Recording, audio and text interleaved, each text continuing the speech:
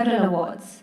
She was the recipient of the CBSE National Award from the CBSE Ministry of HR Government of India in the year 2012, the Best Principal Award from Bombay Stock Exchange 2013, and many others. Srimati Padmini Sriraman has been honored by the Sri Vidyatheertha Foundation for her contribution to the promotion of Indian tradition and culture. Thank you for being here today with us, ma'am.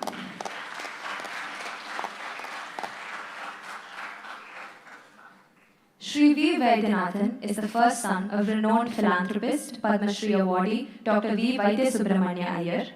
He is the secretary of Sri Sringeri Jagadguru Sanatana Dharma Vidya Samiti, an associate organization of Sri Sringeri Mutt, doing incredible service for the propagation of our culture.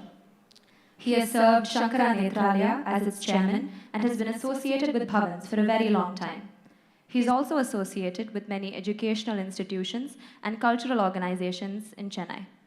Thank you, sir, for being here with us today.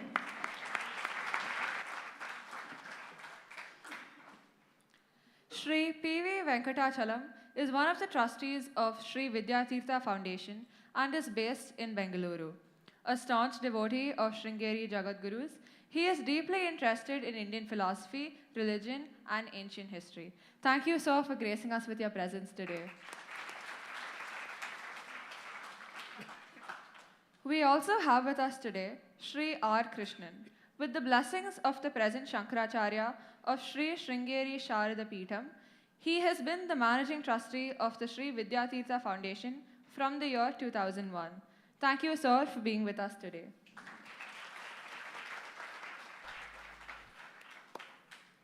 Shri B.G. Subramanian, the principal of Bharatiya Vidya, Bhavans Rajaji Vidyashram, is also the city coordinator of National Testing Agency, Chennai, and CBSE Chennai.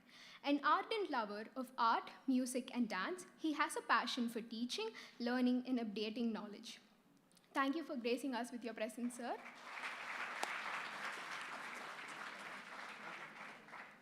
Shri R.S.V. Ishwar is one of the trustees of Sri Vidyatheertha Foundation. Yes. Shri R.S.V. Ishwar is one of the trustees of Sri Vidyatheertha Foundation. He started his own firm, Sharada Ceramics, 27 years ago with the blessings of Sri Sringeri Jagadguru Shankaracharya. Shri Ishwar always looks for opportunities to help people, especially belonging to oppressed and weaker sections of the society. Thank you for gracing us with your presence today, sir.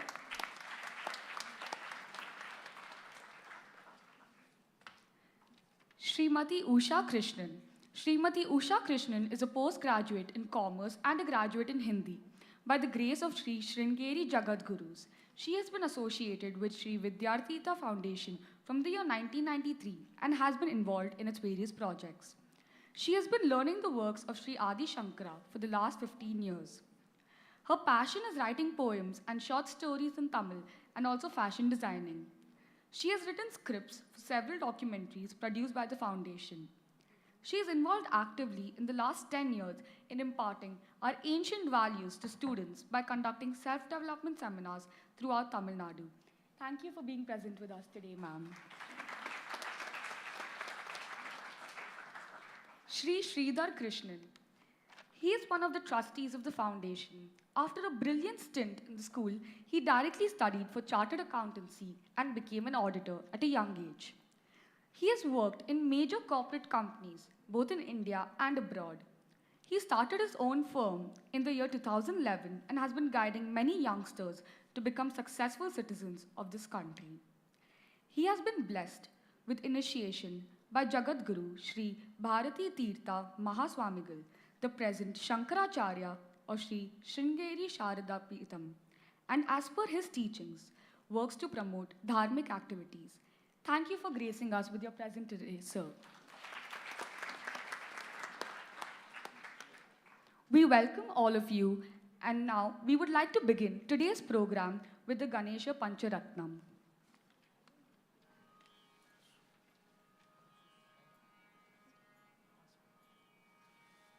We request everyone to please stand up.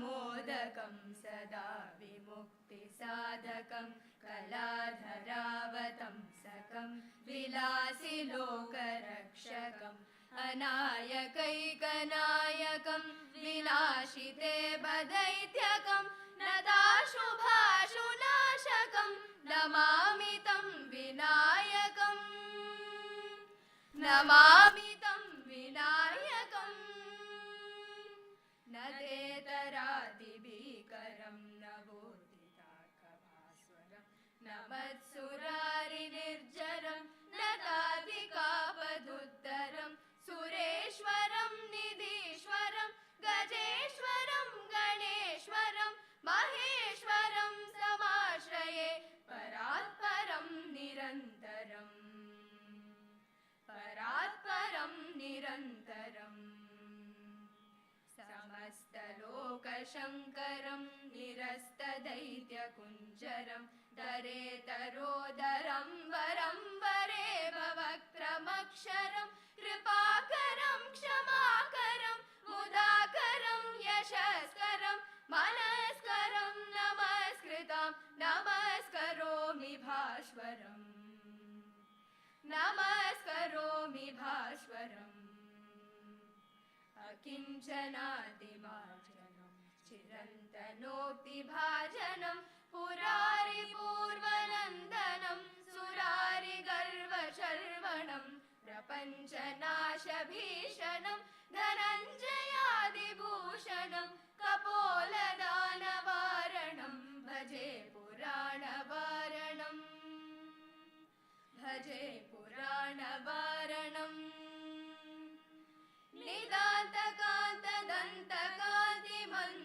निदान्तकान्तदन्तकान्तिमन्तकान्तकात्मजम् अचिन्त्यरूपमन्तहीनमन्तराय कृन्तनं हृदन्तरे निरन्तरं वसन्तमेव योगिनं तमेकदन्तमेव तं विचिन्तयामि सन्ततम् विचिन्तयामि सन्ततम् महागणेश पञ्चरत्नमादरेण योन्वहं प्रजल्पति प्रभातके हृदि स्मरन् गणेश्वरम् अरोगतामदोषतां सुसाहितीं सुपुत्रतां समाहितायुरष्टभूतिमप्युपैति सोचिरात्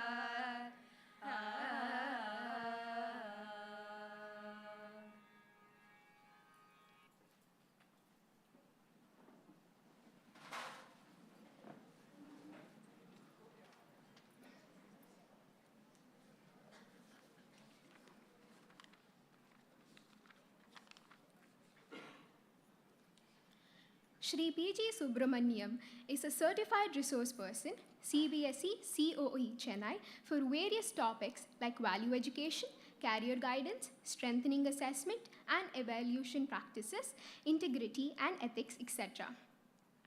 He has won several awards such as Best Teacher Award conferred by Hindu Educational Charitable Trust and the International Association of Lions Club, Avadi, Chennai. He has also won awards like Best International Principal Award from SOF New Delhi. He has participated in many national conferences, workshops, seminars, and presented papers related to education and culture. We now invite Shri P.G. Subramanian to give the welcome address.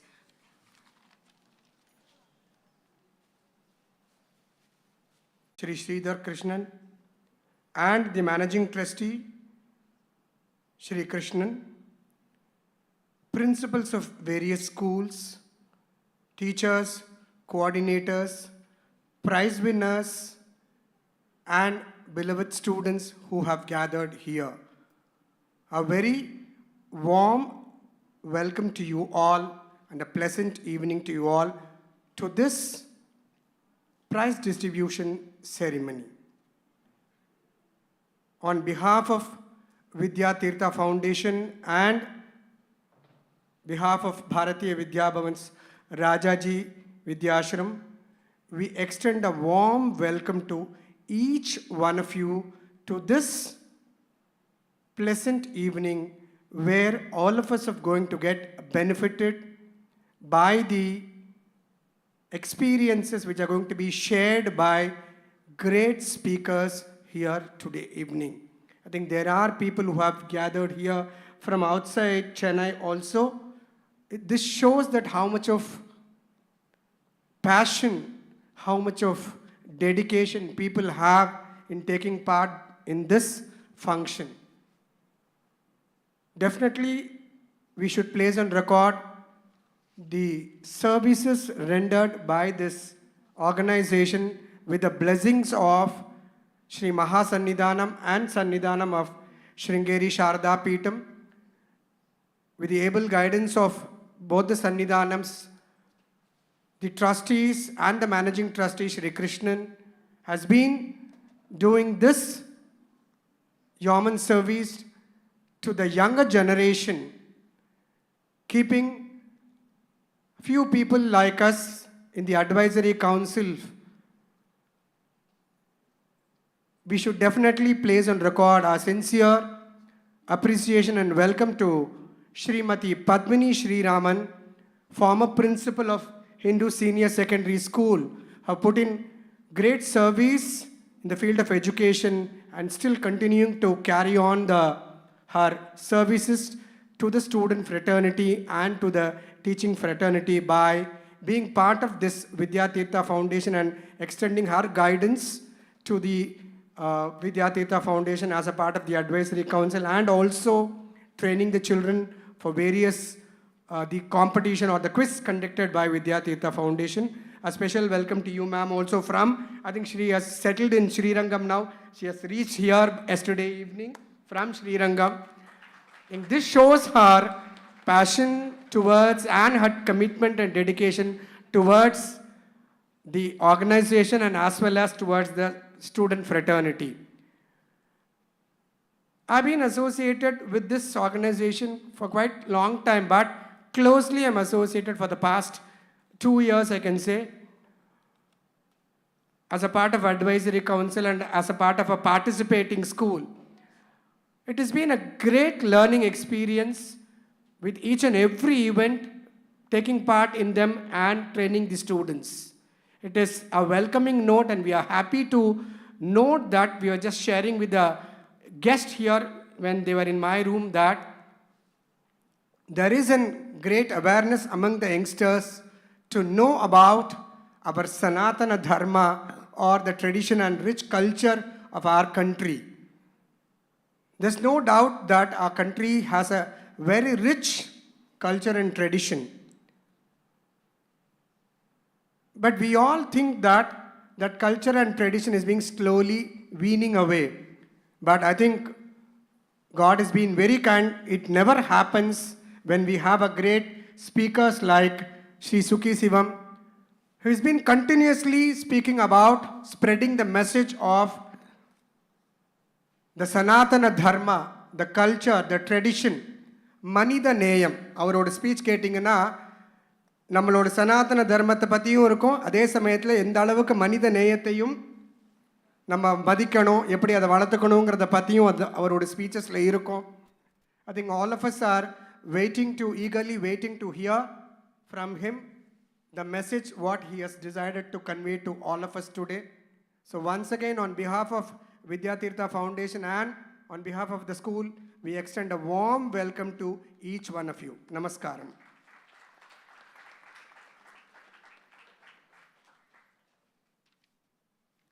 Thank you, sir, for your valuable words. Sri Suki Sivam is a well-known personality whose specialty lies in presenting great and sublime thoughts with lucidity and by way of easy anecdotes interspersed with sensible humor. He speaks amidst workers on self-development, time management, and personality improvement with the same ease that marks his... My apologies.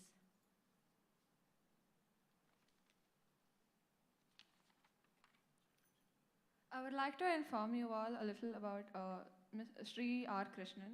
He holds a graduate degree in economics and also holds the distinction of masters in both journalism and mass communication, as well as marketing and sales management. He was initiated by His Holiness Jagadguru Sri Abhinava Vidyatheertha Mahaswamigal in the year 1979 and has served as the publication manager at the Sri Sringeri Mutt for a period of 2 years. Sri R. Krishnan has produced and presented sports programs for the All India Radio Chennai. He has also lent his voice for commentary on popular sport event broadcasts on channels including Star Sports and News Sports. For the last 12 years, he has turned to providing commentary in Doordarshan and Sri Shankara TV for major temple events. Sir has also written numerous newspaper articles in addition to compiling a few books. Having conducted quiz competitions across the state, Sri R. Krishnan introduced a novel quiz program surrounding the glory of Indian culture and heritage titled Punita Bharatam. With the blessings of the Jagadguru of Sri Sringeri Sharada Peetham, he was instrumental in the establishment of Sri Vidyatheertha Foundation in 1991. We now request you, sir, to address the gathering.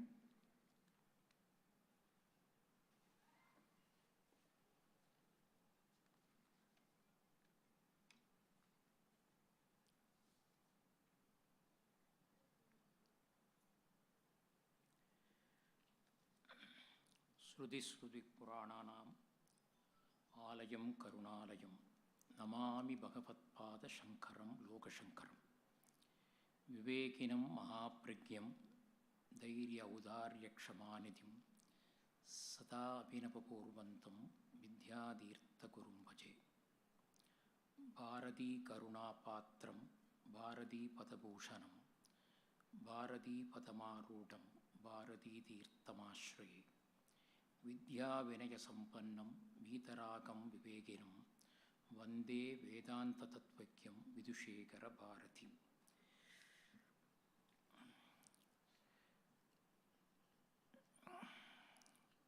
Respected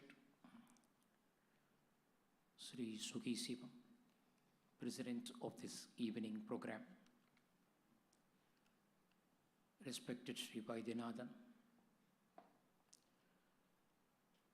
respected Madam Padmini Sri Raman, my good friend Mr. Subramania, trustees of the foundation Sri Satyavagishwaran, Sri Venkatachalam, Sri Sridhar, Principal of Modern Senior Secondary School, Srimati Padmavati, teachers, mentor teachers, and my dear students. It's a great privilege to stand here in a great institution like Bhavan's. And I've been blessed to be here in this stage for the second time. Last time we had a very small gathering at a very tough situation. And I had a feeling last time that as he participated in a function in Rashtrapati Bhavan. So they're so meticulous. And this time also they have taken the responsibility of conducting this award function. This Adishankara Day Program, எப்படி வந்தது? ஆதிசங்கர பகவத் பாதாள் சித்திரை மாதம் சுக்லபக்ஷ பஞ்சமியில் அவதரித்தார்கள். சுக்லபக்ஷ பஞ்சமினா அமாவாசையிலிருந்து 5வது தினம்.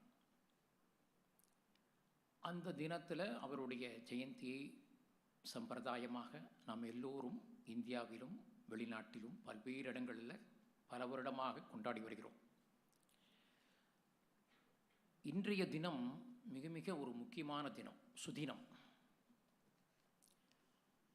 ஆதிசங்கருடைய பரம்பரையில் ஸ்ருங்கேரி சாரதா பீடத்தில் ஆதிசங்கரர் துவங்கி வைத்ததில் ஸ்ருங்கேரி மடத்தினுடைய மரபுப்படி ஆதிசங்கரர் தான் முதல் பீடாதிபதி. அதில் 33வது பீடாதிபதியாக அருள் பாலித்தவர்கள் சச்சிதானந்த சிவாபினவ நரசிம்ம பாரதி மகாஸ்வாமிகள்.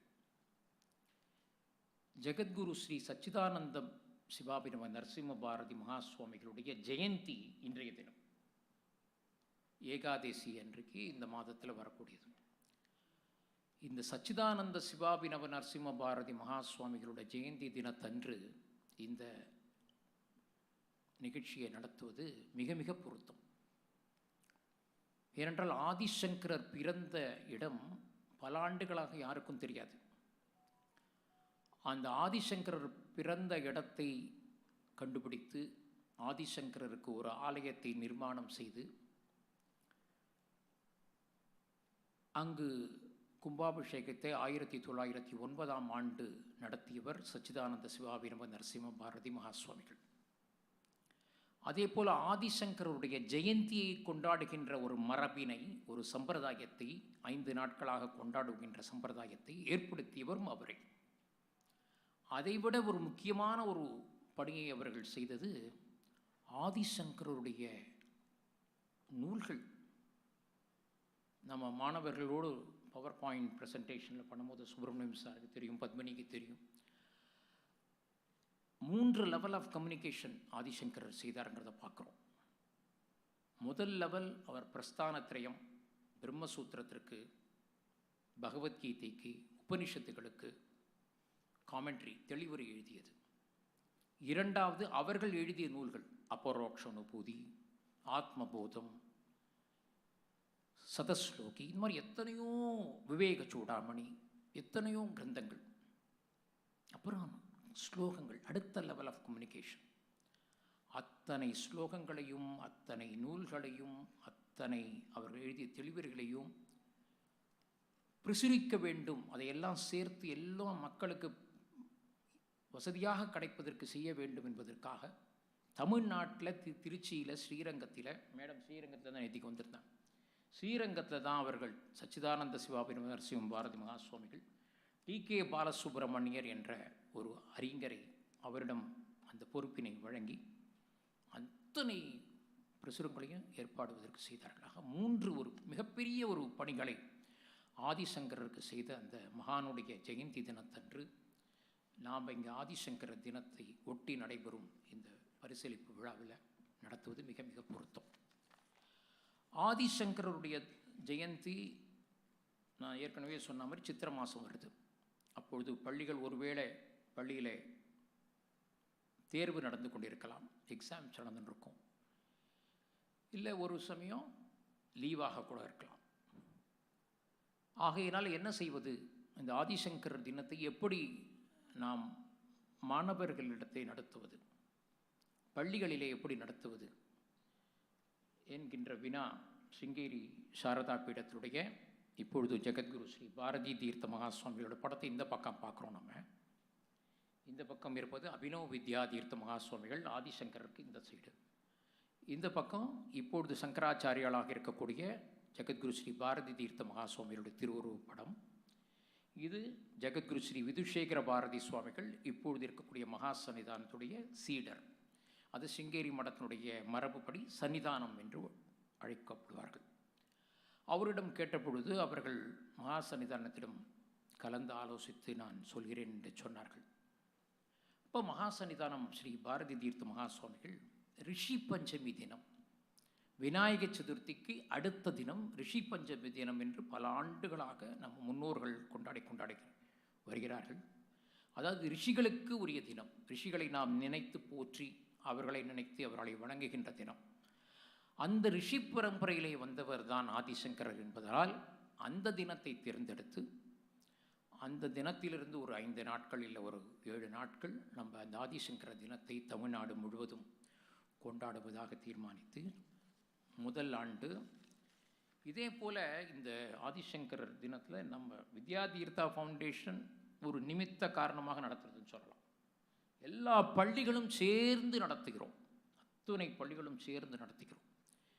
எஸ்ஆர்டிஎஃப் விவேகானந்த வித்யாலயா குரோம்பேட்டில் இருக்கிற பள்ளி துவக்க நிகழ்ச்சியை நடத்தினார்கள். அங்கே சிங்கேரி மடத்தினுடைய பிரதான நிர்வாகி மதிப்புக்குரிய டாக்டர் வி.ஆர். கௌரிசங்கர் அவர்கள் வந்து அந்த ஆதிசங்கரர் தினத்தை துவக்கி வைத்தார்கள். ஆக துவக்க நிகழ்ச்சி 2019. 2020 ஆண்டு ஆதிசங்கர தினத்தை நடத்தணும், ஆனால் பள்ளிகளுக்கெல்லாம் விடுமுறை. ஆனால் பாருங்கள், பகவான் நமக்கு எவ்வளோ கருணை, ஒரு ஆன்லைன் ஒன்று ஆரம்பிச்சு விட்டார். ஸோ ஆன்லைனில் நமக்கு கிளாஸ் எல்லாம் நடந்தது, ஆன்லைனில் எல்லாருக்கும் ரொம்ப வசதியாக போயிடுது.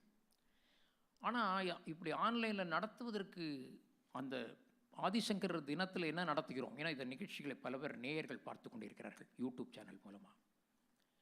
ஆதிசங்கர் தினம்னா என்ன, எதற்காக நடத்துகிறோம்? இதனுடைய முழு பொறுப்பு எடுத்து இதுக்கு நமக்கு வழிகாட்டுவது ஜெகத்குரு ஸ்ரீ விதுஷேகர பாரதி சுவாமிகள். அவர் ஒரே சிங்கிள் பாயிண்டட் அஜெண்டா தான், வேற ஒன்றுமே கிடையாது. இந்த ஸ்டூடெண்ட்ஸ் எல்லாரும் நம்முடைய மாணவர்கள் ஒரு சிறந்த மாணவர்களாக, சக்சஸ்ஃபுல் மாணவர்களாக வெற்றி பெறணும் அவர்களுடைய வாழ்க்கையில். இப்போ ஒழுக்கம் தேவை, ஒழுக்கமாக நல்ல சக்சஸ்ஃபுல் மாணவர்களாக வரணும். அது மட்டும் இல்லாமல் நம்முடைய நாட்டுக்கு அவர்கள் சேவை புரிய வேண்டும். இதுதான் இந்த இந்த ஆதிசங்கருடைய தினத்துடைய நோக்கம். அப்போ அவர்களுடைய செல்ஃப் டெவலப்மெண்ட் ப்ரோக்ராம் ஒன்று நடத்தணும் அவர்களுக்கு. அதுவும் குறிப்பாக 11th standard 12th standard. Madam தெரியும், மேடம் அடிக்கடி எல்லா பிரின்சிபாலிட்டின்னு சொல்லுவாள். 11th ஸ்டாண்டர்ட் 12th ஸ்டாண்டர்ட் ஸ்டூடெண்ட்ஸ்னால் அப்படியே ஷீல்டு பண்ணாதீங்க. 1 மணி நேரம் இந்த ஆதிசங்கர் தினத்தை நடத்துறதுனால ஒன்றும் அவங்க மார்க்கு குறையாது. ஏன்னா அவங்களுடைய பர்சனாலிட்டி டெவலப்மெண்ட்டும் வேணும். They are going out of the school and this is the last chance for us to communicate. I have organized competition for college students. Very, very difficult. College ஸ்டூடெண்ட்ஸில் இது மாதிரி ஒரு சிஸ்டம் இருக்காது. With due respect to all the system இது மாதிரி பண்ண முடியாது. காலேஜில் யூனியனுக்கு போகணும். Competition circular has to go to the union and the union members have to give it. சாருக்கு தெரியும், மேடம் சுமதி பட்டிமன்றத்தில் வருவோம். அவங்க ஒரு ஆர்மி மெம்பர்ஸ்க்காக நடத்துறதுக்காக ஒரு ஒரு காம்படிஷன் நடத்துகிறாங்க. ஒவ்வொரு காலேஜாக போய் கெஞ்சுறாங்க பார்ட்டிசிபேட் பண்ணுறதுக்கு. சுமதி எங்கிட்ட சொல்லுவாங்க, போய் நீங்கள் பார்ட்டிசிபேட் பண்ணுங்கள், இந்த இராணுவ வீரர்களுக்காக செய்யக்கூடிய ஒரு நல்ல பணி, அதுக்கு நீங்கள்லாம் வரணும்னு. ரொம்ப கஷ்டம் காலேஜில் சேர்க்கறதுக்கு. நாங்கள் 25 ஆண்டுகள் செய்து அதை நிறைவாக சென்னை சமஸ்கிருத கல்லூரி அதிகமாக வின் பண்ணாங்க சொல்லி அந்த ரோலிங் ட்ராஃபி அவங்கக்கிட்டே கொடுத்துட்டோம். அது நடத்துறது ரொம்ப கஷ்டம். பள்ளியில் அந்த மாதிரி இல்லை. தலைமை ஆசிரியர்கள், பிரின்சிபால், முதல்வர்கள்லாம் கம்யூனிகேட் பண்ண முடியும். This is the last chance to communicate. அதனால 11th and 12th ஸ்டாண்டர்டுக்கு self development program based on Adishankara's teachings. 1 hour or 1.5 hours PowerPoint presentation. And while you hear the PowerPoint presentation, you can take down notes. You are allowed to take notes. And there will be a questions, and thanks to நீங்கள்லாம் கோச்சிக்கூடாது. there will be the questions was tough-னா இவங்க தான் காரணம். So 5 questions வந்து it should be on based on the principles, applied principles இருக்கணும். சிபிஎஸ்சியில் அந்த மாதிரி தான் கொண்டு வந்திருக்காங்கன்னு கேள்விப்பட்டேன் இப்போ new செமிஸ்டரில். So applied questions. So 15 questions will be simple. First year it was simple, but then our advisory council members have made it tougher. 5 questions, applied questions. So that's why prices have come down. But naturally you will come up next year. So applied. So you have to listen carefully, note down, and then immediately after a small break of 10 minutes, you will get a question paper on Google Forms. You will reply, and the results will be there in another 2 days. Computer report கொடுத்துரும். So அந்த இதில் select பண்ணவங்களை what are the schools which have done very well, அதாவது individual marks எல்லாம் club பண்ணி what are the top schools, அதில் 8 top schools have been selected to contest in the inter-school state level quiz competition. So this time again CBC brought the semester system, so it was very difficult to conduct the competition immediately, so we waited. Adikulla then schools got closed, again we have to wait. So we conducted the quiz competition and we were so fortunate. I used to dream that why not we conduct the finals in Sringeri, but it is a very difficult one because we have to take all of them to Sringeri at least. But I was blessed to conduct the competition from Sringeri. I was in Sringeri conducting the competition from Sringeri in a place away from, even from the mud, on the way to the Kalabhairava Hill Advaita Research Center. Beautiful atmosphere. Dr. Gauri Shankar gave us the permission and we conducted the competition from there. And அதில் win பண்ணவங்களுக்கு தான் now we are going to have prizes. The first team is going to get laptop. The 2 teams, every school, primary team, secondary team. Primary team consists of 3, team consists of 4 members. I think no other quiz competition had able to answer. They can get the support of the secondary team, and they will get 50% of the marks. So intelligently you have to play, and at one time you know the answer, you have to say I don't know and pass it to the secondary team, so grab more marks. Modern senior school won the first prize. Top, I should thank Sarada Ceramics Chennai for sponsoring the first prize. And இந்த மாதிரி ஒரு நல்ல காரியத்துக்கு பாருங்க, வீர சுப்பையா ட்ரஸ்ட்னு பெரம்பூர் பேரக்ஸ் ரோட்ல இருக்கு. வீர சுப்பையா அவருடைய அறக்கட்டையில் ஒரே ஒரு குறிக்கோள் எழுதி வச்சிருக்காரு. ஆதிசங்கரருடைய சரித்திரத்தை, ஆதிசங்கரருடைய டீச்சிங்ஸை, அவருடைய உபதேச மொழிகளை பரப்புகின்றவர்களுக்குத்தான் இந்த இதிலிருந்து பணத்தை செலவழிக்கலாம் அப்படின்னு எழுதியிருக்கிறார். நாம் இதை நடத்துகிறோங்கிறது அந்த ட்ரஸ்டுடைய, இப்போ அவங்க ட்ரஸ்ட்டுக்கு ஹைகோர்ட் வந்து நாமினேட் பண்ணியிருக்காங்க. அட்மினிஸ்ட்ரேட்டிவ் அவர்கள் தேடி வந்து இந்த நற்காரியம் நீங்கள் செய்கிறீர்கள் என்று தேடி வந்து இங்கே கொடுக்க போகிற ப்ரைஸஸ் எல்லாம் அவங்க வந்து ஸ்பான்சர் பண்ணியிருக்காங்க. வீர சுப்பையா சுவாமிகளுக்கும் நம்ம சுவாமிகள் ட்ரஸ்ட்டுக்கும் நாம் நன்றியை தெரிவிக்கிறோம். இந்த காம்படிஷனில் first year 27,011 students participated all over state. Second year ஆன்லைனில் டைரெக்டாக பண்ண முடியல, 22,122. இந்த தேர்ட் இயர் என்ன எடுத்து பாதி ஸ்கூல் திறந்துடுத்து, ரொம்ப மோர் டிஃபிகல்ட்டு. ஏன்னா ஒரு பக்கம் ஆன்லைனில் பண்ணோமா ஆஃப்லைனில் பண்ணோமா confusion. So and still we manage 20,761 students participated, and out of which 6,081 students participated in the quiz. And finally, these teams who have come here, and we have a representative from Coimbatore, Etimadai, who were the first prize winner last year. A teacher has come, and the third prize, second place was won by Bhavans. Bhavans won the second place last time, and this time also they won second place.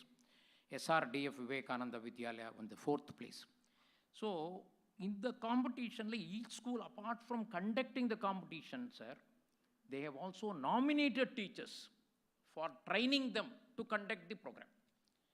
அதே மாதிரி ஒரு 100 டீச்சர்ஸை nominate பண்ணி, அதில் நம்மளுடைய panel Sri Venkatachalam, Srimathi Deepa Sriram, Sriram, இவங்கெல்லாம் வந்து Dev selected teachers, drain பண்ண டீச்சர்ஸில் select பண்ணி அந்த டீச்சர்ஸ், அதாவது first we start the power point presentation grab பண்ணுறதுக்காக நான், வெங்கடாச்சலம் அண்ட் ராகவன், இவங்க 3 பேரை சேர்ந்து ஒரு ப்ரிலிமினரி டிராஃப்டை பண்ணி அதை வந்து பிரின்சிபால்ஸோட டிஸ்கஸ் பண்ணி, அப்புறம் அட்வைசரி கவுன்சில் டிஸ்கஸ் பண்ணி, அதுக்கப்புறம் we take it to Sannidhanam, then our fine tune பண்ணி அந்த பவர் பாயிண்ட் ப்ரெசன்டேஷன் ரெடி ஆகும்.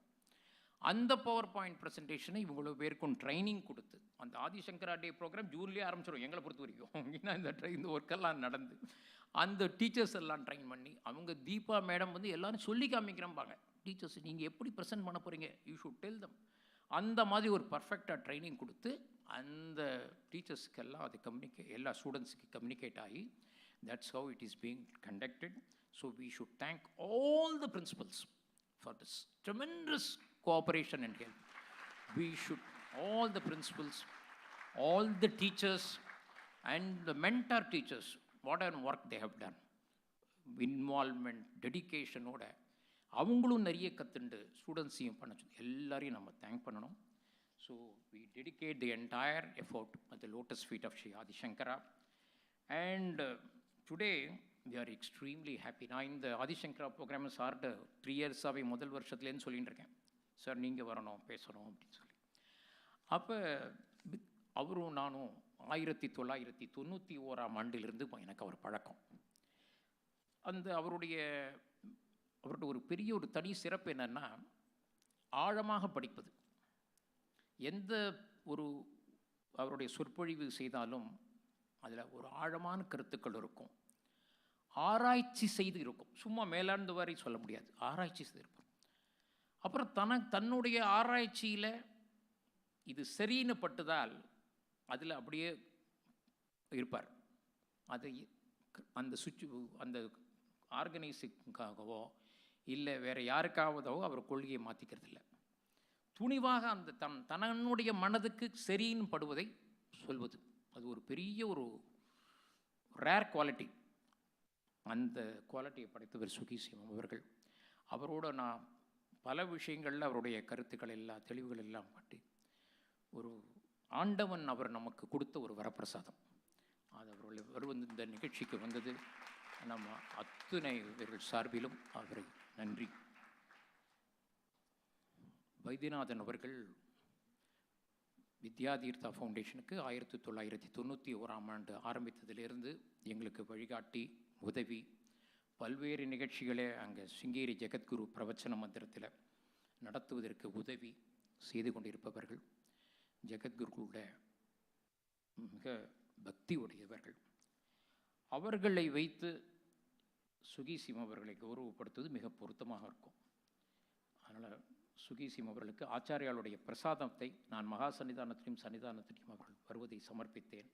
அவர்கள் ஆசீர்வாதம் பண்ணி பிரசாதம் வழங்கியிருக்கிறார்கள். அந்த பிரசாதத்தையும் அவரை கௌரவித்து அவருக்கு ஆதிசங்கருடைய திருப்பொருட்படுத்தியும் வழங்குமாறு கேட்டுக்கொள்கிறேன்.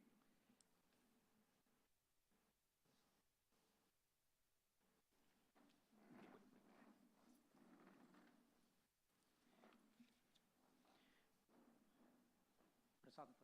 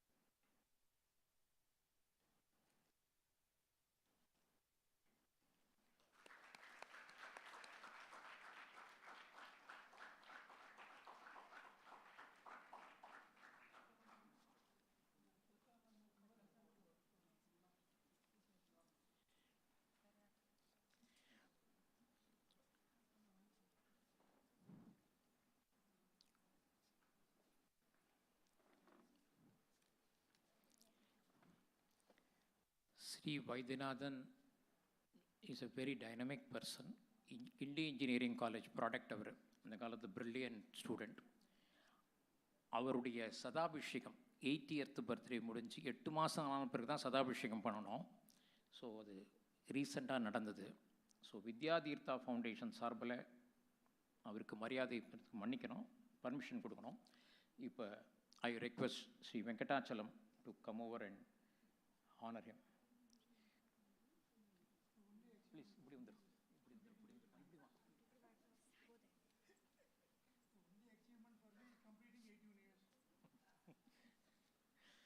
வெங்கடாச்சலம் அப்படி வாங்க, இப்படி வாங்க, இப்படி போங்க. ஷால் அது personal.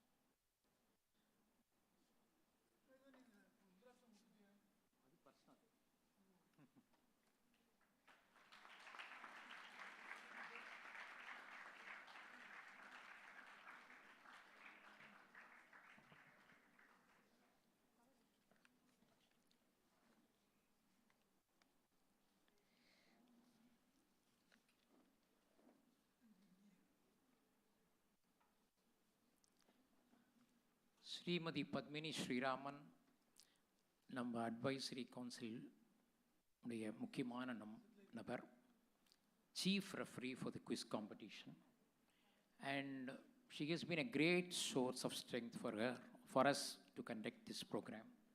I request Sri Sridhar to honor Srimati Padmini Sriraman.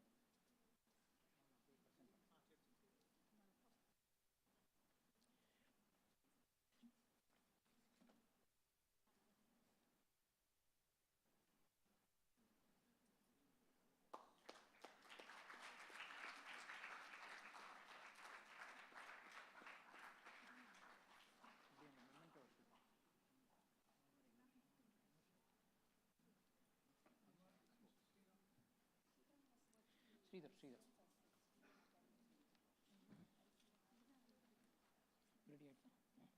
Sridhar, I request to present a memento to Sri Subramanian, Principal of Bhavans.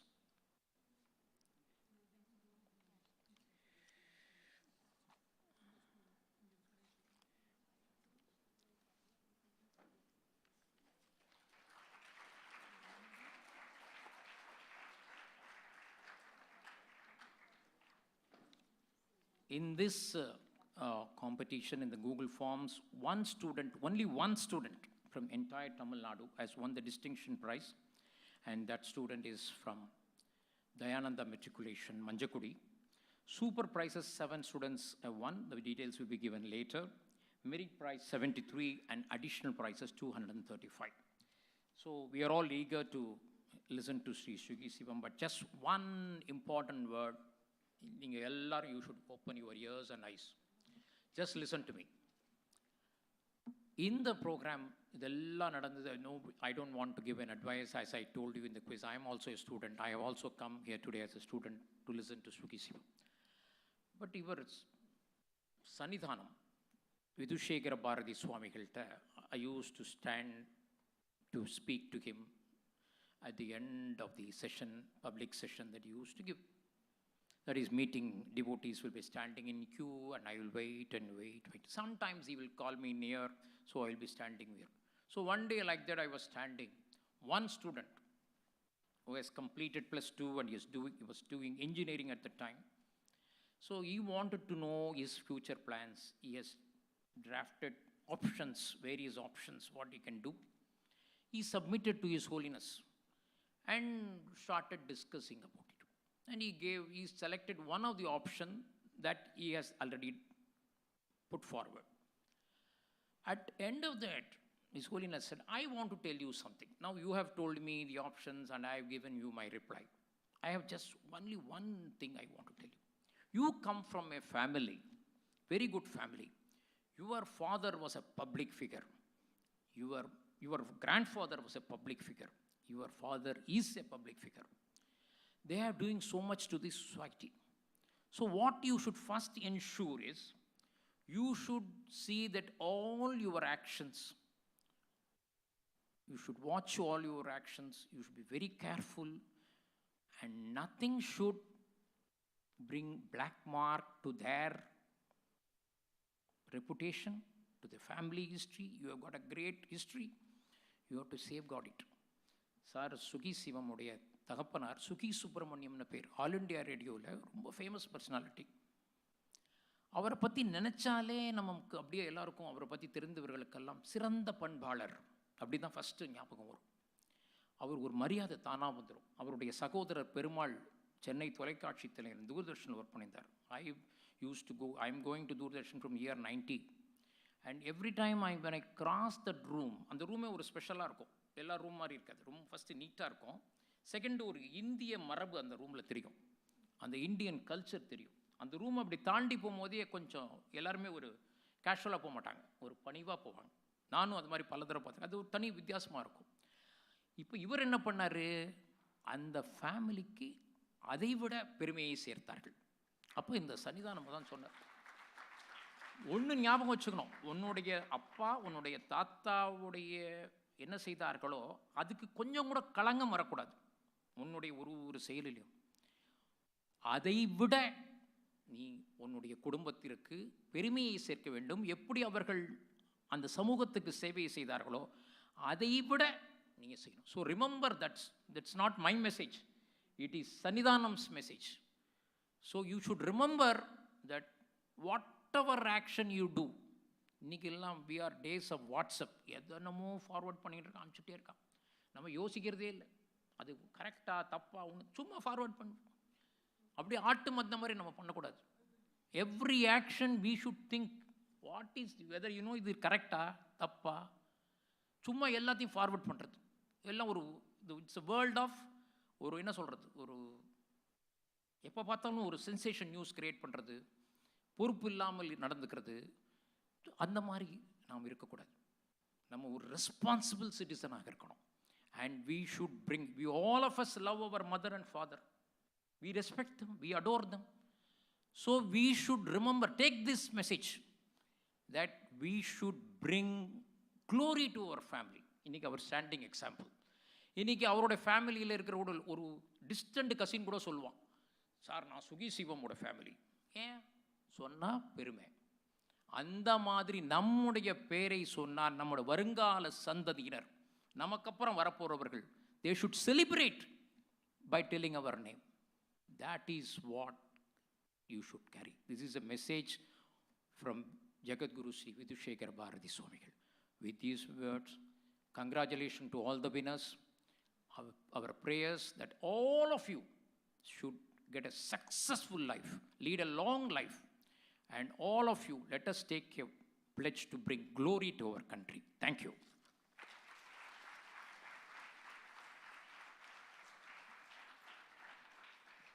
Thank you, sir. Sri Suki Sivam has traveled all over the world and given lectures on various literary, religious, and spiritual topics. His lectures are always well attended in Dubai, Abu Dhabi, Muscat, Bahrain, Sri Lanka, Singapore, and the UK and USA.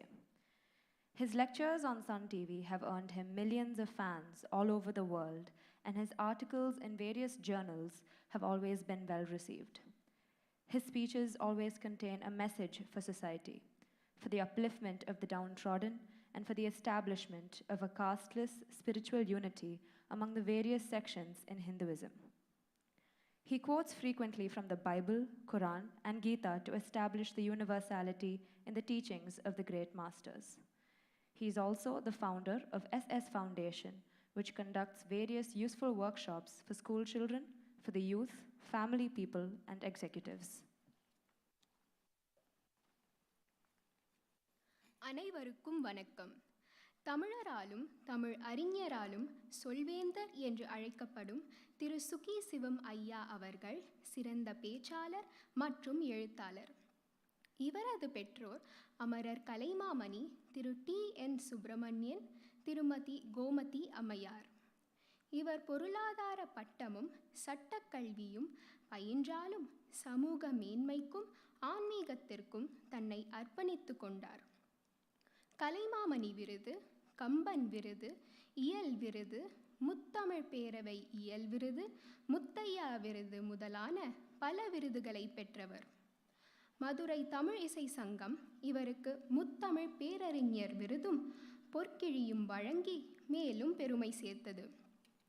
Malaysia, Singapore, America, Canada, England, அரபு நாடுகள் முதலான வெளிநாடுகளில் வாழும் தமிழரிடையே கன்னித்தமிழை பரப்பிய பேரறிஞர். மனசே நீ ஒரு மந்திரசாவி, அச்சம் தவிர், நினைப்பதும் நடப்பதும், மனிதனும் தெய்வமாகலாம், வெற்றி நிச்சயம் முதலான நூல்களின் பெயர்களே எங்களை சிறப்பாக வழிநடத்துகின்றன. சொல்லின் செல்வர், செந்தமிழ் சித்தர், சொல்லரசர், சொல்வேந்தர், செந்தமிழ் தென்றல் முதலான சிறப்பு பெயர்களுடைய திரு சுகி சிவம் ஐயா அவர்களை எங்களது பாரதிய வித்யா பவன்ஸ் ராஜாஜி வித்யாஸ்ரம் பள்ளியின் சார்பாக வருக வருக என வரவேற்று வணங்குகிறேன். ஐயா அவர்கள் சிறப்புரையாற்ற அன்புடன் அழைக்கிறேன். ஐயா வருக, சிறப்புரை தருக.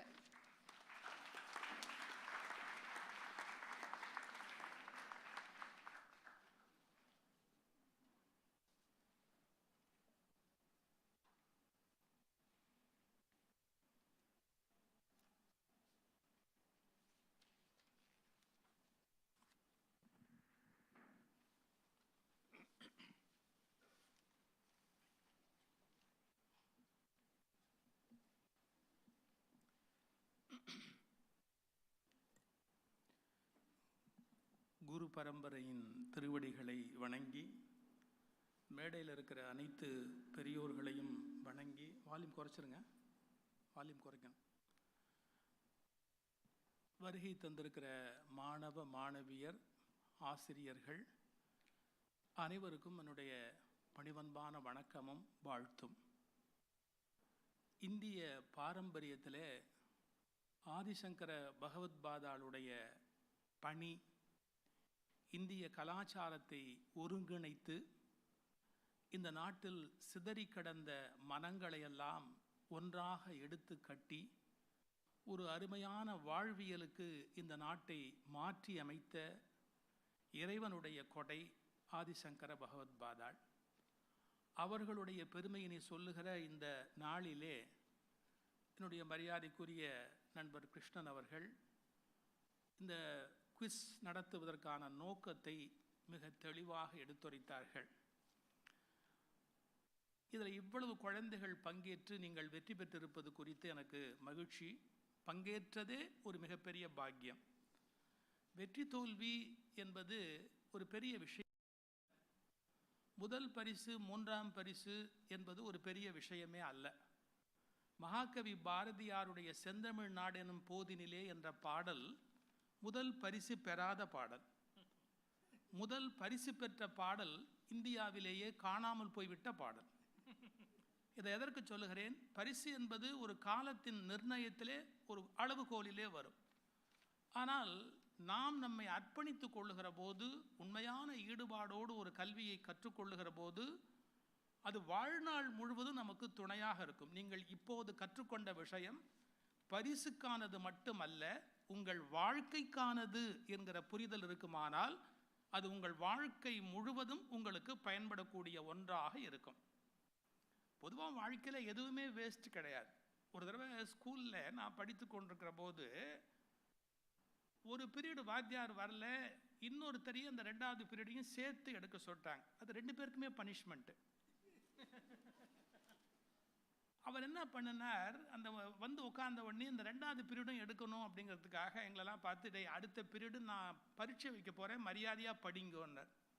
ஏன்னா அவருக்கு கொஞ்சம் நோட் திருத்தணும், வேலை இருக்குது. அதனால் அடுத்த பீரியடு நான் வந்து உங்களுக்கு டெஸ்ட் வைக்க போகிறேன், படிங்கோ அப்படின்னார். நாங்கள் நம்பி படிச்சுக்கிட்டே உட்காந்துருந்தோம். இந்த பீரியடு முடிஞ்ச பெல் அடித்த உடனே டக்குன்னு சொன்னார், லாஸ்ட் பீரியட் கிடையாது, வீட்டுக்கு போகலான்னார். பேசாமல் எழுந்துச்சு எல்லாரும் போக வேண்டியதான. ஒரு பையன் அவசரப்பட்டுட்டான், சே படித்தது வேஸ்ட்டுன்ட்டான், படித்தது வேஸ்ட்டு அப்படின்ட்டான். அவர் காதில் விழுந்துடுத்து. அதான் ஆசிரியர்கள் ஸ்பெஷாலிட்டி. விழக்கூடாததெல்லாம் விழற காதுக்கு தான் ஆசிரியர்னே பேர். இது விழுந்த உடனே அந்த பையனை இப்படி கூப்பிட்டாரு, இங்கே வா இங்கே வா இங்கே வா, இப்போ படித்தது வேஸ்ட்டுன்னு கவலைப்பட்டல, ஒன்றும் இல்லை உட்கார், உனக்கு மட்டும் பரிசு வைக்கிறேன். அவன் துடிச்சு போயிட்டான். சார் தெரியாமல் சொல்லிட்டேன் சார், தெரியாமல் சொல்லிட்டேன் சார், மன்னிச்சுக்கோங்க சார்னா. ஆனால் அப்போ எங்கள் ஆசிரியர் ஒரு பாடம் நடத்தினார். எனக்கு பள்ளியில் நடத்திய பாடத்தை விட இந்த பாடம் தான் இன்று வரை பயனானது. என்ன தெரியுமா? படித்தது எதுவுமே வேஸ்ட்டாக போகாதுடா, எப்போ பயன்படும்னு தான் தெரியாதுன்னார். படித்தது எதுவும் வேஸ்ட்டாக போகாது, எப்போ பயன்படும் அப்படிங்கிறது தான் தெரியாது. கல்வி ஒரு நாளும் வீணாவதில்லைன்னார். இது ஒரு பெரிய விஷயம். நம்ம ஒரு விஷயத்தை படித்தா அது எப்போ பயன்படும், என்னைக்கு அது யூஸ்ஃபுல்லாக இருக்கும், நாளைக்கு நமக்கு லைஃப்பில் ஒரு ப்ராப்ளம் வரும்போது அது எவ்வளோ உபயோகமாக இருக்குங்கிறதெல்லாம் நமக்கு தெரியாது. அதனால் பரிசு பெற்றவர்கள் பெறாதவர்கள் என்பதை தாண்டி இதில் கற்றவர்கள் பாக்கியவான்கள் அப்படிங்கிற கருத்தை முதல்ல நாம் மனசில் கொள்ளணும். இதற்காக நம்ம சில விஷயங்களை எல்லாம் சேகரித்திருப்போம், கேள்விப்பட்டிருப்போம், மென்டாஸ் நிறைய சொல்லி கொடுத்துருப்பாங்க. அதையெல்லாம் நம்ம முதல்ல நன்றியோடு நினைத்து பார்க்க வேண்டும். 2, கல்வி முறையில் 2 இருக்குது. நாம் முயன்று புத்தகங்களை ஆசிரியர்கள் மூலமாக இல்லை லைப்ரரிக்கு போய் இல்லை ஆன்லைனில் இப்படி என்னெல்லாமோ தேடி தேடி தேடி தேடி கற்று சேகரிக்கிற அறிவு அப்படின்னு ஒன்று இருக்குது. அது எவ்வளவு தான் நம்ம சேகரித்தாலும் ஒரு எல்லையோடு நின்று போயிடும். இது திருவள்ளுவர் சொல்கிறார், நுண்ணிய நூல் பல கற்பினும் மற்றும் தன் உண்மை அறிவே மிகும் அப்படின்னு ஒரு கருத்து சொல்லிட்டார் அவர். நம்ம என்னதான் போய் உட்காந்து தேடி தேடி படித்தா கூட ஒரு எல்லையில் அது நின்று போய்விடும், அதுக்கு மேலே அதால் நகர முடியாது. அந்த கல்வி எப்போ வரும் அப்படின்னு கேட்டால், குருவிடத்தில் அல்லது தெய்வத்துக்கிடத்தில் நாம் வந்து ஐ எம் நத்திங்னு சொல்லி சரண்டர் ஆகிறோம் பாருங்கள், நான் ஒன்றும் இல்லை அப்படின்னு சரண்டர் ஆகிறோம் பாருங்கள், அப்போ கிடைக்கக்கூடிய ஞானம் புஸ்தகங்கள் மூலமாக கிடைக்காது. இது ஒரு ஆச்சரியமான விஷயம். சேகரிப்பதன் மூலம் பெறுகிற அறிவு அக்யூமுலேட்டட். ஆனால் சேகரிப்பதன் மூலமாக நீங்கள் சேகரித்து கொண்டு வருகிற அறிவு இருக்கு, அது என்ன ஆகும் அப்படின்னு கேட்டால், அதனுடைய பகுதியை விட பை சரண்டர், எனக்கு ஒன்றுமே இல்லை அப்படின்னு நீங்கள் வெளியே வர்றீங்க பாருங்கள், அப்போ கிடைக்கக்கூடிய ஞானம் விலை மதிப்பற்றது. நான் ஒரு சம்பவம் அம்மன் தரிசனத்தில் கூட அந்த கட்டுரை இருந்த ஒரு பழைய செவி வழி கதை. அது மகாகவி காளிதாசர் ஒரு முறை ஒரு கிராமத்து வழியாக போனாராம். ரொம்ப தாகமாக இருக்குது குடிக்கிறதுக்கு அப்படின்னு அங்கே ஒரு கிணத்துல ஒரு அம்மா தண்ணீர் இறைத்து கொண்டிருக்கிறார். அவர்கிட்ட போய் குடிக்கிறதுக்கு தண்ணீர் வேணும் அப்படின்னு கேட்குறார். அந்த மாதிரி சொன்னால் நீ யாருன்னே தெரியாமல் நான் எப்படி உனக்கு தண்ணி கொடுக்க முடியும், முதல்ல நீ யாருன்னு சொல்லு, அப்புறமா நான் தண்ணி கொடுக்குறதா இல்லையான்னு யோசிச்சு முடிவு சொல்கிறேன் அப்படின்னா. இவர் யாருன்னு சொல்ல முடியும்? அது கிராமத்தில் இருக்கிற ஒரு அறிவில்லாத பெண்மணி மாதிரி இருக்கா. அவளுக்கு தன்னை பற்றி நான் பெரிய மகாகவி காளிதாஸ்ன்னு சொன்னால் ஏதாவது விளங்க போகிறதா? ஒன்றுமே தெரிய போகிறது இல்லை. ஸோ ஒரு செகண்ட் இப்படி யோசிச்சுட்டு என்னன்னு சொல்கிறது, அம்மா நான் ஒரு வழிப்போக்கன்மா, யாத்திரை, நான் பாட்டு போயிட்டு இருக்கிற ஒரு வழிப்போக்கன் அப்படின்னு. எனக்கு தெரிஞ்ச இந்த உலகத்தில் 2 பேர் தான் வழிப்போக்கன், ஒன்று சூரியன், இன்னொன்று சந்திரன். ஏன்னா அதுதான் வழி தெரியாமல் டெய்லி போயிட்டே இருக்கே ஒழிய எங்கே போகிறோம்னே தெரியாமல் அது பாட்டுக்கு போயிட்டே இருக்கு. அது 2 தான் எனக்கு தெரிஞ்ச வழிப்போக்கன். உன்னை பார்த்தா நீ எங்கேயோ ஒரு அட்ரஸுக்கு போகிற மாதிரி தெரியறது, ஏன் போய் சொல்கிறேன்னு. இப்படியே யோசிச்சு சொன்னார். அம்மா என்ன அதித்தின்னு வச்சுக்கியே, முன்ன பின்ன தெரியாமல் விருந்தினர்னு வீட்டுக்கு வர மாட்டாங்களா, நான் அதித்தின்னு வச்சுக்கேன்னா. உளறியே, இந்த உலகத்தில் 2 பேர் தான் அதித்தி. யாரு? வறுமை, மரணம். ஏன் தெரியுமா? எப்போ வரும்னு தெரியாமல் வர்றதுக்கு தான் அதித்தின்னே பேர். ஒருத்தனுக்கு வறுமை எப்போ வரும்னு தெரியாது, அதே மாதிரியாக மரணம் எப்போ வருங்கிறது தெரியாது. அவங்க 2 பேரில் நீ ஒன்றா? உன்னை பார்த்தா வறுமை மாதிரியும் தெரியல, மரணம் மாதிரியும் தெரியலையே, ஏன் போய் சொல்கிறே அப்படின்னு. இவர் இவ்வளவு இந்த அம்மா இம்சை பண்ணுற போதும் பொறுமையாக இருக்கிறார் இல்லையா. அம்மா என்னை ஒரு பொறுமைசாலின்னு எடுத்துக்கிய, நான் ஒரு பொறுமைசாலி, கொஞ்சம் தண்ணி கூட அப்படின்னு. அவள் சொன்னால், பொறுமைசாலினா எனக்கு தெரிஞ்ச 2 பேர் தான் பொறுமைசாலி. ஒன்று மரம், இன்னொன்று இந்த பூமி. ஏன்னா எவன் வெட்டுனாலும் அவனை தாங்கிறது இந்த பூமி, எவன் வெட்டினாலும் அவனுக்கு கனியும் நிழலும் கொடுக்கறது மரம். உன்னை பார்த்தா பூமி மாதிரியும் தெரியல, மரம் மாதிரியும் தெரியல, நீ என்னமா பொறுமைசாலின்னு உன்னை சொல்லிக்கிறியே, கொஞ்சம் பார்த்து பேசுன்னா. இவர் மகாகவி, இவருக்கு தெரியாத விஷயம் இல்லை. இந்த உலகத்தில் எதையுமே சரியாக சொல்லக்கூடிய மிகப்பெரிய ஆற்றல் உள்ளவர் தான்கிற நினைப்பு. இந்த பெண்கிட்ட ஒரு வார்த்தை கூட நம்ம பேச முடியல, இவ எல்லாத்துக்கும் பதில் சொல்கிறாளேங்கிற ஒரு எச்சலை சொன்னார். நீ எப்படி வேணா எடுத்துக்கோ, நான் பிடிவாதக்காரன். என்ன ஒரு பிடிவாதக்காரன், நீ எனக்கு கொடுத்துட்டு போயேன். அதுக்கு பதில் சொன்னா பாருங்க, இந்த உலகத்தில் பிடிவாதம்னு சொன்னால் 2 தான். இந்த அம்மா இந்த 2 விட மாட்டேங்கிறா. எப்போவுமே பிடிவாதம்னு சொன்னால் 2 தான். என்ன? இந்த நகம் ஒன்று, தலைமுடி ஒன்று, எவ்வளவு வெட்டினாலும் வளர்ந்துக்கிட்டே இருக்கும். அதுக்கு இருக்கிற பிடிவாதத்தோட கம்பேர் பண்ணால் மனுஷாளுக்கு யாருக்குமே பிடிவாதமே கிடையாது. நீ நகமா, நீ தலைமுடியா, 2 இல்லை, அப்புறம் எப்படி பிடிவாதக்காரன்னு சொல்கிற அப்படின்னு. இவர் இதுக்கப்புறம் என்ன சொல்கிறதுனே தெரியல. யோசிச்சு பார்த்து என்னை ஒரு முட்டாள்னு முடிவு பண்ணேன். நான் ஒரு முட்டாள், ஒன்றுமே தெரியாத முட்டாள், கொஞ்சம் குடிக்கிறதுக்கு தண்ணி கொடுக்குறியா அப்படின்னு. அந்த அம்மா சொன்னா, எனக்கு தெரிஞ்ச முட்டாள்னு சொன்னா யார் தெரியுமா? என்ன? மக்களை பற்றி அக்கறையே இல்லாத மகாராஜா தான் முட்டாள். அவனுக்கு ஜால்ரா போடுற மந்திரி அவனை விட பெரிய முட்டாள். உன்னை பார்த்தா முட்டாளாவும் தெரியல, மகா முட்டாளாவும் தெரியல. அப்புறம் நீ சொல்கிறத நான் எப்படி ஒன்றுமே முடியாமல் அப்படியே காலில் விழுந்து என்னை விட்டுடு அப்படின்னார். 2 சொட்டு தண்ணி எடுத்து அந்த அவ முகத்தில் தெளிச்சா, காளிதாசன் நிமிர்ந்து பார்த்தா, சாட்சாத் சரஸ்வதி தேவி நின்று கொண்டிருந்தாள் அப்படின்னு அந்த கதை முடியும். இப்போ என்ன? ஒரு கல்வியின் மூலம் சேகரிப்பின் மூலம் காளிதாசன் அடைந்திருக்கிற ஞானத்தை விட இழந்து சரணாகதி செய்வதன் மூலம் அடைந்திருக்கிற ஞானம்தான் எப்போதுமே உச்சத்தில் இருக்கும், உயரத்தில் இருக்கும். ஸோ இதை நம்ம எப்போ கற்றுக்கணும்? படித்துக்கொண்டே கற்றுக்கொள்ள வேண்டிய விஷயம் என்னென்னா, படிப்புக்கு அப்பாற்பட்டது ஞானம் அப்படிங்கிறத புரிஞ்சுக்கணும். அதை எங்கே போய் படிக்க முடியும்? கீதையில் ஒரு வரி வரும், சாதுக்களிடம் போய் படி அப்படின்பா கிருஷ்ணன். நீ அடைய வேண்டிய ஞானத்தை புஸ்தகத்துலேருந்து படிக்க முடியாதப்பா, ஒரு சாதுக்களிடம் போய் படி அப்படின்னு ஒரு வார்த்தை வரும். மகான்கள், மகனீயர்கள், குருமார்கள், அவர்களையெல்லாம் நம்ம போய் ஏன் அண்டி நிற்கிறோம்? எத்தனை புஸ்தகத்தில் படித்தாலும் நம்ம தெரிந்து கொள்ள முடியாத ஒரு உன்னதமான விஷயத்தை நாம் அவர்கள் மூலமாக புரிந்து கொள்வது. இங்கே நம்முடைய ட்ரஸ்டி சாரும் சரி, அவர் ஒரு வந்த ஒரு 5 நிமிஷத்துலேயே அவர் ஒரு வித்தியாசமான பர்சனாலிட்டி. அவர் பிரின்ஸ்பாலோட பேசிக்கிட்டு இருந்தால் நீங்கள் கேட்டிருந்தால் அவங்களுக்கு தெரியும். அவர் என்ன கேள்வி கேட்டாலும் அதுக்கப்புறம் அவரை கேள்வியே கேட்க விடாதபடி அவர் பேசிக்கிட்டு இருக்கிறார். அந்த அந்த வார்த்தை அப்படி அழகாக சொல்கிறார். நான் யோசிச்சு பார்த்தேன், இதெல்லாம் ஒரு தனி குவாலிட்டி. ஒரு சில பேருக்கு மட்டும்தான் அது மாதிரியான ஒரு திறமை இருக்கும். உங்களுடைய இண்டிவிஜுவல் பர்சனாலிட்டியை வளர்த்துக்கிறதுக்காக அப்படின்னார் கிருஷ்ணன். ஆதிசங்கரா டே, இந்த குவிஸ், இந்த காம்படிஷன், இதனுடைய பர்பஸை நம்முடைய சன்னிதானங்கள் சொல்கிற போது, இந்த பிள்ளைகள் தங்களுடைய பர்சனாலிட்டியை இம்ப்ரூவ் பண்ணிக்கிட்டே வரணும், அதுக்கு இது ரொம்ப பயனுடையதாக இருக்கணும். நம்முடைய ஏன்ஷியன்ட் விஸ்டத்தையும் அவங்க தெரிஞ்சுக்கணும், அட் த சேம் டைம் அவங்களுடைய செல்ஃப் இம்ப்ரூவ்மெண்ட்டும் நடக்கணும். அப்படிங்கிற இந்த 2ஐயும் கம்பைன் பண்ணியிருக்கிற ஒரு கான்செப்ட் தான் இந்த ஆதிசங்கரா டே அப்படிங்கிறத கிருஷ்ணன் சார் ரொம்ப அழகாக பியூட்டிஃபுல்லாக நமக்கு எக்ஸ்பிளைன் பண்ணார். நான் என்னுடைய மோட்டிவேஷனல் லெக்சர்ஸில் ஒரு கருத்து சொல்கிறது உண்டு, ஒரு இம்பார்ட்டண்ட்டான விஷயம். அதை நீங்கள் புரிந்து கொண்டால் உங்கள் லைஃபுக்கு அது பயன்படும். நான் ஒரு பெரிய மில்க் கம்பெனி அதனுடைய அந்த ஃபவுண்டர் அவரோட பேசிக்கிட்டு இருந்தேன். அவர் என்ன சொன்னார், முதல்ல நாங்கள் பால் சப்ளை பண்ணோம் சார், பாலுக்கு அப்புறமா பால் மட்டுமே பண்ணால் போகாது, எப்படியும் பால் மீந்து போயிடும். பால் மீந்துட்டா வேஸ்ட் ஆகாமல் இருக்கணும்னா தயிர் சேர்ந்து பண்ணணும், எங்களுக்கு அந்த நஷ்டம் வராமல் இருக்கிறதுக்கு பார்த்துக்கிறதுக்கு. அப்புறம் தயிரும் எல்லாமே கம்ப்ளீட்டாக வித்துடுன்னு சொல்ல முடியாது, அப்போ வெண்ணெய் ஆக்கி வச்சுக்கணும். ஒரு சீசனில் வெண்ணெய் வந்து மார்க்கெட்டுக்கு போகும், பட்டர், அப்புறம் சீஸ், என்னென்னலாம் இன்றைக்கி மார்க்கெட்டில் போகுமோ ஒன்று ஒன்றா பிளான் பண்ணோம். என்ன பண்ணினாலும் எங்களுக்கு ஒரு ப்ராப்ளம் உண்டு. இந்த சீஸ் மற்றதெல்லாம் நாங்கள் தயாரிக்கிற போது ஒரு வாட்டர் மிச்சம் வரும். எப்படின்னா அந்த பாலை அடித்து தான் அந்த சீஸு மற்றது எல்லாமே அவங்க தயார் பண்ணுவாங்க. கடைசியாக நீங்கள் பார்த்தீங்கன்னா 80% வாட்டர் இருக்கும், அதில் நம்ம கலந்தது போக ஒரு 80% வாட்டர் நிற்கும். இந்த 80% வாட்டரை வேறு வழியே கிடையாது, வெளியில் அப்படியே குப்பையில் கொட்டணும், கொண்டு போய் அப்படியே கொட்டணும். அதை இவர் சொன்னார், இந்த வேஸ்ட்டாக இருக்க இந்த வாட்டர் இதை ஃபேக்ட்ரியில் எங்களால் வச்சுக்க முடியாது. ஏன்னா ஒரு நாள் மிச்சம் இருந்தால் அது ஒரு ஸ்மெல் வரும் பாருங்க, அதுக்கப்புறம் மனுஷன் அந்த பக்கம் போக மாட்டான். அதான் அந்த வாட்டருடைய பெரிய மோசமான குணம்.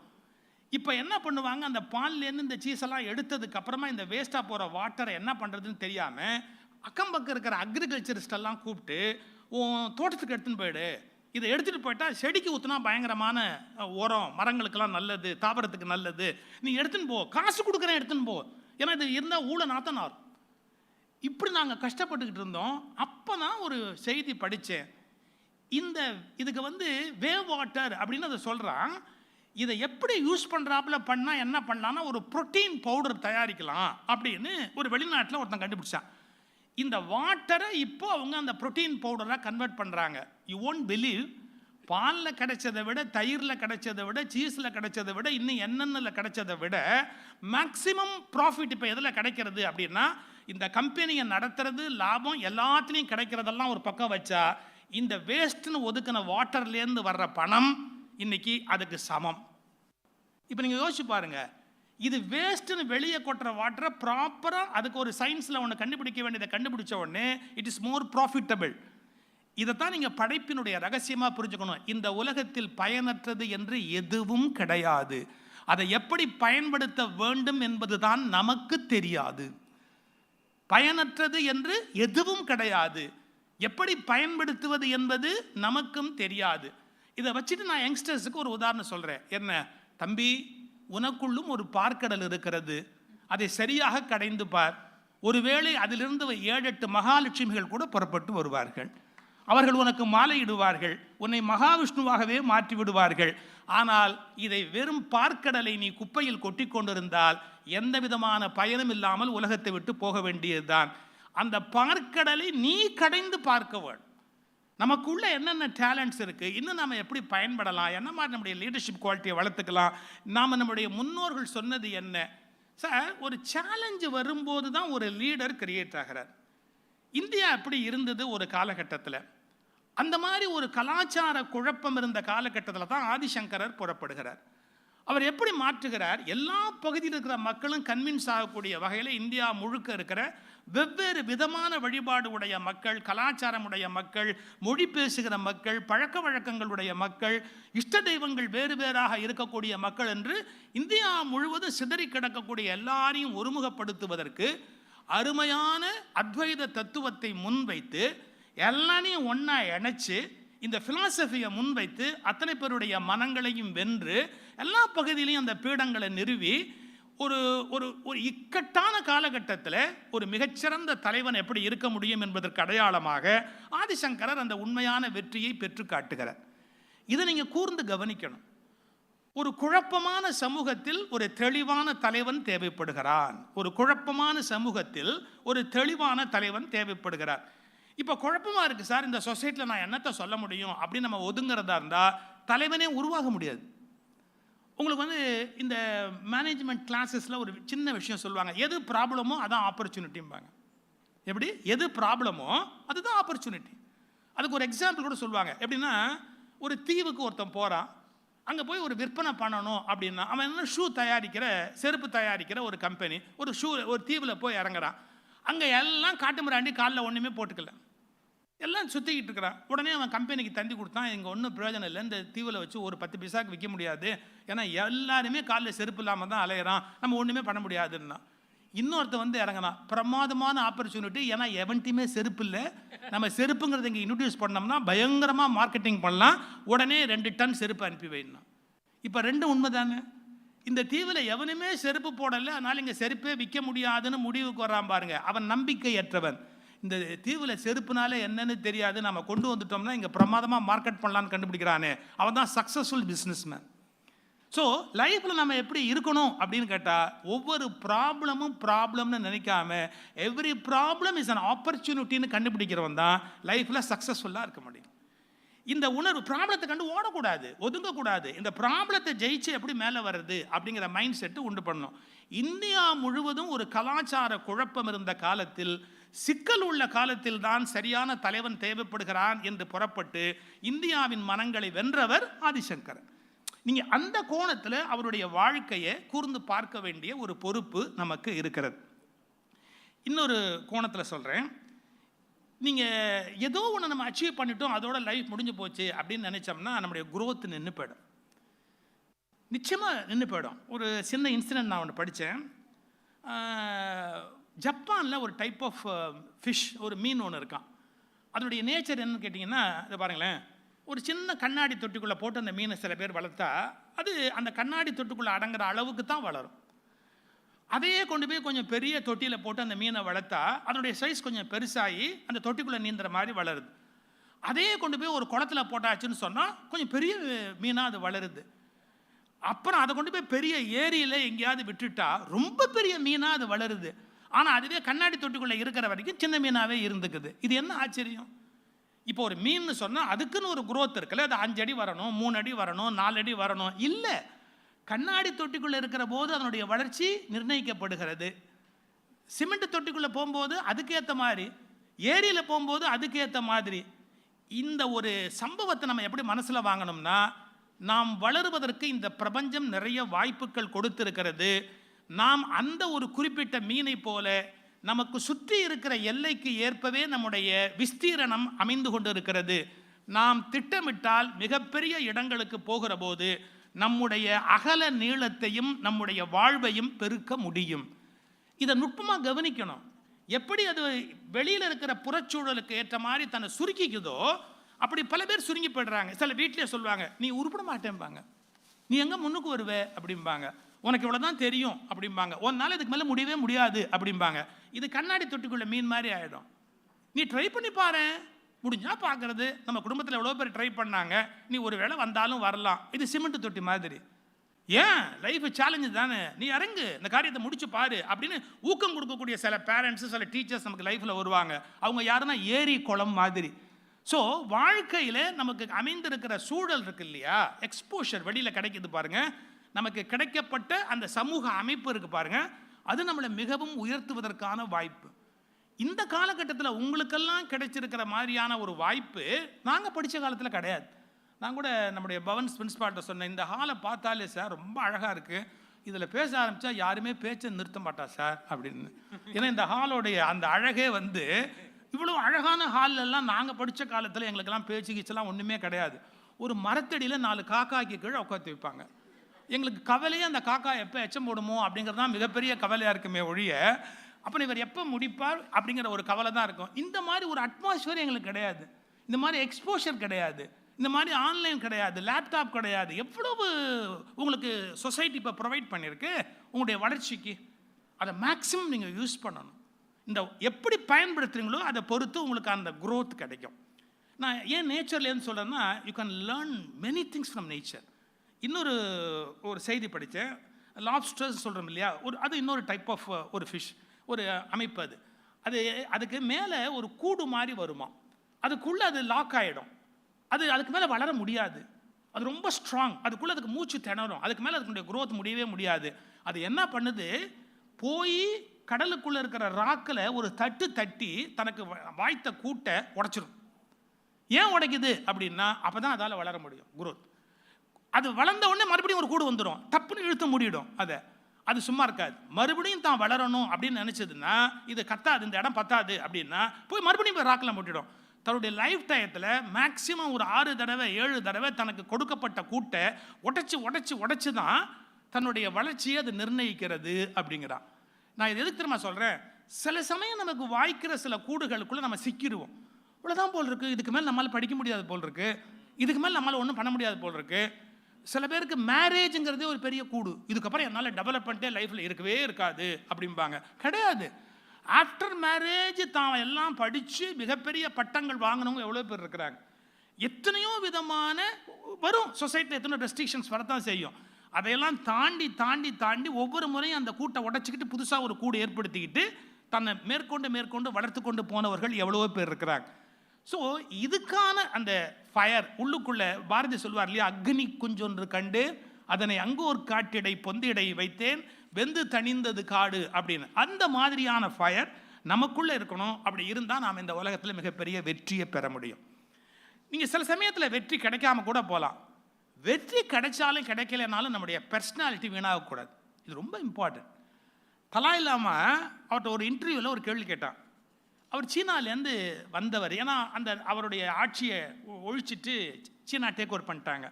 தலாய் லாமாவுக்கு அதுக்கப்புறம் போக்கடம் எங்கே இருக்குது? இந்தியாவுக்கு வந்தார். இந்தியா அவருக்கு இடம் கொடுத்தது. அவர்கிட்ட என்ன நம்ம கேள்வி கேட்டாங்க, இன்னும் நீ 1/2 இன்ச்சு மண்ணை கூட மீட்கலை அங்கேருந்து. அவர் எந்த மண்ணை இழந்துட்டு வந்தாரோ அதில் 1/2 இன்ச்சு கூட அவரால் மீட்க முடியல. அவர் நினச்ச காரியம் எதையுமே சாதிக்க முடியல. அவர் நினச்ச எந்த ஒரு விஷயமும் நடக்கவே இல்லை. அவருடைய வாழ்க்கையில் அவர் நினச்ச எந்த விஷயமும் நடக்கவே இல்லை. Still he is happy, he is comfortable. நல்ல சிரிச்ச முகத்தோடு எல்லாத்தையும் பேசிக்கிட்டு இருக்கிறார். எந்த விதமான தோல்வி அப்படிங்கிற உணர்வும் அவர் முகத்தில் காட்டல. அதுக்கு என்ன பேர்? இதை தலாய் லாமாட்டே கேட்குறான். உன் லைஃப்பில் நீ சக்ஸஸ்னா என்னன்னு டேஸ்ட்டே பண்ணதில்லை, உன்னால் எப்படி இப்படி இருக்க முடியுதுன்னு. அதுக்கு ஒரு பதில் சொல்கிறார் அவர். லைஃப்பில் பணம் சம்பாதிக்கணும், புகழ் அடையணும், இது மாதிரி டைட்டில் வாங்கணும், இந்த மாதிரியெல்லாம் உள்ளவங்க அது கிடைக்கலன்னா ரொம்ப மனசு நொந்து போயிடுவாங்க, தோல்வி அடைஞ்சிட்டதா நினைப்பாங்க. ஆனால் ஒரு நோய்க்கு மருந்து கண்டுபிடிக்கிற பரிசோதனை சாலையில் மருந்து கண்டுபிடிச்சிக்கிட்டு இருக்கிறான்னு வச்சுக்கோ ஒருத்தன், அவன் தோற்று போனால் அவன் சுருங்கி போயிடுவான்னு நினைக்கிற? அவன் ஒருபோதும் சுருங்க மாட்டான். ஏன்? இந்த நோய்க்கு இந்த மருந்தை கண்டுபிடிக்கிற வரைக்கும் நான் ஓய மாட்டேன்னு அந்த வேலையை சந்தோஷமாக செய்வான். நான் பணத்துக்கோ புகழுக்கோ நிலத்துக்கோ ஆசைப்பட்டிருந்தால் என் தோல்விக்கு எப்போதோ நான் வருந்தி இருப்பேன். இன்னும் நான் உலகின் பிரச்சனைகளுக்கான மருந்துகளை கண்டுபிடித்து கொண்டிருப்பதால் நான் இன்னும் மகிழ்ச்சியாகவே இருக்கிறேன் அப்படின்னார். இந்த ஒரு பார்வை நமக்கு லைஃப்பில் இருக்கணும். நான் உலகத்துக்கு நல்லது பண்ணுற ஒரு வேலையில் இருக்கிறேன் அப்படிங்கிற உணர்வோடு இருக்கிற போது you can do wonders. So சிம்பிளாக சொல்லி முடிக்கிறேன். லைஃப்பில் சில வார்த்தை இருக்குது. ஃபெய்த்துன்னு ஒரு வார்த்தை இருக்குது, ட்ரஸ்ட்டுன்னு ஒரு வார்த்தை இருக்குது, ஹோப்புன்னு ஒரு வார்த்தை இருக்குது, கான்ஃபிடென்ஸ்னு ஒரு வார்த்தை இருக்குது, லவ் அன்பு அப்படின்னு ஒரு வார்த்தை இருக்குது. இது ஒன்னொன்றுக்கும் பின்னாடியும் பெரிய வரலாறு இருக்குது. இது எல்லாமே நமக்குள்ளே நிரம்பி இருக்கணும். நாங்கள் கிளாஸில் எக்ஸ்பிளைன் பண்ணுறதுக்கு டக்குன்னு சொல்லுவோம். மழைக்காக ஒரு பிரார்த்தனை கூட்டம் நடந்தது, ஒரே ஒரு குழந்தை மட்டும் கொடையோடு போச்சு, அதுக்கு தான் ஃபெய்த்துன்னு பேர். மழைக்கான பிரார்த்தனை கூட்டம் நடந்தது, ஒரே ஒரு குழந்தை மட்டும் கொடையோடு போச்சு, அதுக்கு தான் ஃபெய்த்துன்னு பேர். ஏன்? மற்ற எல்லாரும் தெளிவாக இருக்கான், இந்த பிரார்த்தனை கூட்டம் முடிஞ்சு ஒரு சொட்டு மழை வராது அப்படின்னு அவ்வளோ பேரும் இருக்கான். ஆனால் அந்த ஒரே ஒரு குழந்தை மட்டும் கொடையை தூக்கிட்டு போச்சே, தட் இஸ் கால்டு ஃபெய்த். அவங்களுக்காகத்தான் இன்னும் இந்த பூமியில் மழை பெய்யுறது. அப்படி ஒரே ஒரு உயிர் காத்திருக்கு இல்லையா, அதுக்காகத்தான் இன்னும் இந்த உலகத்தில் மழையே பெய்கிறது. சரி, குழந்தைய அப்பா அப்படி தூக்கி போட்டு பிடிக்கிறான். யாரை தூக்கி போட்டாலும் அந்த குழந்தை அழணுமா இல்லையா? அந்த குழந்தை அழலை. ஒரே ஒரு தைரியத்தில் இருக்குது. என்ன? அப்பன் பிடிச்சிருவான்ற ட்ரஸ்ட். ஒருபோதும் நம்ம அப்பா நம்மளை கீழே விட்டுற மாட்டான் அப்படிங்கிற சிரிக்கும் குழந்தை. அப்படி சிரிக்கும், இப்படி தூக்கி போடும்போது அப்படி சிரிக்கும். ஒரே நம்பிக்கை என்ன? அப்பா நம்மளை கண்டிப்பாக பிடிச்சிருவான் அப்படிங்கிற ட்ரஸ்ட்டு. இது மாதிரி வாழ்க்கையே உங்களுக்கு கொண்டு போகக்கூடியது என்ன அப்படின்னு கேட்டால் faith, trust, hope, confidence, love. இது மாதிரியான விஷயங்கள் தான் இன்னும் நம்முடைய வாழ்க்கையை கொண்டு செலுத்தி கொண்டே இருக்கிறது. இவைகளெல்லாம் நீங்கள் மனசில் வாங்கி கொண்டு, இவங்க ரொம்ப அருமையான ஒரு சிலபஸ், அந்த சிலபஸ் என்னன்னு எனக்கு அனுப்பிச்சிருந்தார். அதாவது சங்கரருடைய அந்த பணி, அப்புறம் சிருங்கேரி மடத்தினுடைய சில சேவைகள், அப்புறம் திருவள்ளுவர்லேருந்து சில பகுதிகள், உங்கள் லைஃபுக்கு டோட்டலாக பயன்படக்கூடிய பல நூறு செய்திகளை அவங்க ரொம்ப அழகாக தொகுத்து அதில் கொடுத்துருக்குறாங்க. அப்புறம் இந்த கொஸ்டின்ஸையும் எனக்கு அனுப்பிச்சி வச்சார். சில பேர் அனுப்பிச்சிருக்கிற கொஸ்டின்ஸையும் எனக்கு அனுப்பிச்சி வச்சார். இவைகளை நீங்கள் நான் சொன்ன மாதிரி இவைகளை நீங்கள் பயன்படுத்துகிற போது இது ஏதோ ஒரு குவிஸுக்காக ஒரு காம்படிஷனுக்காக அப்படிங்கிற அளவில் மட்டும் நிறுத்திடாதீங்க. இது நம்முடைய என்டையர் லைஃபுக்கான விஷயம் அப்படிங்கிற உணர்வோடு நீங்கள் பார்க்குற போது டெஃபினட்டாக அது லைஃப் லாங்காக உங்களுக்கு கூடவே வரும். எல்லாத்த விட உங்களுக்கு வந்து ஒரு குருவின் கடாட்சம் அல்லது குருவினுடைய கருணை என்பது பெரிய விஷயம். அவர்களுடைய ஆசியை நீங்கள் இதன் மூலமாக பெறுகிறீர்கள். இந்திய பாரம்பரியத்தை தெரிந்து கொள்ளுகிறீர்கள். இந்திய மரபியல் அது வந்து ஒரு ஆச்சரியமான விஷயம். ஏன்னா எத்தனையோ உலக நாகரிகங்கள்லாம் வெவ்வேறு கோணத்தில் போன போது இந்தியா வந்து சமயம் சார்ந்த ஒரு வாழ்வியலையும் ஒரு தத்துவத்தையும் ஏற்படுத்தி வச்சிருக்கு. இதை விவேகானந்தர்கிட்ட ஒரு கேள்வி கேட்குறான். எங்கே அவர் அமெரிக்கா போயிருந்த போது, இன்னும் இந்தியாவில் எல்லாமே ரிலிஜன் திரும்பி ரிலிஜனுக்குள்ள வந்து லாக் ஆகிடுறாங்க, ஏன் இந்தியாவில் வந்து ரிலிஜனை பேஸ் பண்ணி எல்லாரும் திங்க் பண்ணுறாங்க, அதை தாண்டி திங்க் பண்ணக்கூடாதா அப்படின்னு விவேகானந்தர் ஒருத்தர் கொஸ்டின் கேட்குறான். அவர் ஒரு பியூட்டிஃபுல்லாக ரிப்ளை பண்ணுறாரு. உனக்கு ஒன்று தெரியுமா, ஹிமாலயாஸ்லேருந்து புறப்பட்டு கேஞ்சஸ் கீழே வருது. இப்போ யாராவது கங்கை கிட்ட போய் நீ திரும்ப மேலே போயிட்டு வேற ரூட்டில் வானா வருமானார். கேஞ்சஸை பார்த்து நீ ஏன் இப்படி வர்ற, உன் ரூட்டை மாற்றிக்கோ, நீ மறுபடியும் மலை மேலே போயிட்டு நீ மறுபடியும் ஏன் வேற வழியில் வரக்கூடாது, எப்படி கங்கையை பார்த்து மீண்டும் மலையேறி வேறு பாதை கண்டுபிடிக்க கூடாது என்று கேட்க முடியாதோ, அப்படி இந்தியர்களை பார்த்து மதத்தை விட்டு விட்டு வேறு வழியாக நீங்கள் ஏன் பயணிக்க கூடாது என்று இந்தியர்களை கேட்க முடியாது. இங்கே கேட்க முடியாதுன்றார். இங்கே ஏன்னா இப்படி தான் இந்த வரலாற்றில் இந்த பண்பாட்டில் இவங்க இப்படி தான் வந்திருக்கிறாங்க. ஒரு 10,000-15,000 ஆண்டு கால பாரம்பரிய வரலாறு அது. நீ எப்படி மாற்றி அமைக்க முடியும்? 10 செகண்ட்ஸில் யாராவது மாற்றிட முடியுமா? முடியாதுங்கிறார். இதை நம்ம புரிஞ்சுக்கணும்னா அந்த நம்முடைய பாரம்பரியமான அந்த வழியிலேயே ஒரு சுய முன்னேற்றத்தை பதிவிப்பதற்காக இந்த அருமையான ஒரு முயற்சியை மேற்கொண்டிருக்கிறார்கள். எனக்கு வித்யாதீர்த்தா ஃபவுண்டேஷனோட ஒரு நல்ல தொடர்பை வந்து நம்முடைய கிருஷ்ணன் சார் ஏற்படுத்தார். ட்ரஸ்டி சாரோட எனக்கு மிகவும் நல்ல நெருக்கம். பர்சனலாக கூட எனக்கு 2-3 உதவிகள் அவர்கள் செய்திருக்கிறார்கள். மிகச்சிறந்த பண்பாளர். எனக்கு இந்த அமைப்போடு ஒரு நெருக்கம் வருவதற்கு பல காரணங்கள் உண்டு. என்னை அறியாமலேயே நான் படித்த நேசித்த புத்தகங்களில் அபினவ வித்யாதீர்த்த மகாராஜனுடைய அருமையான அந்த கருத்துக்கள், ஒரு அழகான இங்கிலீஷ் வால்யூம், அப்புறம் அது மொழிபெயர்ப்பு, அவருடைய கொஸ்டின் ஆன்சர் இன்ட்ராக்ஷன்ஸ், இதெல்லாம் படிக்கிறதுக்கு எனக்கு ஒரு முறை கொடுத்து விட்டார். எனக்கு ரொம்ப பிடித்த, ரொம்ப ஆழமான, அதே நேரத்தில் எளிமையான முறையில் ஒரு செய்தியை சொல்லுவதற்கான ஒரு பெட்டகம், ஒரு ஞான பொக்கிஷம். எனக்கும் அவர்கள் மேலே ஒரு தனித்த ஒரு ஈடுபாடு எப்போவுமே உண்டு.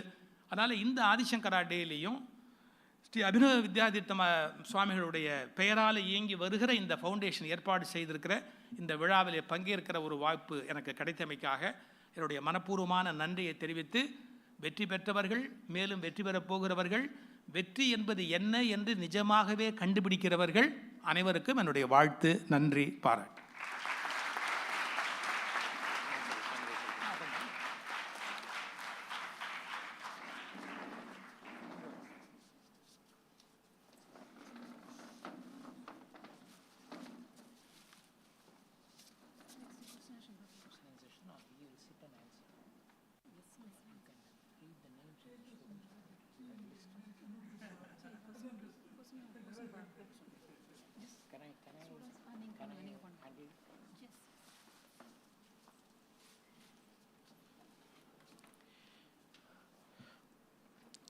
So we have requested Sri Suki Sivam to answer the questions of the students.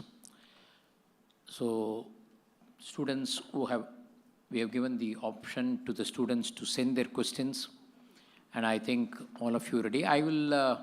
You have to come to that backdrop on the right hand side and stand there, face sir, and say your name and then ask your question.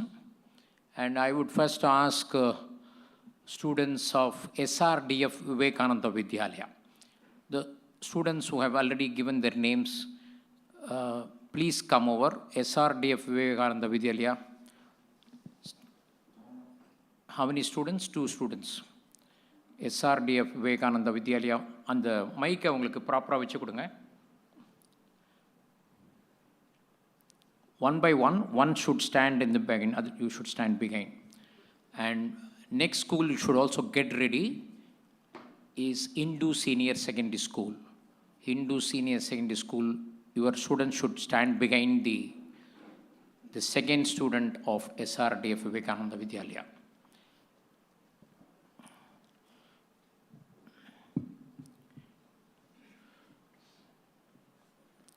Namaste, sir.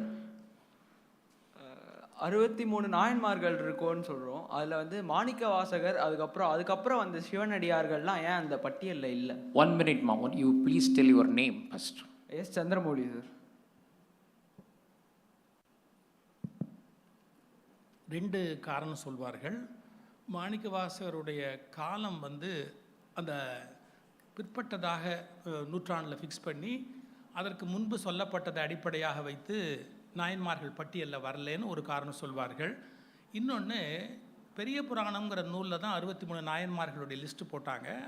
அதுக்கு முன்னாடி திருத்தொண்டர் திருவந்தாதி, திருத்தொண்டர் திருத்தொகை அப்படின்ற நூல்லாம் சுந்தரமூர்த்தி சுவாமிகள் பாடுறாரு. அவர் பாடும்போது கொடுத்த லிஸ்ட்டை மட்டும்தான் elaborate பண்ணி பின்னாடி அந்த நாயன்மார்கள் வரலாறு பாடப்பட்டது. அந்த கணக்கில் சுந்தரருடைய பாட்டில் விடுபட்டு போனதுனால நாயன்மார்கள் பட்டியலில் விடுபட்டு போச்சுன்னு ஒரு கருத்து உண்டு. இன்னொன்று எப்படின்னு கேட்டிங்கன்னா, மாணிக்க வாசகருடைய பேஸ் வந்து அத்வைத கான்செப்ட், சைவ சித்தாந்தம் அப்படின்னு ஒரு மரபு இருக்குது. அந்த சைவ சித்தாந்த மரபுக்கு கொஞ்சம் விலகி நின்று அவர் அத்வைத கான்செப்டை வந்து பேசியிருக்கிறாரு. ஸோ சித்தாந்த மரபுக்குள்ளே அது வரலன்னு ஒரு 7-8 காரணங்கள் இருக்குது. பட் எதுவாக இருந்தாலும் திருவாசகத்தை படிக்கிற போது நாம் நமக்குள்ளே நிறைய சேஞ்சஸை உணரலாம். மற்ற நாயன்மாருடைய தேவாரம் போன்றவற்றை நீங்கள் படிக்கிற போது இறைவனை பற்றிய தோத்திரத்தை அதிகமாக உணரலாம். மாணிக்கவாசனை நீங்கள் ரசித்து படிக்கிற போது, அனுபவித்து படிக்கிற போது செல்ஃப் ரியலைசேஷன் அப்படிங்கிற டிரான்ஸ்ஃபர்மேஷன் ஏற்படுவதற்கான வாய்ப்பு ரொம்ப கூட. ஸோ பக்திக்கு மற்றவங்களுடைய பாடல் பயன்படும், உங்களுடைய செல்ஃப் ரியலைசேஷனுக்கு மாணிக்கவாசனுடைய திருவாசகம் பயன்படும். பேசிக் டிஃபரன்ஸ். Thank you sir. மற்றொரு மாணவர் அனுப்பித்திருந்தார் சார் ஒரு கேள்வி. அதாவது இந்த நாயன்மார்கள் காலத்திற்கு பிறகு பல சிவனடியார்கள் வந்திருக்கிறார்கள், அவர்களை நாம் அதே மாதிரி வழிபடுவதில்லையே. ஒரே வார்த்தையில் அப்பாலும் அடி சார்ந்த அடியார்க்கும் அடியேன் அப்படின்னு சுந்தரர் பாடுறார். அந்த லிஸ்ட்டில் எல்லாரையும் போட்டுற வேண்டியது தான். ஏன்னா அப்பாலும் அடி சார்ந்த அடியாருக்கு அடியாருங்கிறனால பின்னால் வர எல்லாருக்கும் சேர்த்து நான் இப்போவே நான் நமஸ்காரம் பண்ணிக்கிறேன் அப்படிங்கிறாரு. ஸோ அதை எலாபரேட்டாக எழுத முடியாது. இப்போ என்ன எழுதுனா யாரும் ஒத்துக்க மாட்டான். ஏன்னா இப்போ எல்லாருக்குமே சமரசமாக போகிறத விட சண்டை பண்ணுறதுல ரொம்ப சந்தோஷம். நீ எப்படி அவரை சேர்த்த, நீ எப்படி இவரை சேர்த்த, இவரையே விட்டுவிட்ட, அவரை சேர்த்தா என்ன, எல்லாம் நிறைய பேர். அதனால் நம்ம எல்லாருக்கும் ஒரே நமஸ்காரம் போடுறது தான் பெட்டர். எல்லாருக்கும் மொத்தமாக ஒரே கும்பிடு. Next student please. Sir namaste sir, என் பேர் ஹரிசங்கர் தாஸ்.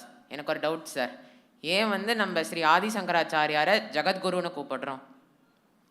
அதாவது பொதுமான உலகத்துக்கே தேவையான கருத்தை சொல்லுகிறவர்கள், இது முதல் பேஸ். ஏன்னா ஒரு பிரான்ச்சுக்கு மட்டுமே ஒரு விஷயத்தை சொன்னோன்னு வச்சுக்கோங்க, அந்த பிரான்ச்சில் இருக்கவங்க மட்டும் keep your cellphone in silent mode. ஏன்னா உலகத்தை வந்து திரும்ப திரும்ப நீங்கள் இந்த நேம் ஆஃப் ரிலிஜன் அப்படியே பிரிச்சுக்கிட்டே போகிற மாதிரி ஆகிடும். அத்வைதம்ங்கிற கான்செப்ட் தான் 2 அல்ல அப்படிங்கிறது. துவைத்தம் அத்வைத்தம், 2 அல்ல அப்படின்னு. 2 அல்லனாலே அங்கே ஒருமைப்பாடு வந்துடுறது, எல்லாமே ஒன்று தான் அப்படின்னு. இந்த கான்செப்டை அவர் ஃபவுண்டர்னு சொல்ல முடியாது, அவருக்கு முன்னாடியே உண்டு, குருமார்கள் உண்டு. ஆனால் அதை எடுத்து எலாபரேட்டாக இந்தியா முழுக்க எஸ்டாப்ளிஷ் பண்ணி அந்த அத்வைத்தம்ங்கிற அந்த ஃபிலாசபியை ஸ்ட்ராங்காக உலகத்துக்கு எடுத்து சொன்னதுனால உலகம் ஒன்றுபடுவதற்கான வாய்ப்பாயிடுச்சு. உலகத்தில் இருக்கிற எல்லாரும் ஒரு ஒத்துமையாக இருக்கிறதுக்கான ஒரு வாய்ப்பு உண்டாயிட்டு. அதனால் ஜகத்தில் இருக்கிற எல்லாருக்கும் உரிய ஒரு வழியை காட்டியதுனால ஜகத்குரு அப்படின்னு அவர் அட்ரஸ் பண்ணுற ஒரு வழக்கம் இருக்குது. Okay sir, thank you sir. Student from Hindu senior secondary school, come.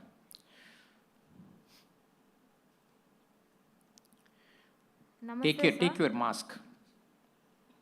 Namaste sir, my name is Nidhi Gumaraju. My question is from Mahabharata. Mahabharata, we all know that Duryodhana and Krishna, Duryodhana and Arjun, they were given an option to choose between Narayani Sena and Krishna. And Duryodhana chose Narayani Sena, whereas Arjuna chose Krishna itself. My question is, if Duryodhana would have chosen Krishna for him to accompany in Mahabharata, would the outcome would have changed? இந்த if ரொம்ப டேஞ்சரஸான வேர்டுமா. அவன் செஞ்சிருப்பானாங்கிறத டிசைடே பண்ண முடியாது. இல்லை sir, இல்லை correct. அதான் அவனுக்கு அப்படி தோணியிருக்குமா அப்படின்னா அதுக்கு பதில் சொல்கிறது ரொம்ப கஷ்டம். தோணியிருக்குமா, அப்படி தோணியிருந்தால் அப்படின்னா அவங்க என்டையர் ஹிஸ்ட்ரி நான் சொன்ன மாதிரி கங்கை திரும்பி மலைக்கு மேலே போக வேண்டியது தான்.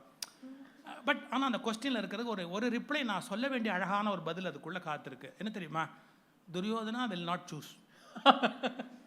ஏன்னு கேட்டால் அவனவனுக்கு கர்மா ஒரு விதமான குணநலன்களை உண்டு பண்ணியிருக்கோம். நீங்கள் என்ன அவனுக்கு யோசனை சொன்னாலும் கூட அவன் இந்த பூமியில் வந்து என்ன என்ஜாய் பண்ணணுன்னு வந்திருக்கிறானோ அதை தான் பிடிவாதமாக என்ஜாய் பண்ணுவானே ஒழிய மற்றவன் சொல்கிறதாலெல்லாம் ஒன்றும் யாரும் மாறிட மாட்டான்.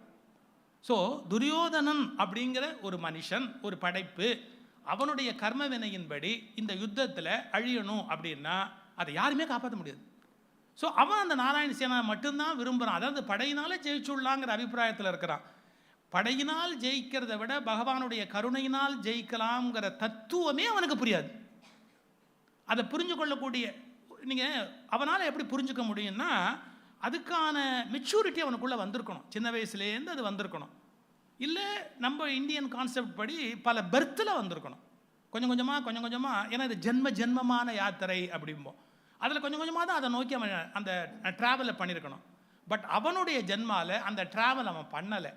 அதனால் என்ன நினைக்கிறான், மெட்டீரியல் சக்ஸஸ் இதை வச்சு தான் ஜெயிக்க முடியும்னு நினைக்கிறானே ஒழிய, படையை வச்சு தான் ஜெயிக்க முடியும்னு நினைக்கிறானே ஒழிய, தர்மத்துக்கு அடிப்படையானவன் இறைவன், இறைவனுடைய பக்கத்தில் நின்னோம்னா தர்மம் நம்மளை காப்பாற்றுங்கிற தெளிவு அவனுக்கு ஒருபோதும் வரவும் வாய்ப்பு இல்லை. ஸோ இந்த ஆங்கிளில் நம்ம புரிஞ்சுக்கிட்ட போது தான் அந்த ஸ்டோரிக்கான ஆன்சர் கிடைக்கும். அந்த மெச்சூரிட்டியோ அந்த குணநலனோ இயல்போ அவனுக்கு கிடையாது, இருக்க முடியாது. நாம் அவனை குறை சொல்லலை, அவன் அப்படித்தான் இருப்பான். அவன் அதுலேருந்து மாறத்துக்கு வாய்ப்பு இல்லை. அவன் மாறி இருந்தால் தான் நீங்கள் கேட்குற இந்த கொஸ்டின் வரதுக்கான வாய்ப்பு உண்டு. அது மாறுறதுக்கான வாய்ப்பு துரியோதனன்கிட்ட கிடையாது. Thank you sir. Next. Arvind Krishna should get ready. Come next. Come.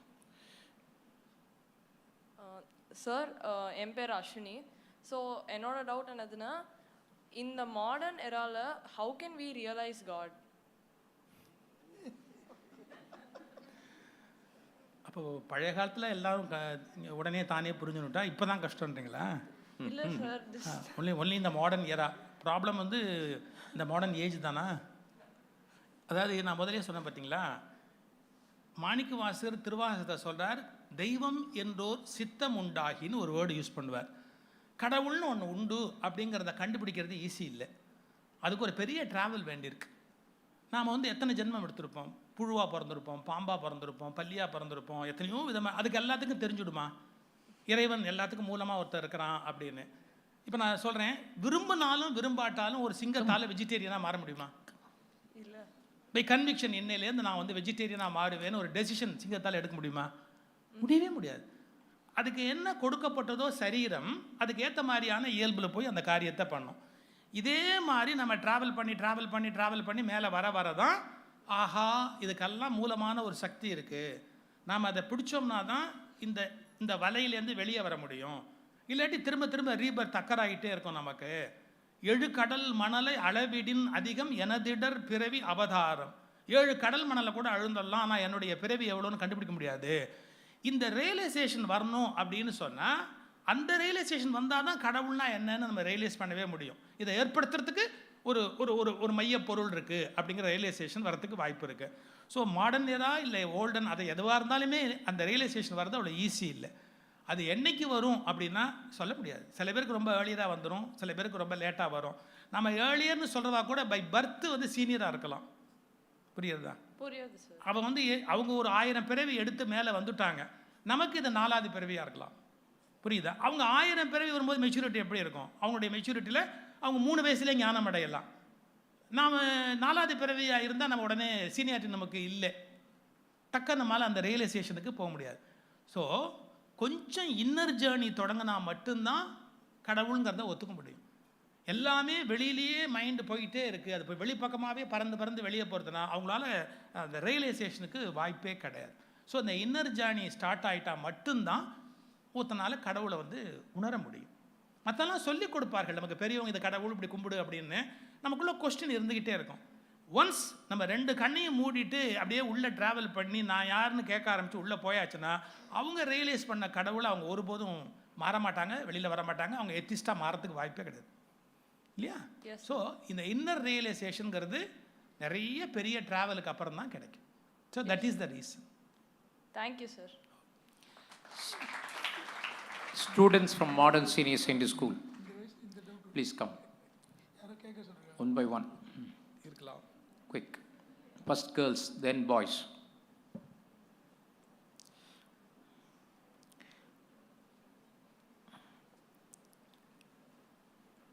Yeah. Others stand behind, away from the one. Yeah, come. Namaste sir, I am Bhargavi. இப்போ நம்ம கோவில் போனால் சிலை வழிபாடு பண்ணுறோம், மூலவர் உற்சவர்னு பெருமாளை சேவிக்கிறோம். அது மட்டுமே போதுமா பக்தியை வளர்க்கறதுக்கு? ரொம்ப ஆழமாக அதை பார்க்குறதா இருந்தால் சிலை வழிபாடு, விக்கிரக ஆராதனை அப்படிங்கிற வேர்டே ஒரு கான்செப்டை ரெண்டும் மாற்றி மாற்றி பொருத்தப்பட்ட வார்த்தை. நான் கொஞ்சம் புரிய வைக்க ட்ரை பண்ணுறேன். நீ இது சிலைன்னு நினைக்கிற வரைக்கும் உன்னால் வழிபாடு பண்ண முடியாது. இது கடவுள்னு உணர்ந்ததுக்கப்புறம் அது சிலையாக தெரியாது இல்லையா? ஸோ விக்கிரகங்கிற உணர்வு இருக்கிற வரைக்கும் ஆராதனைக்கு வாய்ப்பு இல்லை. ஆராதனை நடக்க ஆரம்பிச்சதுக்கப்புறம் அது விக்கிரகம் இல்லை. அது என்ன ஆகிடுறது? சிலையிலேருந்து மாறி கடவுளாகவே அப்படியே மாறி விடுறது. ஸோ இந்த டிரான்ஸ்ஃபர்மேஷன் உள்ளே நடந்தால் மட்டும்தான் நம்மளால் அந்த உருவ வழிபாட்டை பர்ஃபெக்டாக பண்ண முடியும். பகவான் ராமகிருஷ்ணர் ஒரு அழகான கதை சொல்வார். ஒருத்தன் கிருஷ்ணன் விக்கிரகத்தை வச்சு பூஜை பண்ணிகிட்டு இருப்பான். அவனுக்கு கடவுளுடைய அப்பியரன்ஸும் கிடைக்கல, தரிசனமும் கிடைக்கல, ஒன்றும் கிடைக்கல. அவன் ரொம்ப கடுப்பாயிட்டான். இன்னும் இவர் ஒன்றும் நமக்கு பயன்பட மாட்டேங்கிறாருன்னு அவரை பொட்டலம் கட்டி மேலே பரன் மேலே தூக்கி போட்டான். அப்புறம் புதுசாக ஒரு வழிபாடு பண்ணலான்னு வேற ஒரு சுவாமியை வச்சு பூஜையெல்லாம் பண்ண ஆரம்பித்து பொங்கல் மாதிரி ஒன்று நைவேத்தியம் பண்ணால் அவனுக்கு ஒரு விசித்திரமான காரியம் நடந்தது. இந்த ஆவி இப்படி போய் பரன் மேலே போய் அந்த சுவாமி மூக்குக்கு போச்சு. இந்த ஆவி இப்படியே போகிறத இப்படியே பார்த்தோன்னு அவன் கடுப்பாயிட்டான். நாம் இங்கே வேற ஒன்றை வச்சு பூஜை பண்ணிக்கிட்டு இருக்கிறோம், இந்த ஆவி நேராக பரன் மேலே அதுக்கு போகிறதுன்ட்டு விறுவிறுன்னு பரன் மேலே ஏறி அந்த அங்கே இருக்கிற அந்த கிருஷ்ண பரமாத்மாவுடைய பொம்மையை பார்த்து ஒரு பெரிய துணியை எடுத்து ஒரு மூக்கை கட்டினான். நான் வேற யாருக்கோ கொடுக்குறத நீ மோந்து பார்க்குறியான்னா. ரொம்ப வித்தியாசமான கதை, ராமகிருஷ்ணனுடைய கதை. மூக்கை மூடினா கிருஷ்ணர் பிரசன்னமானார்னு எழுதுறார், சொல்கிறார் ராமகிருஷ்ணர். ஏன்? இது விக்கிரகம் என்று நினைத்து கொண்டிருந்த வரைக்கும் பகவானுடைய தரிசனம் கிடைக்கவில்லை. அவர் வாசனையை எடுத்துக்கொள்கிறார் என்று எப்போது நபராக உணர்ந்தாரோ அப்போது அவருக்கு கடவுள் பிரசன்னமானார். He experienced Krishna. அது ஒரு ஐடல்னு நினைக்கல. He experienced Krishna in that idol. இல்லையா? அவர் கடவுள், ஒரு கிருஷ்ணர் வாசனையை எடுத்துக்கிறார் அப்படிங்கிற உணர்வு வந்த உடனே கிருஷ்ணர் பிரசன்னமானாருங்கிறார் பகவான் ராமகிருஷ்ணர். அதனால் விக்கிரக ஆராதனைன்னு சொல்லக்கூடாது. நான் கிருஷ்ணரை இதில் பார்க்குறேன், இதில் வந்து இது பிரதிஷ்டை பண்ணியிருக்கோம், நாங்கள் இதில் நமஸ்காரம் பண்ணுறோம் அப்படிங்கிற உணர்வு. ஸோ அதை கிருஷ்ணராக பார்க்கறது, ராமராக பார்க்கறது, முருகனாக பார்க்கறது அப்படிங்கிற போது நிச்சயமாக அந்த எக்ஸ்பீரியன்ஸ் வந்து பக்தி முழு சந்தோஷத்தை கொடுக்கும். Thank you sir. உங்களுக்கு பரீட்சை இல்லை, எனக்கு தான் இப்போ பரீட்சை. நமஸ்காரம் சார். நான் சிந்தூரி. என்னோட என்ன கொஸ்டின்னா, வாழ்க்கையில் நம்ம கோல் அச்சீவ் பண்ணுறதுக்கு முக்கியமான விஷயங்கள் என்னன்னு உங்கள் கருத்துப்படி சொல்கிறீங்களா சார்? ஒவ்வொருத்தருக்கும் அது ஒன்று வித்தியாசப்படுமா. அவங்க நம்ம எதை அடையணுங்கிறத அவங்க தான் தீர்மானிக்கணும். ஸோ ஃபுட்பால் ஆடுறவனுக்கு தான் எது கோல்னு தெரியும், கிரிக்கெட் விளையாடுறவனுக்கு அது வேறு இல்லையா? ஸோ நீ என்ன எடுத்துருக்கிற, என்ன சூஸ் பண்ணியிருக்க, அப்போ அதில் எது கோல் அப்படிங்கிறத நீ கண்டுபிடிக்கணும். வெளியிலேருந்து நாங்கள் சஜஸ்ட் பண்ணுறதை விட அது உன்னுடைய தேடல் என்ன, நீ எதை நோக்கி பயணிக்கிற, நீ எதை நோக்கி போகிற அப்படிங்கிறத நீ தீர்மானிக்கணும். Okay sir, thank you sir. நமஸ்காரம் சார், என் பேர் சந்தியா. என்னோட கேள்வி என்னன்னா, மனத்திற்கும் புத்திக்கும் என்ன மாறுபாடு இருக்குது? ரொம்ப மிகப்பெரிய கொஸ்டின் அது. இதில் சரிக்கு விழுந்தோம் நிறைய பேர் இருக்கா. பொதுவாக நாம் என்ன பண்ணுவோம், அவசரமாக நினைக்கிற போது மனஸ் புத்தி அப்படின்னு ரெண்டாக பிரிச்சுன்னுட்டு இது வேறு அது வேறு அப்படின்னு. பட் மாடர்ன் சயின்ஸும் சரி, இல்லை நம்முடைய முன்னோர்களும் சரி, மனசனுடைய ஒரு பகுதி தான் புத்தி அப்படிங்கிறத ஒரு கோணத்தில் சொல்கிறாங்க. இது நான் இப்படி சொல்லி பார்க்குறேன்னே, இந்த சர்வே பண்ணுற போது லேண்டை சர்வே பண்ணுறது ரொம்ப ஈஸி. சமமான தளத்தில் போனால் லெங்க்த்து பிரெட்த்து எல்லாத்தையும் போட்டு நீங்கள் ஈஸியாக ஒரு லேண்டை சர்வே பண்ணலாம். பட் ஒரு ஹில்லில் சர்வே பண்ணுறது கஷ்டம், லேண்ட் சர்வே.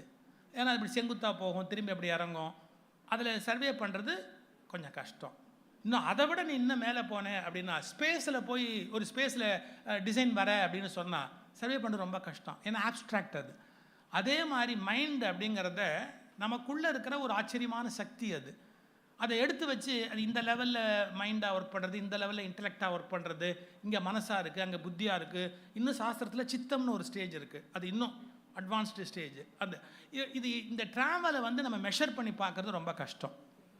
ஆனால் எமோஷன்ஸ், உணர்ச்சி வசப்படுகிற ஒரு பகுதி இருக்குது. அப்புறம் என்னென்னா, இது என்ன அப்படின்னு அதை பற்றி ஆராய்ச்சி பண்ணுற ஒரு பகுதி இருக்குது. இப்போ எனக்கே ஒரு பொருள் சாப்பிடணும்னு ஒரு ஆசை வர்றதும் மனசு தான். இந்த ஆசை எனக்கு ஏன் வர்றதுன்னு யோசிக்கிறது, ஆசை வர்றது அப்படிங்கிற அளவுக்கு மனம்.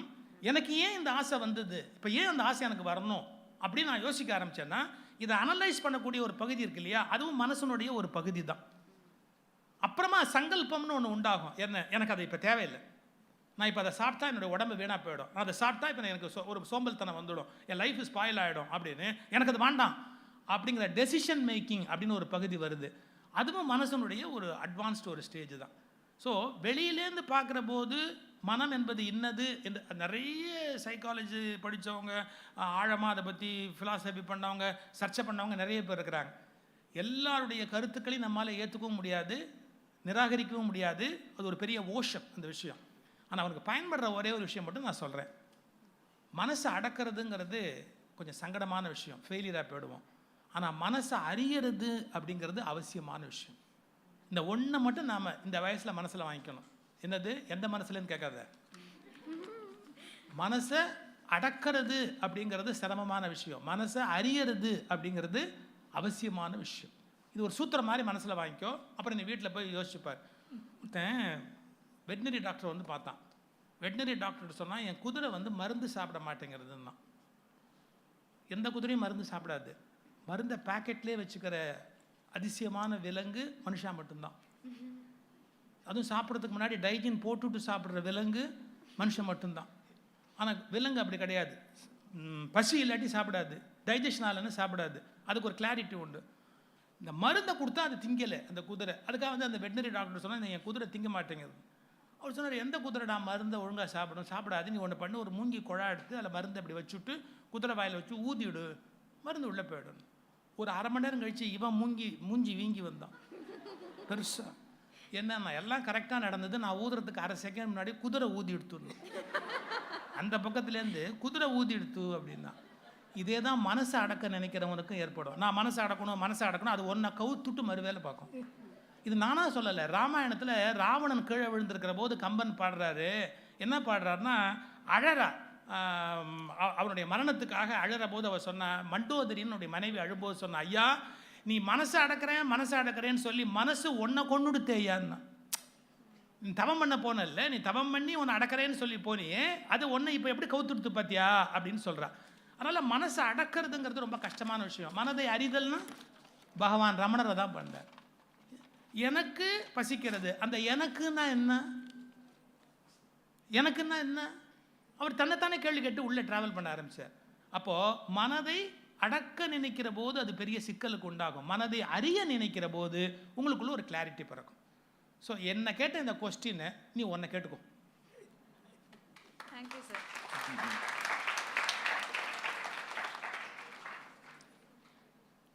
நமஸ்தே சார், என் பேர் சம்யுக்தா. என்னோட கேள்வி என்னன்னா, துறவரத்தின் உண்மையான விளக்கம் என்ன, அதற்கான தகுதிகள் சிறு வயதிலேருந்தே வளர்த்து கொள்ள வேண்டுமா? நீங்கள் துறவியை பார்த்து கேட்க வேண்டிய கேள்வி. நான் கிரகஸ்தன். அது வந்து எல்லாருக்கும் உடனே வராது. வைராக்கியம் சில பேருக்கு வரும். எல்லாத்தையும் தாண்டி இருக்கக்கூடிய அந்த பற்றற்ற பெரிய நிலை அப்படிங்கிறது இப்போ நீங்கள் பார்க்குறீங்க. நம்முடைய இந்த ஆச்சாரிய மரபில் வர்றவங்களாம் இளமையான வயதுலேருந்தே அதுக்குரிய பக்குவத்தோடு வர்றாங்க. ஆனால் அதை தாண்டி அவங்கள நான் முன்னே சொன்ன மாதிரி பல ஜென்மமாக அதை நோக்கி ட்ராவல் பண்ணியிருப்பாங்க, நமக்கு தெரியாது. ஸோ அந்த பக்குவத்தை இளமையிலே கண்டுபிடிச்சிடுவாங்க. 10 வயசு 12 வயசுலேயே அந்த ஜாதகத்தை பார்த்தவொடனே சொல்லிடுவாங்க, இவங்க இப்படி வருவாங்க. அதே மாதிரி மகான்கள் ஜாதகம் கூட பார்க்க மாட்டாங்க, இவர் துறவுக்கு வருவார் அப்படின்னு கரெக்டாக எடுப்பாங்க, செலக்ட் பண்ணுவாங்க. அதனால் அந்த தகுதி அவங்களுக்கு வந்திருந்தால் மட்டும்தான் துறவு அடைய முடியும். பற்றுக பற்றற்றான் பற்றினை அப்பற்றை பற்றுக பற்று விடற்குன்னு எழுதுகிறார் திருவள்ளுவர். எந்நேரமும் இந்த லௌகீகமான இந்த உலக விஷயங்கள் ஆசையாக இருக்கிறவர்கள் துறவை நோக்கி போக முடியாது. இதை கடந்த ஒரு பக்குவ நிலை அவர்களுக்கு இருந்தால் தான் போக முடியும். தபஸ்வின்னு ஒரு வேர்டு இருக்குது சமஸ்கிருதத்தில். தமிழில் என்ன பண்ணுவாங்க, தபஸ்விங்கிறத தவசின்னு சொல்லுவாங்க. தவசின்னு சில கோயில் கூட இருக்கும். தவசிங்கிற வார்த்தை தமிழில் எப்படி வந்ததுன்னா, தபஸ்விங்கிறத தமிழில் எழுதி பார்த்து தவசி அப்படின்னு கொண்டு வந்தாங்க. நான் ஐ எம் ஃப்ரம் திருநெல்வேலியில் என்ன வழக்கம் தெரியுங்களா, சமையல் பண்ணுறாரு பாருங்க, சமைக்கிறவர் சமையல்காரர், அவருக்கு தவசின்னு பேர். தவசி பிள்ளை அப்படிம்பாங்க சமையல் பண்ணுறவருக்கு. ரொம்ப ஆச்சரியமான விஷயம். உணவை சமைக்கிறவன் தவசி, தன் உணர்வை சமைக்கிறவன் தபஸ்வி. ஏன்னா இந்த சமைக்க முடியாத இந்த குண பேதங்கள் இதெல்லாம் இருக்கு இல்லையா, கொதிக்கிற கோபம், தவிக்கிற ஆசை, இதெல்லாம் சமைக்கிறதுங்கிறது ஈஸியான விஷயம் அல்ல. அப்படி சமைக்கிற உணர்வு சில பேருக்கு மட்டும்தான் வாச்சிருக்கும், பை பர்த்து வாச்சிருக்கும். சில பேர் முயன்று அடைவார்கள். விஸ்வாமித்திரலாம் தவம் பண்ணி அடையணும்னு ரொம்ப கஷ்டப்பட்டு முயற்சி பண்ணார். ஆனால் கொடுப்பினை உள்ளவர்கள் தான் துறவுக்கு போக முடியும், கொடுப்பினை இல்லாமல் போக முடியாது. ரொம்ப நன்றி sir. Sir namaste sir. Sir my name is Hariharan. என்னுடைய கொஸ்டின் என்னன்னா, what according to you is the greatest contribution of Sri Adishankaracharya? நீங்கள் இங்கே படித்தது தான். நீங்கள் டெக்னிக்கலாக பார்த்தா சங்கர பாஷ்யம் வந்து நமக்கு புரிந்து கொள்ள முடியாத தத்துவ விளக்கங்களை உலகத்துக்கு சொல்கிறதுக்கான ஒரு கான்ட்ரிபியூஷன். இன்னொரு பகுதி நான் சொன்னேன், இந்தியா முழுக்க செதறி கிடந்த எல்லா மக்களையும் ஒருங்கிணைப்பதற்கான அந்த அத்வைத ஃபிலாசபியை அழகாக நிறுத்தி எந்த வகையிலும் மனித குலத்துக்குள்ளே பேதம் வரக்கூடாது அப்படிங்கிற கருத்தை விதைச்சது அவருடைய மிகப்பெரிய கான்ட்ரிபியூஷன். பிறகு இது மாதிரி ஒரு மடங்களை நிறுவி அதை பெர்மனெண்ட்டாக காப்பாற்றுறதுக்கு இன்ஸ்டிடியூஷன் பண்ணது. ஏன்னா அதுக்கு முன்னாடி இந்தியாவில் வந்து இந்த இன்ஸ்டிடியூஷனல் ஒரு அப்ரோச் கிடையாது. அதுக்கு முன்னாடி வந்து தனித்தனியாக இருப்பாங்க, சன்னியாசி துறவிகள் அப்படி அவங்க பாட்டுக்கு போயிட்டே இருப்பாங்க. ஆனால் பக்காவாக அதை ஒரு பீடமாக்கி இன்ஸ்டிடியூஷனலைஸ் பண்ணி எல்லா பக்கத்துலையும் அதை கொண்டு போகிறதுக்கு சிஷ்ய பரம்பரையை உண்டு பண்ணி அதை நிறுவனப்படுத்தி நிலைநாட்டிய பெருமை. அது ஒரு எக்ஸ்ட்ராடினரி சர்வீஸ். Thank you sir. நமஸ்காரம் சார். என் பேர் தனஞ்சயன். ஒரு குருவுக்கும் சிஷ்யனுக்கும் என்ன வித்தியாசம்? குருவுக்கும் சிஷ்யனுக்கும் என்ன வித்தியாசம்? சிஷ்யன் வந்து தேடுகிறவன், குரு வந்து அடைந்தவன். ஒரு அடைந்தவர் தான் அடைய விரும்புகிறவர்களுக்கு ஒன்றை கொடுக்க முடியும். இப்போ நான் சொல்கிறேன், என்கிட்ட இல்லாத ஏதாவது ஒன்று நான் அவங்களுக்கு கொடுத்துட முடியுமா? முடியாது. அப்போ பூரணமாக நான் அதை என்கிட்ட பெற்றிருந்தால் மட்டும்தான் கொடுக்க முடியும். அது மாதிரி பரமாத்மாவினுடைய தரிசனத்தை பூரணமாக உணர்ந்து நிற்கிறவர் குரு. அதை அடைய வேண்டும் என்ற தவிப்போடு வருகிறவன் சீடன். ஒரு குருவுக்கு சிஷ்யனுக்கு இடையில எப்படி ஒரு தொடர்பு இருக்குது அப்படின்னு கேட்டால், அவனுடைய ஆத்மாவை கடைத்தேற்ற வேண்டிய பொறுப்பு குருவுக்கு வந்துடுறது. ஒன்ஸ் சரண்டர்னு போயிட்டா அவனுடைய ஆத்மாவை கடைத்தேற்ற வேண்டிய பொறுப்பு குருவுக்கு வந்துடுறது. சிஷ்யனுக்கு ஒரு கடமை இருக்குது, ரொம்ப நுட்பமாக சொல்வார்கள். குருவினுடைய தேகத்துக்கு எந்த ஹானியும் வராதபடி அவருக்கு சிசுரூட்சை செய்ய வேண்டியது சிஷ்யனுடைய கடமை. அவர் எப்படி கம்ஃபர்டபுளாக வச்சுருக்கலாம் அப்படிங்கிறத பற்றி சிஷ்யன் எப்பவுமே கவலையில் இருக்கணும். அவரை எப்படி இம்சை பண்ணலாம்னு யோசிக்கக்கூடாது. அவருக்கு என்ன நம்ம நல்லது பண்ணலாம் அப்படிங்கிற உணர்வோடு அவருக்கு எல்லாத்தையும் நம்ம செய்யணும். அதை செய்கிற போது என்ன ஆகும்னா அவனுடைய கருணையினால் அந்த ஞானத்தை நமக்கு கடத்துவார்கள். இது வந்து சொல்லி கொடுத்து வரதே இல்லை. சில சமயத்தில் அவனுடைய நயன தீட்சையினால் கிடைக்கும். அவங்க அப்படியே பார்த்துக்கிட்டே இருந்தால் ஒரு சிஷ்யனுக்கு சில வித்தியாசமான உணர்வுகள் கிடைச்சிடும். அதனால் குரு சிஷ்ய உறவு என்பது அப்பா அம்மா உறவை விட, கணவன் மனைவி உறவை விட, இன்னும் இந்த உலகத்தில் இருக்கிற எல்லா உறவுகளையும் விட பூர்ணமானது. ஒரே வார்த்தை நான் சொல்லட்டுமா, ஒரு நல்ல குருவை அடைஞ்சிட்ட ஒருத்தனால இந்த உலகத்தில் அப்பா அம்மாவிட்ட கூட இருக்க முடியாது. ஏன்னா அப்பா அம்மாங்கிற எல்லா ஸ்தானத்தையுமே சேர்த்து அடக்கி இருக்கிற ஒரு உருவத்துக்கு பேர் தான் குருன்னு பேர். நம்ம மாதா பிதா குரு தெய்வம்னு சொல்கிறோம் இல்லையா, அந்த மாதாவுடைய ஸ்தானம் பிதாவுடைய ஸ்தானம் எல்லாத்தையுமே உள்ளடக்கி வச்சிருக்கிறவர் குரு. இன்னொரு ஆச்சரியம், தெய்வத்தினுடைய ஸ்தானத்தையும் அவர் உள்ளடக்கி வச்சிருப்பார். சூப்பர். அதனால தான் ஒரு சூப்பர் சரியான குருக்கிட்ட ஒருத்தன் போயிட்டான்னா அதுக்கப்புறம் அவனுக்கு மாதா பிதா தெய்வம் கூட செகண்டரியாக தான் தெரியும். ஏன்னா சாட்சாத்காரமாக இங்கே பார்த்து விடுறான். அதுக்கப்புறம் அவனை அடைய வேண்டியது எதுவுமே இல்லை. அந்த கோணத்தில் பாரு. நன்றி சார்.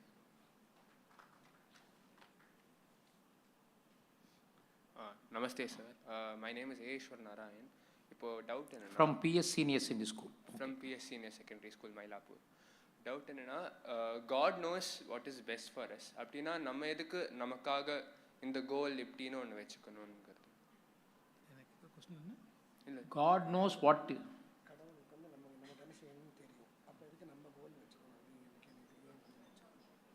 சரி வச்சுக்காதீங்க, விட்டுருங்க. விளையாட்டுக்கு சொல்லலை, நான் ஈஸியாக சொல்கிறதுக்காக சொல்கிறேன். நீ சொன்னது டோட்டல் சரண்டர். அதுதான் அவருக்கு தெரியும். அதாவது திருவாசகத்தில் வருது, வேண்டத்தக்கது அறிவோயினி வேண்ட முழுதும் தருவோயினி அப்படின்னு. நான் என்ன கேட்கலாங்கிறது உனக்கு தெரியும்னு. அந்த உணர்வு நமக்கு வர்றதில்லை. நம்ம வந்து கடவுளையே இம்சை பண்ணுற ஆள்.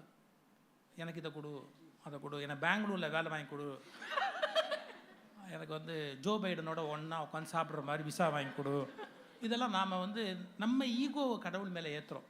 ஆக்சுவலாக ஒரு நல்ல ஞான நிலைக்கு போனவங்க நீ என்ன கொடுக்குறியோ அது பெரிய விஷயம் அப்படிங்கிற நிலைக்கு போவாங்க. நீ சொல்கிறது 2 ஸ்டேஜ், 2 பக்குவம். முதல்ல பக்தியை தொடங்குற போது நம்ம இஷ்டத்துக்கு கடவுள் இருந்தால் பரவாயில்லன்ற, நம்ம கடவுளுக்கு யோசனை சொல்கிற ஆள், இந்த உலகத்தை இப்படி படைச்சிருக்கலாம், இந்த மாதிரிலாம் பண்ணியிருக்கலாம் அப்படிலாம் யோசனை சொல்கிற ஆள். நம்முடைய ஈகோ தான் காரணம் அதுக்கு. ஆனால் உண்மையாக நீங்கள் மெச்சூரிட்டி வர வர எனக்கு என்ன கொடுக்கணுங்கிறது உங்களுக்கு தெரியும். ஒரு சின்ன எக்ஸாம்பிள், ஒரு குழந்தை வந்து நல்ல ஜுரத்தில் இருக்குது, ஐஸ்கிரீம் வேணும்னு கேட்குது, அம்மா கொடுப்பாளா? எனக்கு இப்போ வேணும் ஐஸ்கிரீம்னு அழறது. எவ்வளோ அழுதாலும் அம்மா கொடுக்க மாட்டா இல்லையா? ஏன் கொடுக்க மாட்டா? இந்த குழந்தைக்கு ஜுரம், இப்போ ஐஸ்கிரீம் கொடுக்கக்கூடாது அப்படிங்கிறது தெரியும்.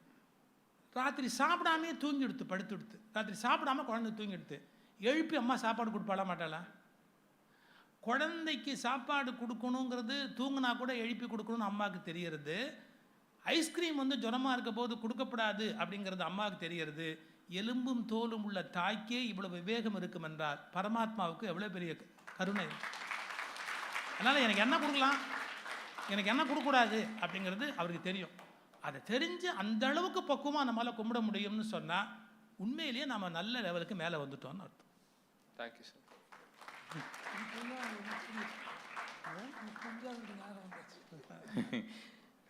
Students from Modern Senior Secondary School. Sorry, students from Bhavan's Rajaji Vidyashram, Old School. Come on.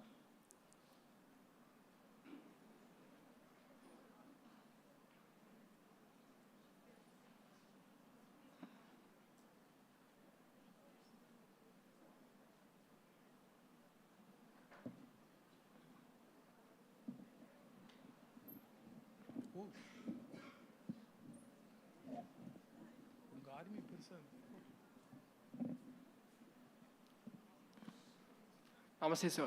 Adjust your mic. Yeah. So my question is, how do I know what's right for me? There are so many options available in today's world. I continuously choose and then unchoose, no, this is not right. So how do I know what's the best for me? சரி, நமக்கு விவேகம்னு ஒன்று இருக்குது. அந்த விவேகம் அப்படிங்கிறது நமக்கு teach பண்ணணும். இது நல்லது கெட்டதுங்கிறது இன்னொருத்தர் சொல்லி தெரியணுங்கிறது இல்லை, நமக்குள்ளேருந்தே அது சரியாக கைட் பண்ணணும். நம்ம நினைக்கிறோம் வெளியிலேருந்து சொன்னால் தான் நமக்கு தெரியும் அப்படின்னு. So this is good, this is bad அப்படிங்கிறதுக்கான பெரிய ரீசனிங், லாஜிக்கல் அப்ரோச் அதெல்லாம் செகண்டரி, அதெல்லாம். பட் நம்முடைய மைண்டே சொல்லும். சுவாமி தயானந்த சரஸ்வதி ஒரு பியூட்டிஃபுல் எக்ஸாம்பிள் சொல்வார். எப்படின்னா, 2 பேர் போய் ஒரு பேங்க்கில் கொள்ளையடிச்சானான். அவன் வந்து தனித்தனியாக திருட பண்ணால் ஹோல்சேலாக திருடி விடலான்னு முடிவு பண்ணி பேங்க்கில் போய் லூட் பண்ணிவிட்டு ராத்திரி எங்கேயோ காட்டில் போய் ஒழிச்சு வச்சுட்டு காலைல பார்க்கலான்னு அவசரமாக ஒருத்தன் சொல்கிறான், இது எவ்வளோன்னு எண்ணி பார்த்து விடலாம் பேங்க்கில் எடுத்துகிட்டு வந்ததுன்னு. ஒருத்தன் பயங்கர சோம்பேறி, அவன் சொன்னான், நாம் ஏன்டா எண்ணுவான், நாளைக்கு பேப்பரில் போடுவான்னா. இதை உட்காந்து நாம் எதுக்கு எண்ணின்னு இருப்பான், நாளைக்கு பேப்பரில் போடுவான் பார்த்துக்கலாம் அப்படின்னு. அப்புறம் சரி, ராத்திரி பொழுது போகணுமேனு 2 பேரும் உட்காந்து எண்ணியிருக்கான் என்ன பண்ணலான்னு. ஒரு 45 லட்சம் ரூபாய் என்னமோ எடுத்துகிட்டு வந்திருக்கான். மறுநாள் பேப்பரில் பார்த்தா 65 லட்சம் திருட்டுன்னு வந்ததான். எப்படின்னா, அங்கே கொஞ்சம் மிச்சம் விட்டுட்டு வந்ததை அங்கே இருக்கிறவன் 2 பேரும் எடுத்துட்டான். இவன் 2 பேரும் சொன்னான்னா, அதில் ஒருத்தர் சொல்கிறான், டான்ஸ் ரொம்ப அழகாக சொல்லுவார், திருட்டு பையன் அப்படி பார் திருடிட்டான் பாருனா. இன்னொருத்தன் சொன்னான்னா, திருடுறானே இவன் குடும்பம் விளங்குமான்னு கேட்டான். ஸோ இது திருட்டுன்னு தெரியும், இதை செய்கிறவன் நல்லா இருக்க மாட்டான்னு தெரியும், ஆனால் இவன் 2 பேரும் அந்த காரியம் தான் பண்ணிட்டு வந்திருக்கிறான். தன்னை தவிர பாக்கி எது பண்ணாலும் அது திருட்டு, அவன் நல்லா இருக்க மாட்டாங்கிறது தெரியுது. இதைத்தான் திருவள்ளுவர் சொன்னார், தன்னெஞ்சு அறிவது பொய்யற்க மனத்துக்கண் மாசிலனாதல் அனைத்து அறன்னர். இது நல்லது கெட்டது என்பதை வெளியிலிருந்து யாரும் சொல்ல வேண்டியதில்லை, உன்னுடைய உள்ளுணர்வு உனக்கு தெளிவாக சொல்லிவிடும். ஸோ எது குட் எது பேட் அப்படிங்கிறத, ஏன் நான் இதை செய்யணும் ஏன் இதை செய்யக்கூடாது அப்படிங்கிறத, வெளியிலேருந்து வர்ற ஆர்குமெண்ட்ஸ் எல்லாமே சாதாரணமான விஷயம். உள்ளேருந்து ஒன்று சொல்கிறது பார், அதுதான் உண்மையில பவர்ஃபுல்லான விஷயம். Thank you sir. Namaste sir, I'm Diya. So sir, do you think spirituality is declining among the youth? And if so, then how can the younger generations embark on it? Declining சொல்ல மாட்டேன், பட் அவங்களுடைய என்ன சொல்கிறது preferences வந்து சில விஷயம் கொஞ்சம் மாறி இருக்குது. இப்போ நாங்கள்லாம் வந்து வளர்ந்த காலத்தில் எங்களுடைய பெரியவங்களுக்கு நாங்கள் எவ்வளவு கட்டுப்பட்டு இருக்க வேண்டிய ஒரு சூழ்நிலை இருந்ததோ அது இப்போ இன்றைக்கி இல்லை. கண்டிப்பாக பெரியவங்களுக்கு நாம் வந்து அப்பா முன்னாடி நாங்கள் நிற்கக்கூட மாட்டோம். அதெல்லாம் சரியானு கேட்காதீங்க. நான் என் பொண்ணுகிட்ட கேட்டேன் ஒரு தடவை, நான்லாம் எங்கள் அப்பா முன்னாடி உட்காந்ததே இல்லைம்மா அப்படின்னு. அவள் டக்குன்னு ஒரு பேர் சொன்னான், யாரோ ஒருத்தட்ட தப்பு இருக்கணும்பா, ஒன்று உங்கள்கிட்டயா இல்லை உங்கள் அப்பாட்டியான்னு கண்டுபிடிக்கணும்னா. இப்போ அவ்வளோ ஒரு லிபர்ட்டி வந்து இன்றைக்கி குழந்தைகள், ஏன்னா ஒரு குழந்தை 2 குழந்தைன்னு இருக்கும்போது முன்ன மாதிரி எல்லாம் நடத்த முடியறதில்ல. ஸோ எங்களுடைய அப்ரோச்சும் மாறி இருக்கு. ஸோ ஸ்பிரிச்சுவாலிட்டி குறைஞ்சி போச்சுன்னு சொல்ல முடியாது. ஏன்னா இன்னும் நீங்கள் வந்து கோயிலுக்கு போகிறதோ, இல்லை ஒரு ப்ரேயர் பண்ணுறதோ, இல்லை மெடிடேஷன் பண்ணுறதோ, இல்லை என்னங்கிற சர்ச்சில் இருக்கிறதோ அதெல்லாம் குறையவே இல்லை. ஆனால் உங்களை அட்ராக்ட் பண்ணக்கூடிய அட்ராக்ஷன்ஸ் வெளியில் ஜாஸ்தி ஆகிட்டே வருது. வெளியிலேருந்து எப்போ பார்த்தாலும் இந்த செல்லுக்குள்ளேயே புதைஞ்சு போய்டுறது, வேறு ஏதாவது ஒன்று தேடிக்கிட்டே இருக்கிறது, இந்த வீட்டில் முடிக்க வேண்டிய காரியங்களை விட கூட நம்முடைய பொழுதுபோக்கு விஷயங்களுக்கு அதிக முக்கியத்துவம் கொடுக்கறது அப்படின்னு. ஸோ அதெல்லாம் நீங்கள் ரீகன்சிடர் பண்ணணும் அப்படிங்கிறது மை ஹம்பிள் ரிக்வெஸ்ட். ரீகன்சிடர் பண்ணணும். This is my humble request. Thank you, sir.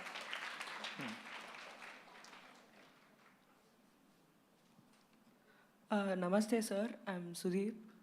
Sir, my doubt is, ideally, us humans must never lose our temper or give in to our materialistic temptations. But then we feel such strong impulses to lose it or go in these paths. Sir, why do we feel these impulses and how to overcome them? யாரோ பெரியவா question எழுதி கொடுத்துருக்கான்னு நினைக்கிறேன்னா இல்லை sir, அவங்களே பண்ணுறது இல்லை. அவ்வளோ தூரத்துக்கு செல்ஃப் அனாலிசிஸ் பண்ணுறாங்களே இம்பல்சஸ் எல்லாம். அவ்வளோ ஈஸி இல்லை அது ஜெயிக்கிறது. நான் முதலே சொன்ன பாருங்க, இன்ஸ்டிங்க்ட்னு ஒன்று இருக்குது உள்ளுக்குள்ளே ஒவ்வொரு மனுஷனுக்கும். அது என்னென்னா அந்த பாடி அந்த கர்மா அதன்படி வந்திருக்கிறது அந்த காரியத்தை தான் செய்யும். நான் முதலே சொன்ன பாருங்க, ஒரு பாம்பு அப்படின்னா அது தன்னுடைய நேச்சர் படி தான் நடந்துக்கும். நாமளும் வந்து மனுஷனாக வந்து பறந்துடுறமே ஒழிய ஃபார்மில் நமக்குள்ள சில குவாலிட்டிஸ் வந்து பல பர்த்தில் நம்ம அக்யூமுலேட் பண்ணிக்கிட்டே வந்த குவாலிட்டிஸ் அப்படியே நிற்கும். வாசனான்னு பேர் அப்படியே நிற்கும், ஒன்றுமே பண்ண முடியாது. அதுக்கு தகுந்த மாதிரி அதை பார்த்த உடனே நாம் வந்து தூண்டப்படுவோம். நீ சொன்னல ஒரு விஷயத்தை பார்த்த உடனே நமக்கு ஏன் ஒரு ஆசை வருது, அந்த இம்பல்சஸ் உள்ளேருந்து அது வேணும் அப்படின்ற நினைப்பு ஏன் வருதுன்னு. இது வரும், இது வரக்கூடாதுன்னு நினைக்கிறதும் கரெக்டு. அதை ஜெயிக்கிறதுங்கிறது அவ்வளோ ஈஸி இல்லை. அதுக்கான முயற்சி தான் லைஃப், ட்ரையல். இதை எப்படி ஜெயிச்சு வெளியே வரலாம்? 2 வகையில் வரலாம். ஒன்று நம்முடைய முயற்சினால் வரலாம், இல்லை நம்முடைய குருவினுடைய அனுகிரகத்தினால வரலாம். சில பேர் சேவ் பண்ண குரு எவ்வளோ பேர் இருக்காங்க, டக்குன்னு அப்படியே ஆஃப் பண்ணிடுவாங்க. அவனுக்குள்ளே அந்த மாதிரியான உணர்வே வர முடியாதபடி டோட்டலாக ஆஃப் பண்ண குரு எவ்வளோ பேர் இருக்கிறாங்க. அவங்க எப்படி பண்ணுறாங்கலாம் தெரியாது. அதான் அந்த திங்கிங் ப்ராசஸ்ன்னு இருக்கு இல்லையா, உள்ளேருந்து அதே கட் பண்ணிடுவாங்க. அப்படி அவங்களால அந்த மாதிரி திங்க் பண்ணவே முடியாது அப்படின்னு டோட்டல் சேஞ்சஸ்லாம் பண்ணுவாங்க. ஷீரடி சாய்பாபா உட்காந்துருக்கார், அவருடைய சிஷ்யன் வந்து தவறாக நினைக்கிறான். வந்து ஒரு லேடி நமஸ்காரம் பண்ணுறாங்க, தப்பாக நினச்சிட்டா. அவங்க அப்படி போன உடனே இவனை நழுவி போகிறான். அவனை கூப்பிட்டார், நீ என்ன நினச்சேன்னு கேட்குறது. என்ன நினச்சேன்னு அவன் சொல்ல முடியல. ஆனால் குருக்கிட்ட மறைக்க முடியுமா? அவன் தடுமாறுறான். நீ என்ன நினச்சேன்னு நான் சொல்லட்டுமா? சொல்கிறார், உன் மனசில் ஒரு எண்ணம் ஓடிச்சு. அவர் ஒரு கேள்வி கேட்டார், எங்கேயோ வெளியில் இருக்கிற போது உனக்கு அந்த தாட் வரலாம், ஏன் முன்னாடி இருக்கும்போது உனக்கு வரலாமா? அடுத்த வார்த்தை அவர் சொல்கிறார், நோயோடு இருக்கிறவன் டாக்டர்கிட்ட வந்தால் நோய் இல்லாமல் வெளியே போகணும். என்கிட்ட இருக்க வரைக்கும் உனக்கு அந்த எண்ணம் வர முடியாது, இனிமேல் வர முடியாது, போ அப்படின்னார். வரல. அப்புறம் அப்போ அவர் என்ன பண்ணார்? அவருடைய தாட் ப்ராசஸ்க்குள்ளே அவர் எப்படி குறுக்க போனார்? மைண்டு எப்படி திங்க் பண்ணுறதோ தன்னுடைய கர்மாவுக்கு ஏற்ற மாதிரி அதுக்கு அந்த ஆசைகள் உண்டாகும். அதை ஸ்டாப் பண்ணக்கூடிய வலிமை ஒன்று நமக்கு உண்டாகணும். அது எப்போ வரும்னா பை அவேர்னஸ். நமக்குள்ளே அந்த அவேர்னஸ் வந்துடுத்து அப்படின்னா இது வேஸ்ட்டு, இது நம்ம லைஃப்பை ஸ்பாயில் பண்ணணும், திரும்ப திரும்ப தேவையில்லாமல் இது இதான் எத்தனை தடவை இதே சாப்பிட்ருக்கணும், திரும்பி இதே சாப்பிட்டு என்ன பண்ண போகிறோம் அப்படிங்கிற ஒரு மெச்சூரிட்டி வரும். அது உள்ளேருந்து அந்த அவேர்னஸ் வரணும். உள்ளேருந்து அந்த அவேர்னஸ் வரலன்னா குரு கடாட்சம் இருக்கணும். இந்த 2 தான் இதுலேருந்து வெளியே வரதுக்கான வழி. Thank you sir. Namaste sir, நான் Sai Siddhant. I would like to ask a question here. In Prahalada Charitram, Lord, he emerges from the pillar as Narasimha. So in this case, he proves that he's present everywhere.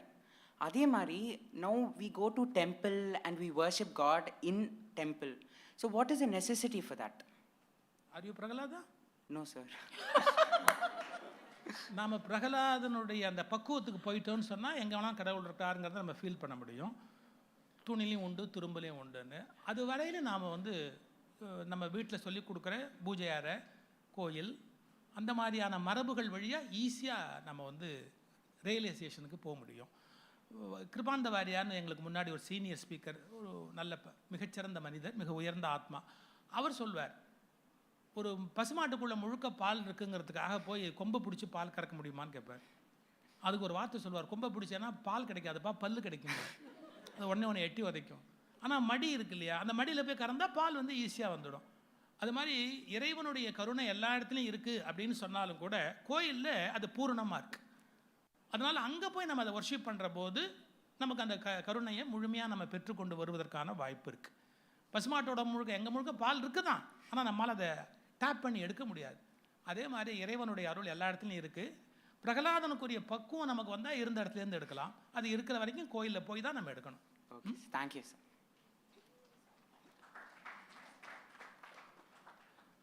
Namaskaram sir, I am Lakshmi Narasimhan. I have a question. Prahaladan பற்றி சொன்ன உடனே லட்சுமி நரசிம்மன் வந்துட்டா இருப்பா. Yeah, so I have a question. Our culture mainly believes in dharma, but then what is the need to worship God? I'm not saying God is not there. God is there, but fine. I can just follow dharma. I can follow righteousness. I do good things. So because of that, because of my karma, my actions, good things will happen to me. I live a prosperous life. So why should I worship God? What is the need? I'll live like a good person and be happy. அவ்வளோ லாஜிக்கலாக நம்மால் அதை ஆரம்பத்துலேருந்து practice பண்ண முடியாது. ஆனால் presence of God அப்படிங்கிறத feel பண்ண ஆரம்பித்தா நான் தப்பு பண்ணக்கூடாது, எல்லா இடத்துலையுமே பகவான் இருக்கிறார், என்னை பார்த்து கொண்டே இருக்கிறார், அப்படிங்கிற போது எந்த தவறும் நான் பண்ணக்கூடாதுங்கிறத தர்மத்துக்காக அப்படின்னு பின்பற்றதை விட ப்ரெசன்ஸ் ஆஃப் காட் எல்லா இடத்துலையும் இருக்குங்கிற போது நான் என்னை சேஞ்ச் பண்ணிக்கிறதுக்கு ரொம்ப யூஸ்ஃபுல்லாக இருக்கும். இது ஒரு ஸ்டேஜ். ரெண்டாவது, அது உள்ளே நீங்கள் ட்ராவல் பண்ணி பார்த்தா தான் அந்த கடவுளுங்கிற அனுபவத்துக்குள்ளே ட்ராவல் பண்ணி பார்த்தா தான், அந்த மிஸ்டிக் எக்ஸ்பீரியன்ஸ்குள்ளே ட்ராவல் பண்ணி பார்த்தா தான் இந்த தர்மங்களெல்லாம் தள்ளி அது ஒரு வித்தியாசமான எக்ஸ்பீரியன்ஸ் அப்படிங்கிறத கண்டுபிடிக்க முடியும். இப்போ வெளியிலேருந்து பார்த்தா சட்டப்படி அப்படிங்கிறதுக்கு தர்மா இருக்குது போதும். நீங்கள் சொன்னது ஒரு ரிலிஜன்லேயே இருக்குது. சமண மதம் அப்படி வந்தது தான், பௌத்த மதம் அப்படி வந்தது தான். அவங்களே என்ன கேட்குறாங்க, எதுக்கு தட் இஸ் ஒரு ப்ரெசன்ஸ் ஆஃப் காட் எந்தக்கு அவசியமே இல்லை, ஒரு ரூல்ஸ் அண்ட் ரெகுலேஷன்ஸ் ஃபாலோ பண்ணால் போதாதான் நீங்கள் கேட்ட கேள்வி எஸ்டாப்ளிஷ்டு கொஸ்டின். அது ஒரு சிஸ்டமே இருக்குது. ஆனால் அதில் நீங்கள் அனுபவிக்க முடியாத ஒரு பேரானந்த நிலைன்னு ஒன்று இருக்குது. அந்த பேரானந்த நிலை என்பது கடவுளை நாம் ஃபீல் பண்ணுற போது தான் கிடைக்கும். என்னால் அதை முழுக்க வார்த்தையில் சொல்ல முடியல, பட் நான் இப்போ அது சூத்திரத்தை மட்டும் சொல்கிறேன். என்னென்னா, ஒரு ஆனந்த நிலை என்பது வெறும் தர்மத்தாலும் சட்டங்களாலும் விதிகளாலும் நமக்கு கிடைக்காது. அந்த ஆனந்த நிலை என்பது இறை அனுபவத்தாலும் வழிபாட்டாலும் பாடுதல் ஆடுதல் போன்ற நம்முடைய மெய் கிரியைகளாலும் அல்லது கண்மூடி கண்ணீர் விடுதல் என்ற அனுபவத்தாலும் இது மூலமாக தான் அதை அனுபவிக்க முடியும். ஏன்னா நமக்குள்ளே என்னதான் நம்ம தர்மத்தை பேசினாலும் நமக்கு மனசுன்னு ஒன்று இருக்குது. அந்த மனசுக்கு வேண்டிய எல்லா உணவையும் கொடுக்கக்கூடிய ஆற்றல் இந்த மாதிரியான வழிபாட்டுக்குள்ளே தான் இருக்குது. நீ சொல்கிறது அறிவுக்கு உரியதை தர்மம் கொடுத்துரும், ஆனால் மனசுக்கு உரிய சந்தோஷத்தை இறை வழிபாடு தான் கொடுக்க முடியும். ஓகே சார், யா, தேங்க்யூ சார்.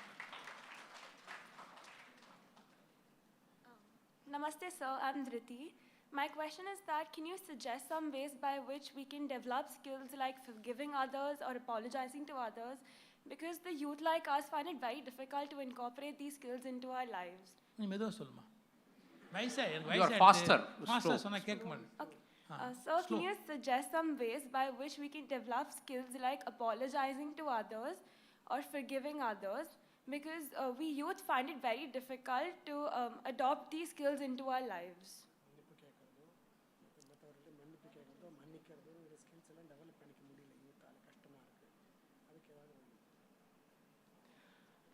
நான் எப்படி நடக்கிறதுன்னு கேட்டால் நான் என்ன சொல்கிறது? நடக்கணும். நம்ம இன்னொருத்தருடைய இடத்துக்கு நாம் ட்ராவல் பண்ணால் தான் இந்த தப்பை அவங்க ஏன் பண்ணியிருப்பாங்க அப்படிங்கிறது புரிஞ்சுக்க முடியும். அவங்க ஏதோ ஒரு சின்ன மெச்சூரிட்டி இல்லை, இந்த தப்பை பண்ணிட்டாங்க, ஸோ நம்ம ஏன் அதை மன்னிக்கக்கூடாது, அப்பாலஜைஸ் பண்ணிட்டு போகலாமே. அந்த உணர்வு நமக்கு இன்னொருவருக்குடைய அந்த அவங்க இடத்துக்கு நம்ம மனசு அங்கே போனால் தான் அதை கண்டுபிடிக்க முடியும்.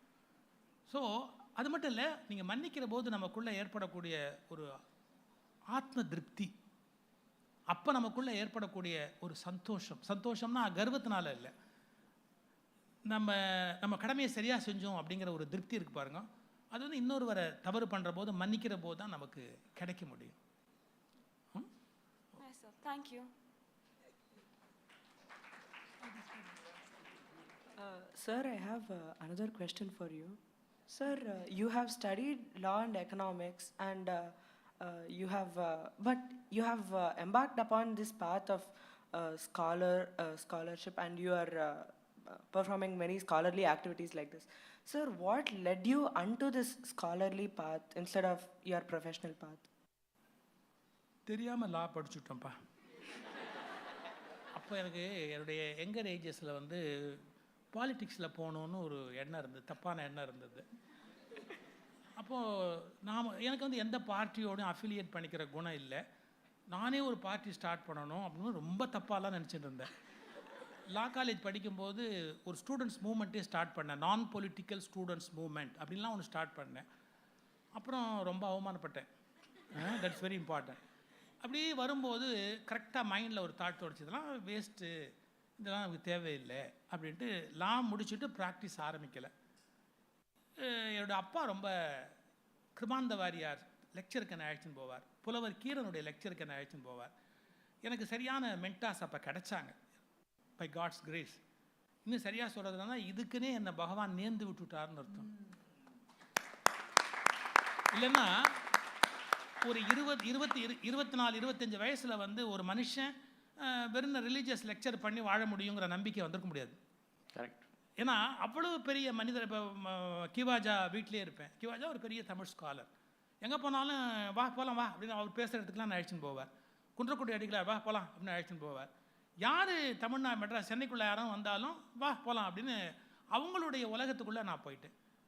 அப்போது ரொம்ப ரொம்ப பெரிய பெரிய பெரிய விஷயங்களை மிக மிக பெரிய மனிதர்களோடு இருந்து கேட்டு, வாரியாரோட, கிவாஜாவோட, ஆசா ஞான சம்பந்தத்தோட, குன்றக்குடி அடிகளாரோட, இப்படி பெரிய பெரிய ஜெயின்ட்ஸ் எல்லாரோடையும் இருக்கிற ஒரு வாய்ப்பை நான் ட்ரை பண்ணி அடைஞ்சிருக்க முடியாது, முயற்சி எடுத்து அடைஞ்சிருக்க முடியாது. அதனால் இதுக்கு ஒரே வார்த்தை தமிழில் திருவருள் சித்தம்னு சொல்லுவோம். இறைவன் நமக்கு அந்த இடத்துல இருக்கணும் அப்படின்னு நம்மளை அங்கே பொருத்தி இருக்கிறார்னு அர்த்தம். அதனுடைய வாய்ப்பு எனக்கு மிகப்பெரிய மனிதர்களுடைய மிக மிக உயர்ந்த உத்தமமான மனிதர்களுடைய அந்த தொடர்பு கிடச்சிது. அதனால் இதே ஃபீல்டில் அப்படியே ட்ராவல் பண்ணேன். நான் லா படித்தேங்கிறத மறந்தே போயிட்டேன். படித்தப்பவே நிறைய மறந்து போய் பரிசு எழுதுனேன். Thank you for asking a personal question. So any other question from anybody? Yes, please come.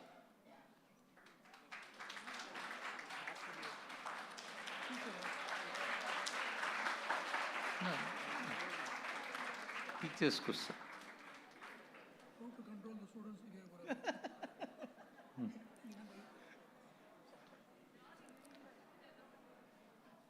Sir, vanakkam sir. Please allow me to ask 2 questions. One for my children. ஒரு கொஸ்டினோட நிறுத்த மாட்டீங்க.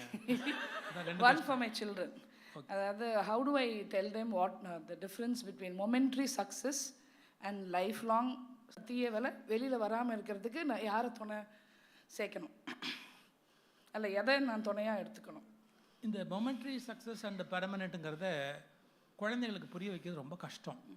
ஏன்னா ஹியூமன் டெண்டன்சியே வந்து அந்த நேரத்தில் ஒரு சந்தோஷம் வேணும் அப்படிங்கிறது தான் அவங்க ரொம்ப.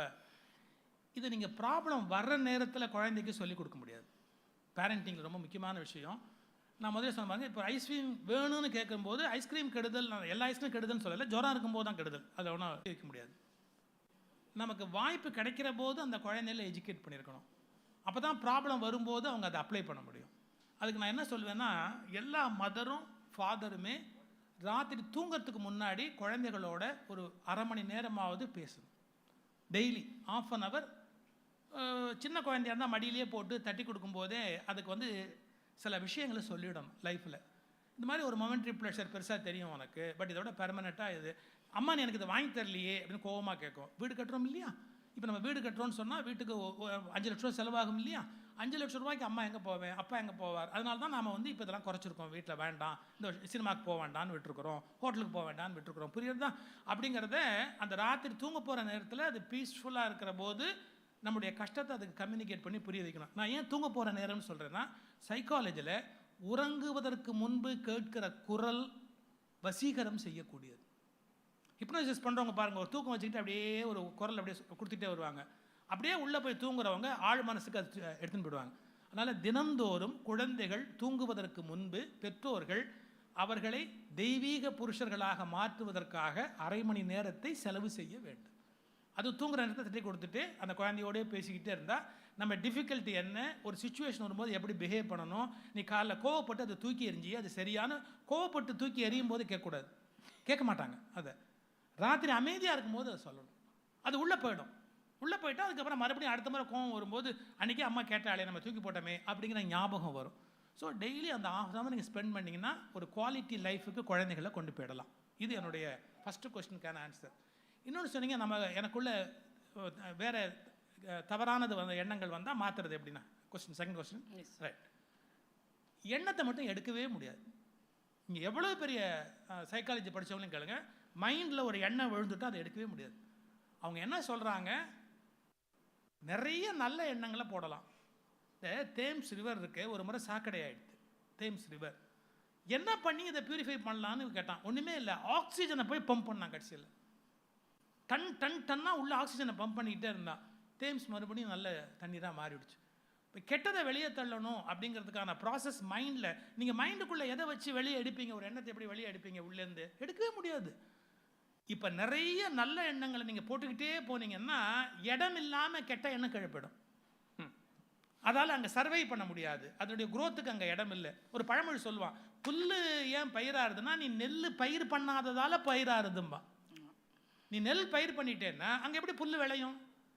ஸோ நல்லதாகவே நிறைய நம்ம போட்டுக்கிட்டே இருந்தோம்னு வச்சுங்க. நான் இன்றைக்கி காலம்பரை இது பண்ணணும், அப்புறம் இது பண்ணணும், அப்புறம் இது பண்ணணும், நிறைய நல்ல எண்ணங்களை நம்ம போட்டுக்கிட்டே இருந்தால் கெட்ட எண்ணம் இருக்கிற இடம் தெரியாமல் உள்ளே போய் உட்காந்துக்கும், பம்பிக்கிட்டு பேசாமல் உள்ளே போய் உட்காந்துக்கும்.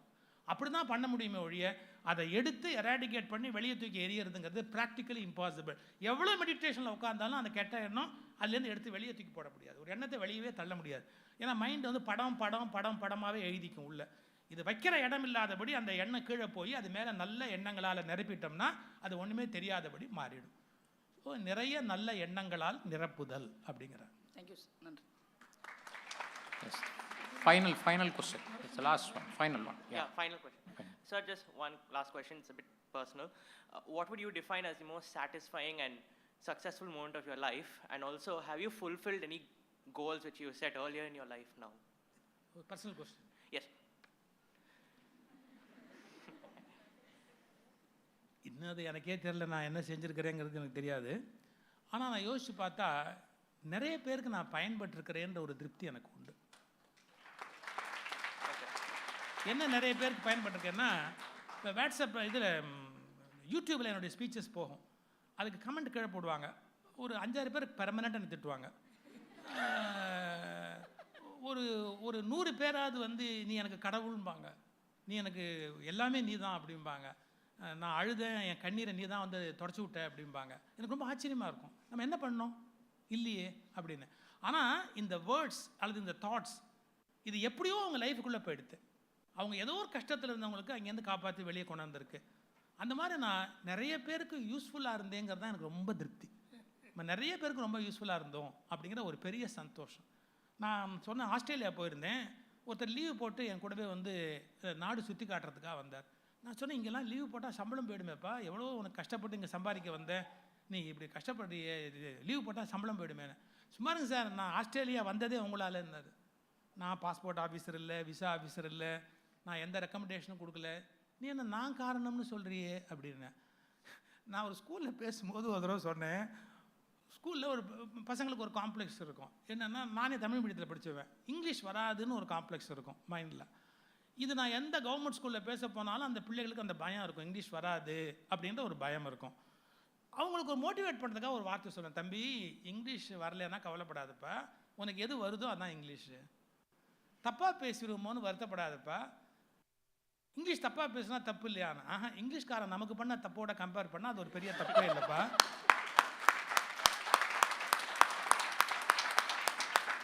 ஏன்னா அவனுக்கு நான் அந்த நம்பிக்கையை ஊட்டலேன்னு சொன்னால் ஒரு கவர்மெண்ட் ஸ்கூல் கிராமத்தில் படிக்கிற பையன் வீணாக போயிடுவான், டோட்டலாக நமக்கு ஒன்றும் வராது அப்படின்னு. ஸோ அவனுக்கு அந்த நம்பிக்கையை கொடுப்பேன். அதுக்கு நான் ஒரு இன்சிடென்ட் கூட சொல்லேன். என் டிரைவர் ஒரு தடவை சொன்னார், மறக்கவே முடியாது. இப்போ இருக்கிற ஊரில் அப்போ இருந்த டிரைவர், கார் போச்சு, ஆட்டுக்குட்டி ஒன்று குறுக்க வந்துடுச்சு, என் கூட இன்னொருத்தர் வேற ஒருத்தர் பேசிக்கிட்டே வந்தார், பிரேக் போட்டில் போய் மூக்கு அடிச்சிருச்சு அவருக்கு அப்படியே டக்குன்னு. அவர் இங்கிலீஷ்காரர். அவர் ஒரு கேள்வி கேட்டார், என்ன அப்படி பிரேக் போட்ட அப்படின்னு. என் டிரைவருக்கு இங்கிலீஷ் தெரியாது. ஒரு வேர்டு சொன்னா, மட்டன் ஜம்பிங் சார். அவரை பொறுத்த வரைக்கும் ஆடுன்னா அவனுக்கு தெரிஞ்ச வார்த்தை அதுதான். பிரேக் புட்டிங் சார்னா, mutton jumping sir, break pudding சார்னு. நான் உடனே என் பேக்கெட்லேருந்து ஒரு 500 ரூபாய் எடுத்து, இது உண்மையானு கேட்காதீங்க, ஒரு பணத்தை எடுத்து அவன் கையில் கொடுத்து வச்சுக்க அப்படின்னு. எதுக்கு சார் அப்படின்னா, ஒரு இங்கிலீஷ்காரன்ட்டு இங்கிலீஷ் பேசிட்டுடா நீ. உன் தைரியத்தை நான் ரொம்ப பாராட்டுறேன் அப்படின்னு. இந்த சம்பவத்தையும் நான் ஸ்கூலில் சொல்லுவேன். ஏன்னா நீ உனக்கு வரலங்கிறதுக்காக தயங்கி போயிடாத ராஜா, பேசு, தப்பாக பேசினா யாராவது திருத்துவாங்க, திருத்திக்க அப்படின்னு ஒரு பெரிய ஓமந்தூர் ராமசாமி ரெட்டியார் தப்பாக இங்கிலீஷ் பேசி அதை யாரோ திருத்திருக்காங்க. இதெல்லாம் சொல்லுவேன் இன்சிடென்ட். மகாத்மா காந்தி இங்கிலீஷுக்கு தப்பு சொல்லி ஒருத்தர் லெட்டர் போட்டார், காந்தியோட இங்கிலீஷ் தப்பு அப்படின்னு. காந்தி என்ன ரிப்ளை எழுதினார் தெரியுமா? இது மாதிரி 100கணக்கான லெட்டர் என்கிட்ட இருக்கு, திருத்த வேண்டியது, வந்து வேலைக்கு சேர்றியான்னாரு. என்கிட்ட வேலைக்கு ஜாயின் பண்ணுறியா, எனக்கு திருத்த வேண்டிய லெட்டர் நிறைய இருக்குது அப்படின்னார். எதுக்கு சொல்ல வரேன்? கான்ஃபிடன்ஸ் நான் அவனுக்கு உண்டு பண்ணணும். நீ இதை நான் பேசியிருக்கேன் அவருடைய பள்ளிக்கூடத்தில், எங்கேருந்து எங்கே போயிட்டேன்.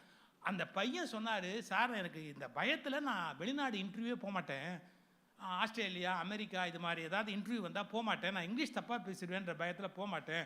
உங்கள் பேச்சை கேட்டேன் சார், நான் அந்த இன்டர்வியூக்கு வந்தேன் சார், எனக்கு கிடைச்சி கொடுத்து சார்னார்.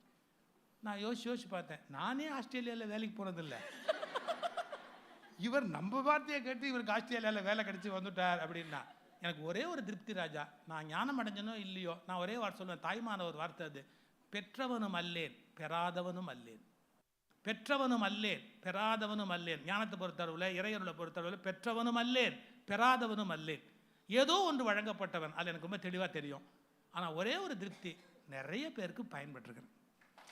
Thank you, sir. Thank you very much. Thank you, sir. A round of applause.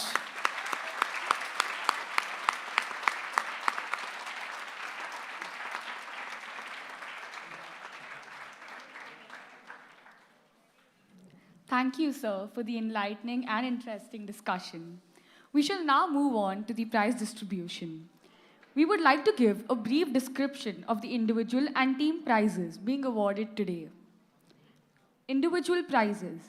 In the Google Forms quiz that was conducted as part of Sri Adishankara Day Program, top performing students were identified and are presented with individual awards in 4 categories, which are distinction, super, merit, and additional. The first prize, the laptops, are sponsored by Sharda Ceramics, Chennai. All the prize books awarded to all the winners throughout Tamil Nadu are being sponsored by Sri Veera Subbiah Swamigal Trust, Chennai. Additional prizes will be distributed first, followed next by the merit category. The students who have received the additional prizes from the Modern Senior Secondary School are Abhipsha Sahu,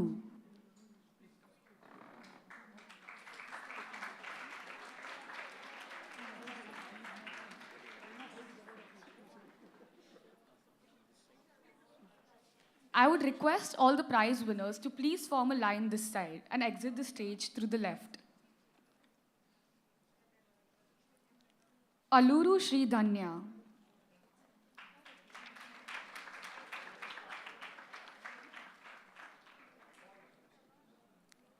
Amoha Srinivasan, C. Kirtana, D. Vishnuvardhan, E. Priya, G. Dakshita,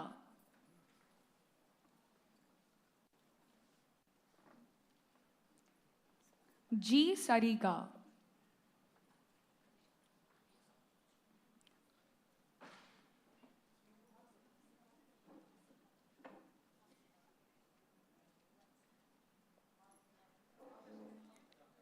Hamsika Rajagopal,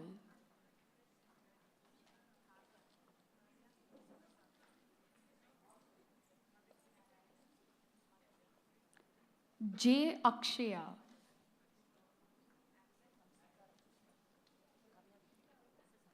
Hamsika Rajagopal,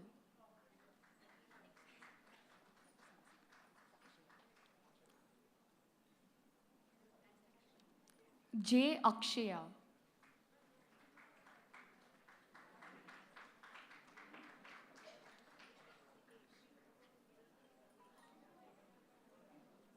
Kavya S. Prasad,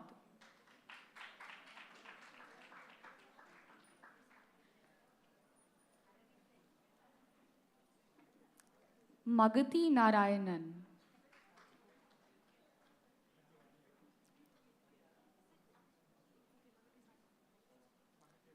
N. Rajagopalan, For the students who are absent today, I would kindly request the mentors to please collect their awards. Please collect the awards after the award ceremony. N. Rajagopalan. P. Pravina Adidevi. P. Pravina Devi.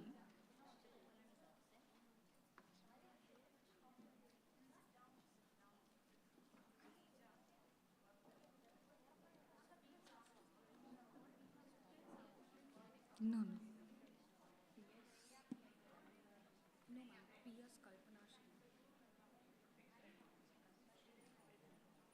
R. Dharanya.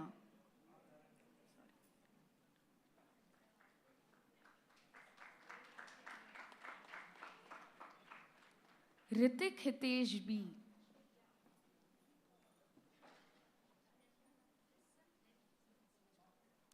S. Aravindan.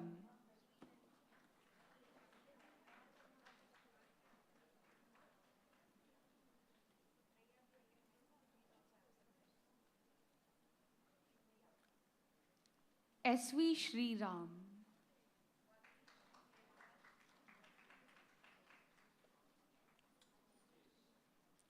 S. Harikripa.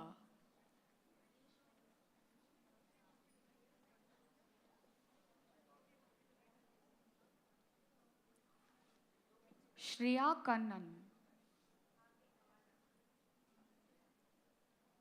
Shreya Kannan. Shrija Sri Rama Manikandan.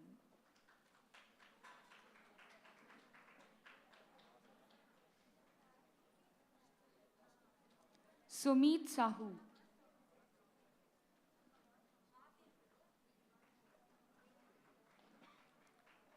Treya B. Iyer.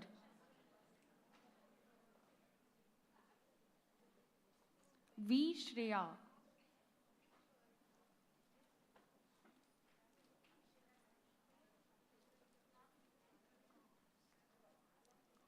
V. Shri Ranjani. V. Vidya.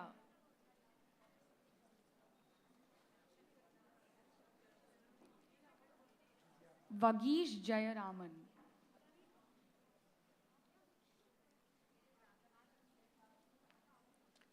We now have prize winners from B.V. Bhavan's Rajaji Vidyashram. The first is Ajitesh R.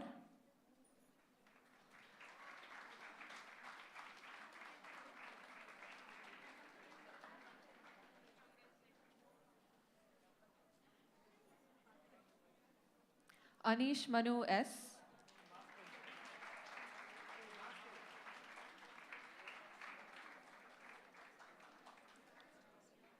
G. Rohit Sudarshan.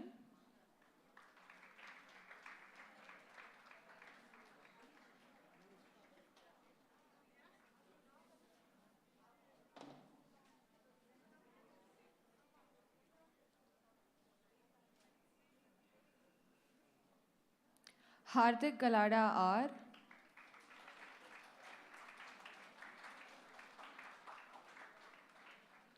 And Yukti Wadwa.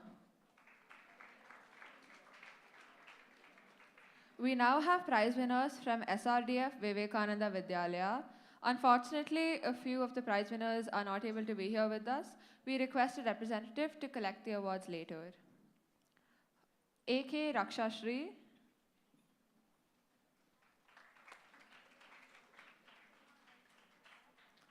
Akshay Dharani MS and Alankrita V are unfortunately not here with us. Next is B. Jahnavi.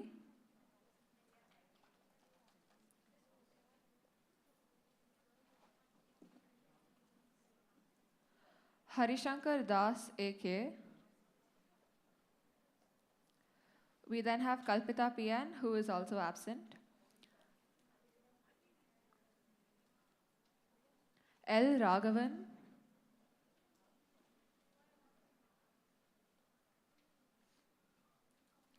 Nityashri S.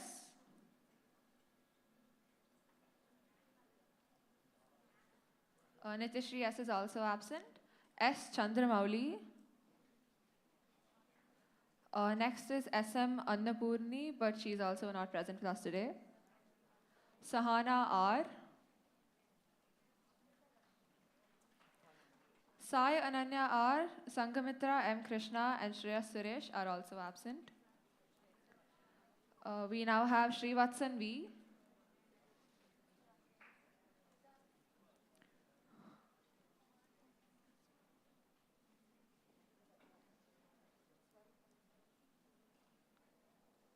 Suranjana S is unfortunately not here with us today.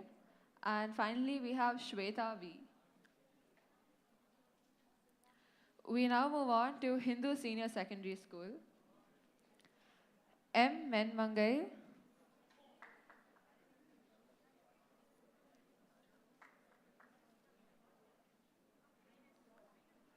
M. Menmadi.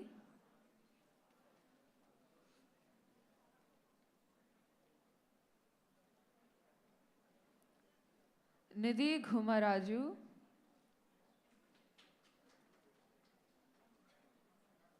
And finally, T. Priyavarshini.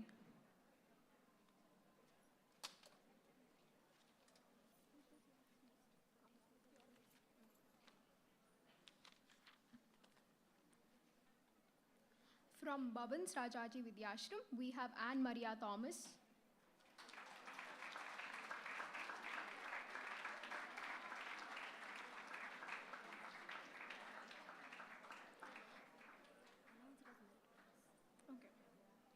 So these are merit prizes. For SRDF Vivekananda Vidyalaya, we request the mentor teacher to collect the awards later.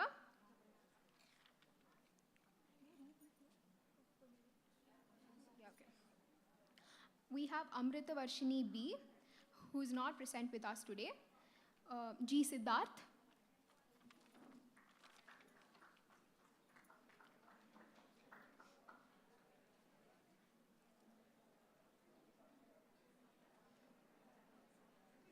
Giri Chandran AR is absent. Next is M. Swarupa Mangal.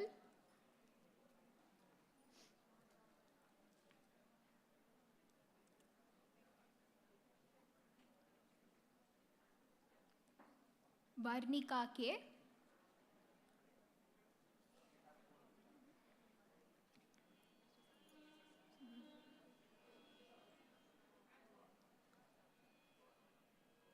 From Hindu Senior Secondary School, we have S.M. Aravind Krishna.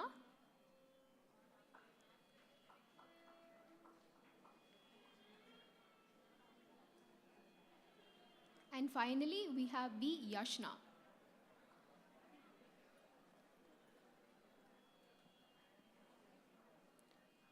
Next is the super category with participants who have scored 85 to 95%. Only 7 students have won this prize from all over the state, but 4 of them couldn't attend the program, today's program, unfortunately. They are Mukund A from Amrita Vidyalayam Tirupur, Amrita S, Amrita Vidyalayam Trichy, Rhea Tirumalai and Sanjita ST from Swami Dayanand Metric Higher Secondary School. 3 Chennai students who have won this prize are with us now, and they are being awarded books and Bluetooth neckband headphones. First is Giridharan MS from Bharati. Okay, Ashwini Ramachandran from Hindu Senior Secondary School. And we request everyone to applaud a little louder. And Ishwar Narayan Anand from PS Senior Secondary School, Mylapore. Of the 6,000 plus students who attended the Google Forms quiz, only 1 student has secured distinction. Please give her a huge round of applause. M. Vaishnavya from Swami Dayanand Metric Higher Secondary School. She is being given Bluetooth headphones. Unfortunately, she cannot be here for the ceremony today to receive her award.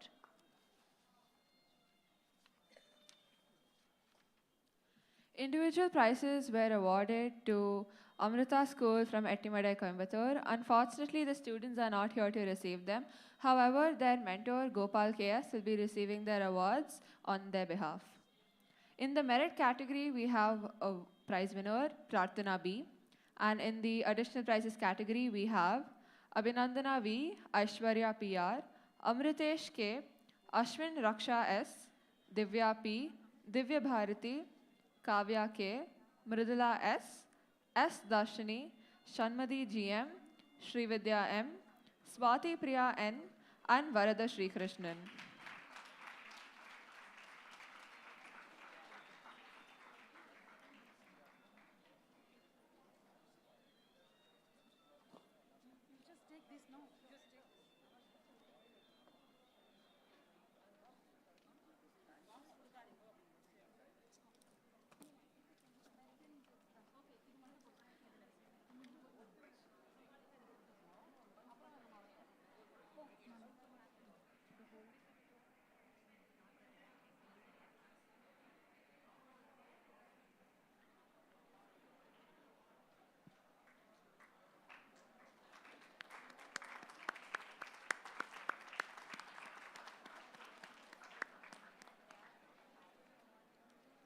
We shall now be moving on to the team prizes.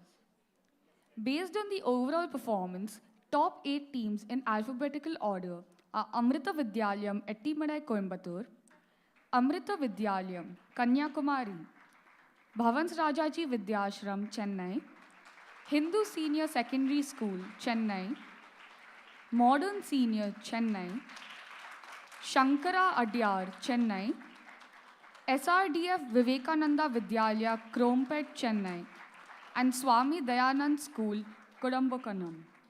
These teams were selected for a series of exciting live quizzes, of which 4 teams participated in finals.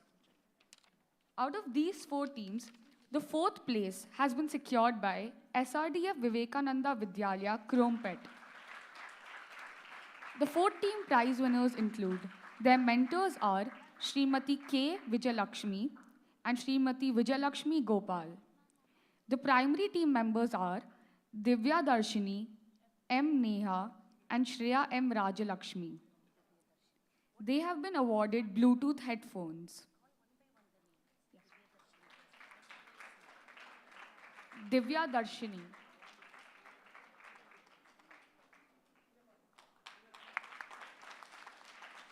Please give them a good round of applause.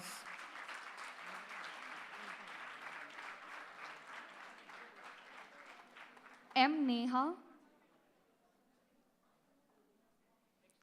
The secondary team members are Harini R, Shatrikan P.S., S. Chandrasekhar, and A.S. Raj Sharan. The secondary team members have been awarded books.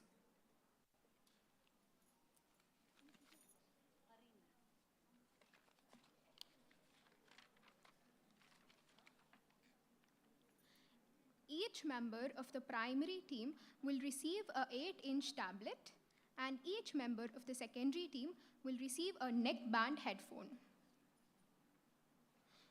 The 3rd place is secured by Amrita Vidyalayam, Ettimadai, Coimbatore.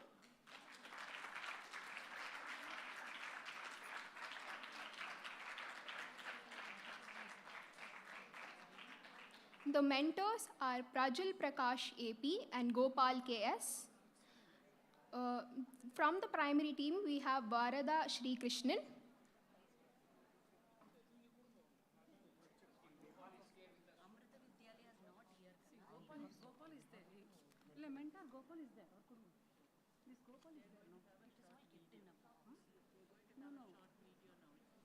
A short video is going to be displayed now on the screens of the final quiz.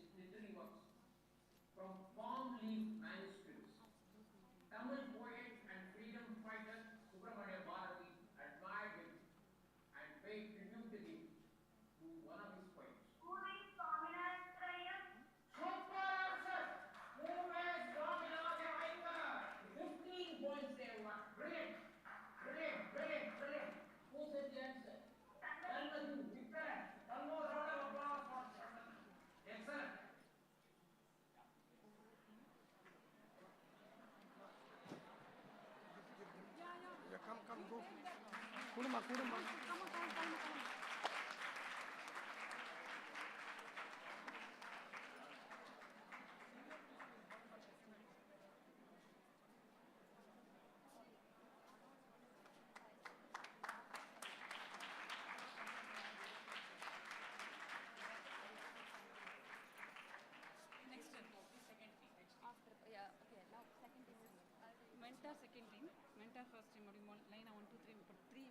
week கொடுத்தோம் இல்லையா second third யா mentors தானே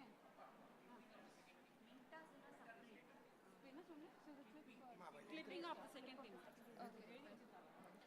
We are now going to display a clip of the team which secured the second place.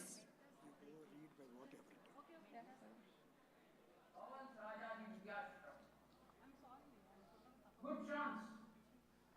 Last chance. Grab all the 30. Okay. This says what Sivamavai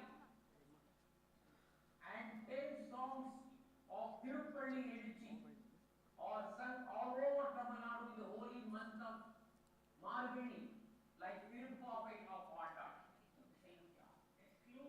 You who came from England and stayed in Tamil Nadu for over 40 years was greatly impressed and translated this saint's work into English. That's the right answer. That's the right answer. That's the right answer. So he finally put it in Chidambaram and attained liberation at the lotus feet of Lord Nagaraja. His famous work is kept in Chidambaram. In his early days, he was a minister in Madurai. Okay? So Monica Vachika, right answer, 20 points to Bhavan Raja Vidyatheertha. Well done.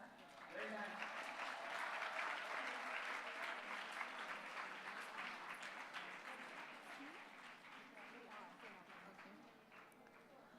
The mentors for the school are Ambika P and Preeta R. The primary team consists of Lakshmi Narsimhan,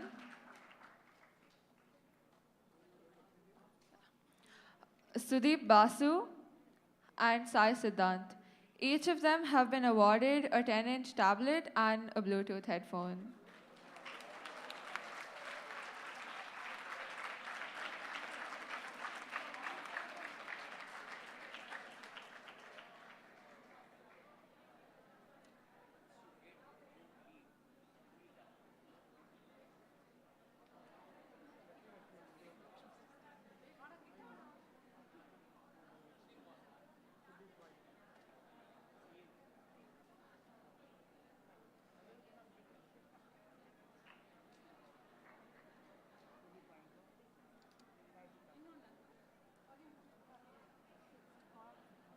Sai Siddhant.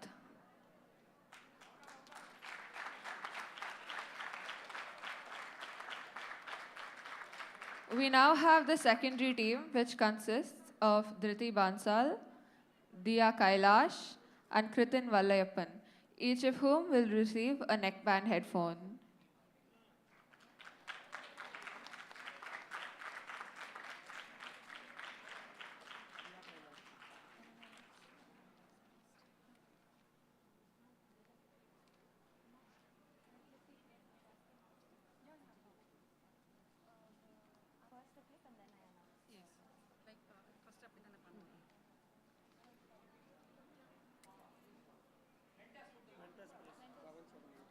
Yes, the mentors are Ambika P and Preeta R.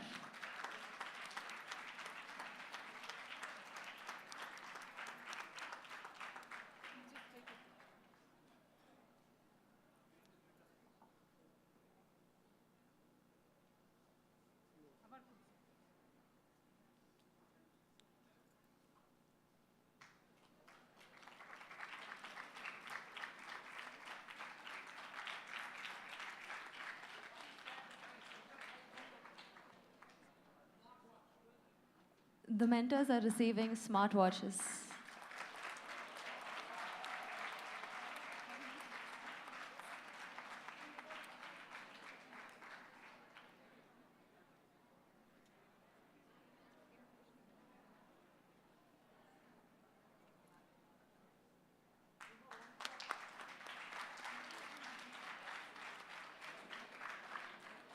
Next, a video clip from the finals for the first prize winners will be played.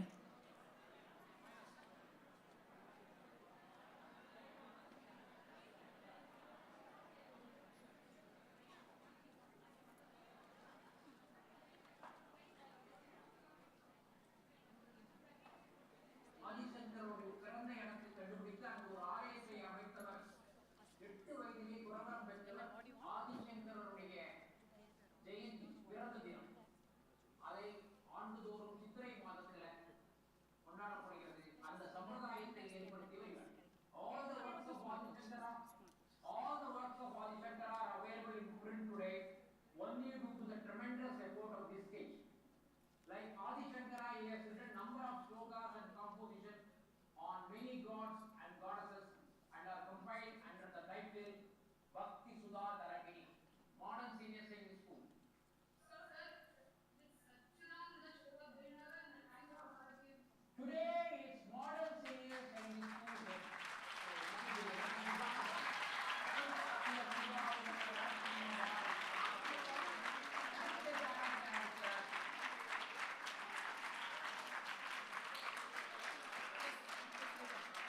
The winner of the Jagadguru Shri Abhinava Vidyatheertha Mahaswamigal Silver Rolling Trophy is Modern Senior Secondary School.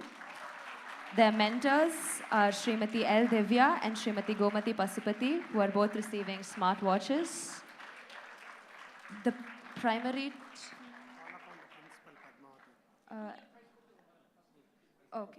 the primary team consisting of B. Bhargavi, Sinduri Venkatraman, and Samyukta Subramanian win a laptop each.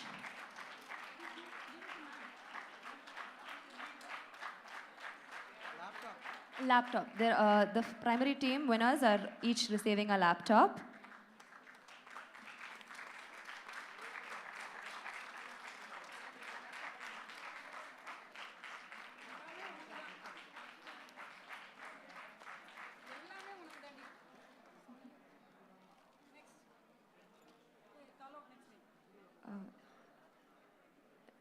Outstanding performance through a unanimous decision taken by the judges of the contest.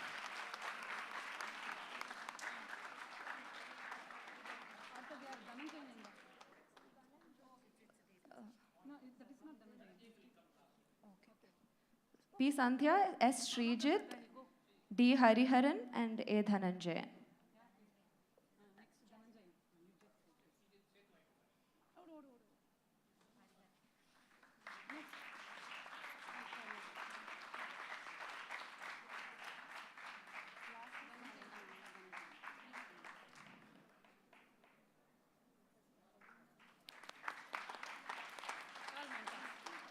The mentors are Srimati L. Divya and Srimati Gomati Pasupati, and they're receiving smartwatches for...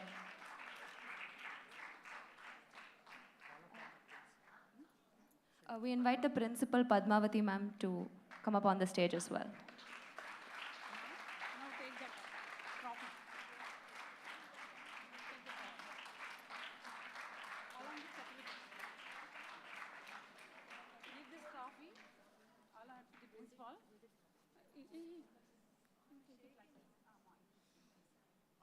Go on, give it to Madam Kailakam.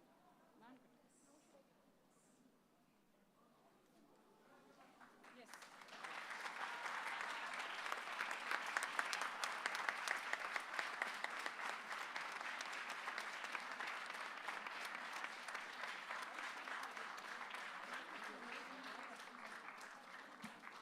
She's coming.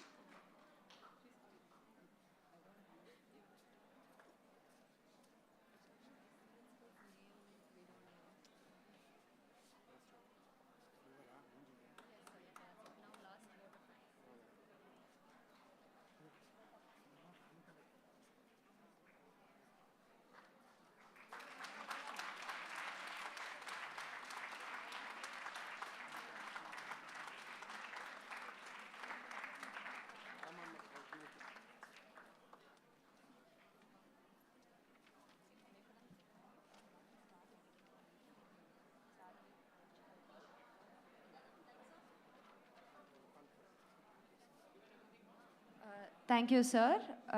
Next.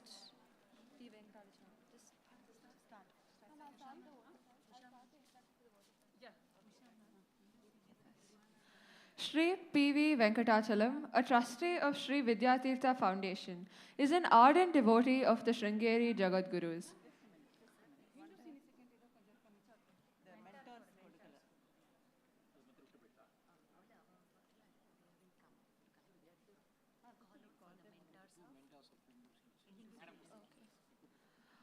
Can the mentors of Hindu Senior Secondary School please come up to receive their awards?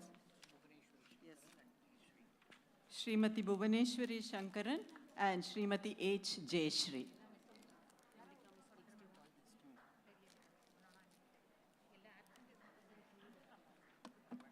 If the mentors of SRDF Vivekananda Vidyalaya team Krompet are here, please come on stage. Srimati K. Vijayalakshmi and Srimati Vijayalakshmi Gopal. Thank you.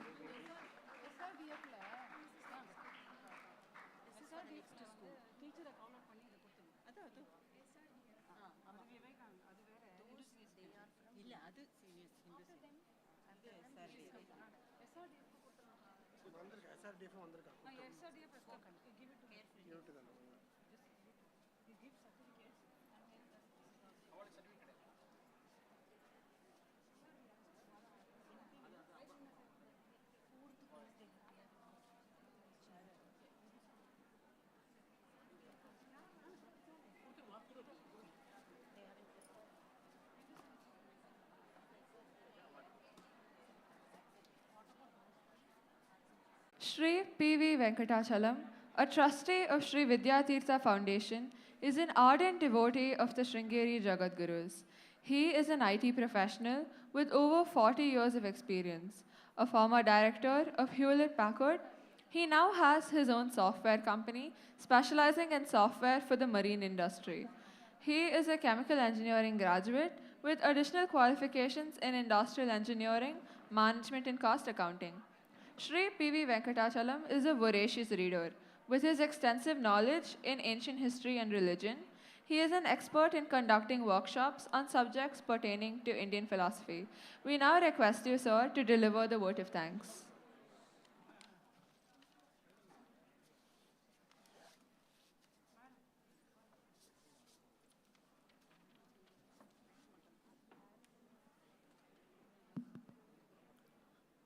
Pranams at the lotus feet of the Obey Jagadgurus. நீங்கள் கேள்விகள் கேட்கும்போது நாங்கள் ரொம்ப சிரமமான ஒரு கேள்வி எதிர்பார்த்தோம். Given the fact that many of you would be students of science. Vidyarthi ஃபவுண்டேஷன்லேருந்து நிறைய ப்ரோக்ராம்ஸ் நடத்துகிறோம். சார் நிறைய விஷயங்களை பற்றி சொன்னார். நாங்கள் படிக்கிற சயின்ஸுக்கும் நீங்கள் சொல்கிற அத்வைத சித்தாந்தத்துக்கும் ஏதாவது ரிலேஷன்ஷிப் இருக்கா, அந்த மாதிரி ஒரு கேள்வி எதிர்பார்த்தோம். நீங்கள் கேள்வி கேட்காததுனால அந்த கேள்வி உங்களுக்கு அடுத்த வருஷம் குவிஸில் வந்துடும். பட் இது கேள்வியை மட்டும் சொல்ல போகிறதில்ல, இதுக்கு ஒரு சில க்ளூஸும் கொடுக்குறோம். 20th century saw 3 major discoveries. First by Einstein, who brought out his theory of relativity. Relativity is the theory between energy and mass. அத்வைத சித்தாந்தத்தில் அதை நம்ம கான்ஷியஸ்னஸ் அண்ட் ஆப்ஜெக்ட்ஸ்னு சொல்கிறோம். இது ஒரு பெரிய கண்டுபிடிப்பு. ரெண்டாவது expansion and contraction of the universe. இதை பற்றியும் நம்மளுடைய உபனிஷத்துலலாம் நிறைய சொல்லியிருக்கு. மூன்றாவது பிக் பேங் தியரி. இதுவும் நம்மளுடைய உபனிஷத்தில் இருக்குது. இதை பற்றி கொஞ்சம் படித்து வச்சுட்டேன்னாக்கா அடுத்த வருஷம் குவிஸுக்கு for those of you who wants to receive this shield or steal away from modern school இல் be a clue to you. Anyway, now getting down to the vote of thanks. Our sincere thanks to the main speaker of the day, Suki Sivam sir.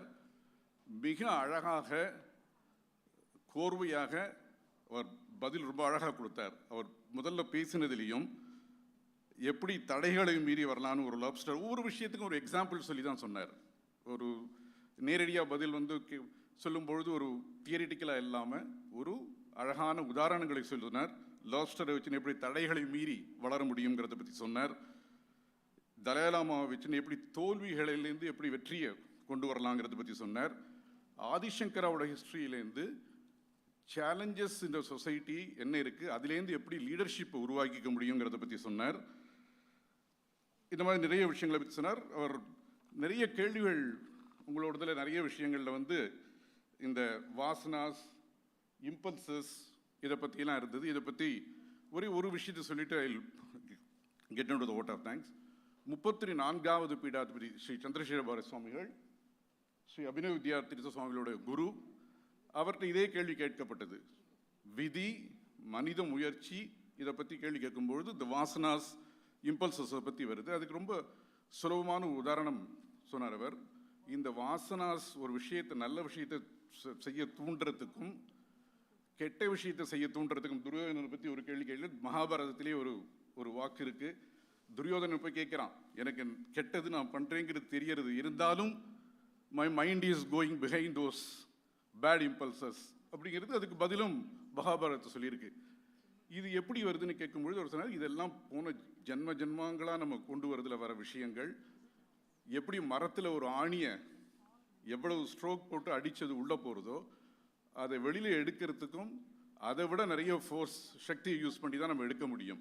இப்படி ஒரு அழகான எக்ஸாம்பிளை சொல்லி நல்ல வாசனாஸ் வரும்னாக்க கெட்ட வாசனாஸை தள்ளணும். கெட்ட வாசனை தள்ளாது. ரொம்ப அழகாக சொன்னார். நீங்கள் இன்னும் நிறைய நல்ல வாசனாஸ் பண்ணும்பொழுது கெட்ட வாசனாஸ் அதுவாகவே விலகி போய்விடும். அதுலேருந்தும் ஆச்சரியால் இன்னும் அழகாக எடுத்துன்னு போய் ஒரு காலத்தில் உங்கள் மனசு ஃபுல்லாக நல்ல வாசனைகள் மட்டுமே இருக்கும், கெட்ட வாசனைகள் எல்லாம் போயிடும். பகவான் அந்த சமயத்தில் சரியான தருணத்தில் இந்த நல்ல வாசனைகளையும் உங்கள் மனதிலேருந்து எடுத்து நிர்மலமான ஒரு மனதை கொடுத்து அந்த மனசில் ஈஸ்வர தரிசனத்தை கொடுப்பார், அந்த அத்வைத அனுபவத்தை உங்களுக்கு கொடுப்பார் அப்படின்னு சொல்லி முடிக்கிறார். சார் இந்த வாசனைகளை பற்றி பேசும்போது இந்த நிகழ்ச்சி ஞாபகம் வந்தது, உங்கள்கிட்ட பகிர்ந்துக்கலாம்னு நினைக்கிறேன். Our sincere thanks to Sri Suki Sivam sir for having graced this and then engaged with you all in a very interactive way. Our patron, Sri Vidyatheertha, just left Alan. I think he has been a guiding force behind us right from 1991. Our sincere thanks to Srimati Padmini Sriraman. She has been a guiding force for us in the last 3 years during those difficult times of COVID as to how to manage the situation, how to go about it, especially during this year when we had this mixture of some schools opening, some schools are still on online mode. She has been a guiding force behind us, motivating us continuously. Our thanks to Sri Subramaniam sir for having given a wonderful auditorium like this. I heard him speaking in the last finals. I wanted to say how good the speech was. I couldn't tell him. I used this opportunity to thank him for that speech. My sincere thanks to all the principals and the management and the staff, the mentors of all the schools. Whether there were some winners, some losers, but then all of you participated so beautifully, and it is behind the reason for that success is the force from your principals and correspondents and your management, your mentors and teachers. And special thanks to all the students who actively participated. Some of the questions when we were designing, we did put some very tough questions to that's the reason, Krishnan sir explained it so in his initial speech to you, right? So we had planned some questions which you can answer only based on your understanding of Adishankara's life history. Our thanks to Madam Padmavati, the winner of the principal of the winning school.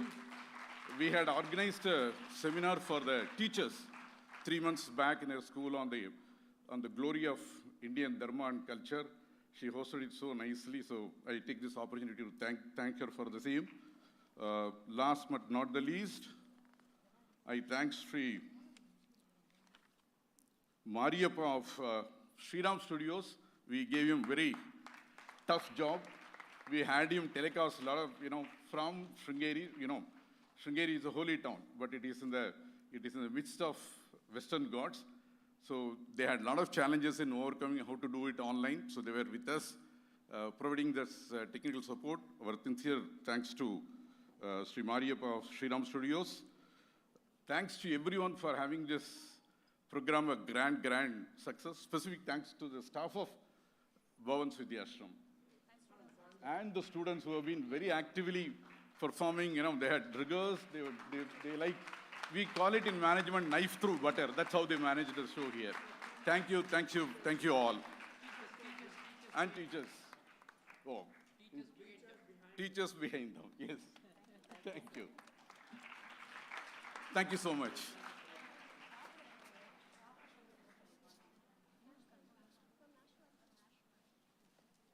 I request everyone to raise for the national anthem.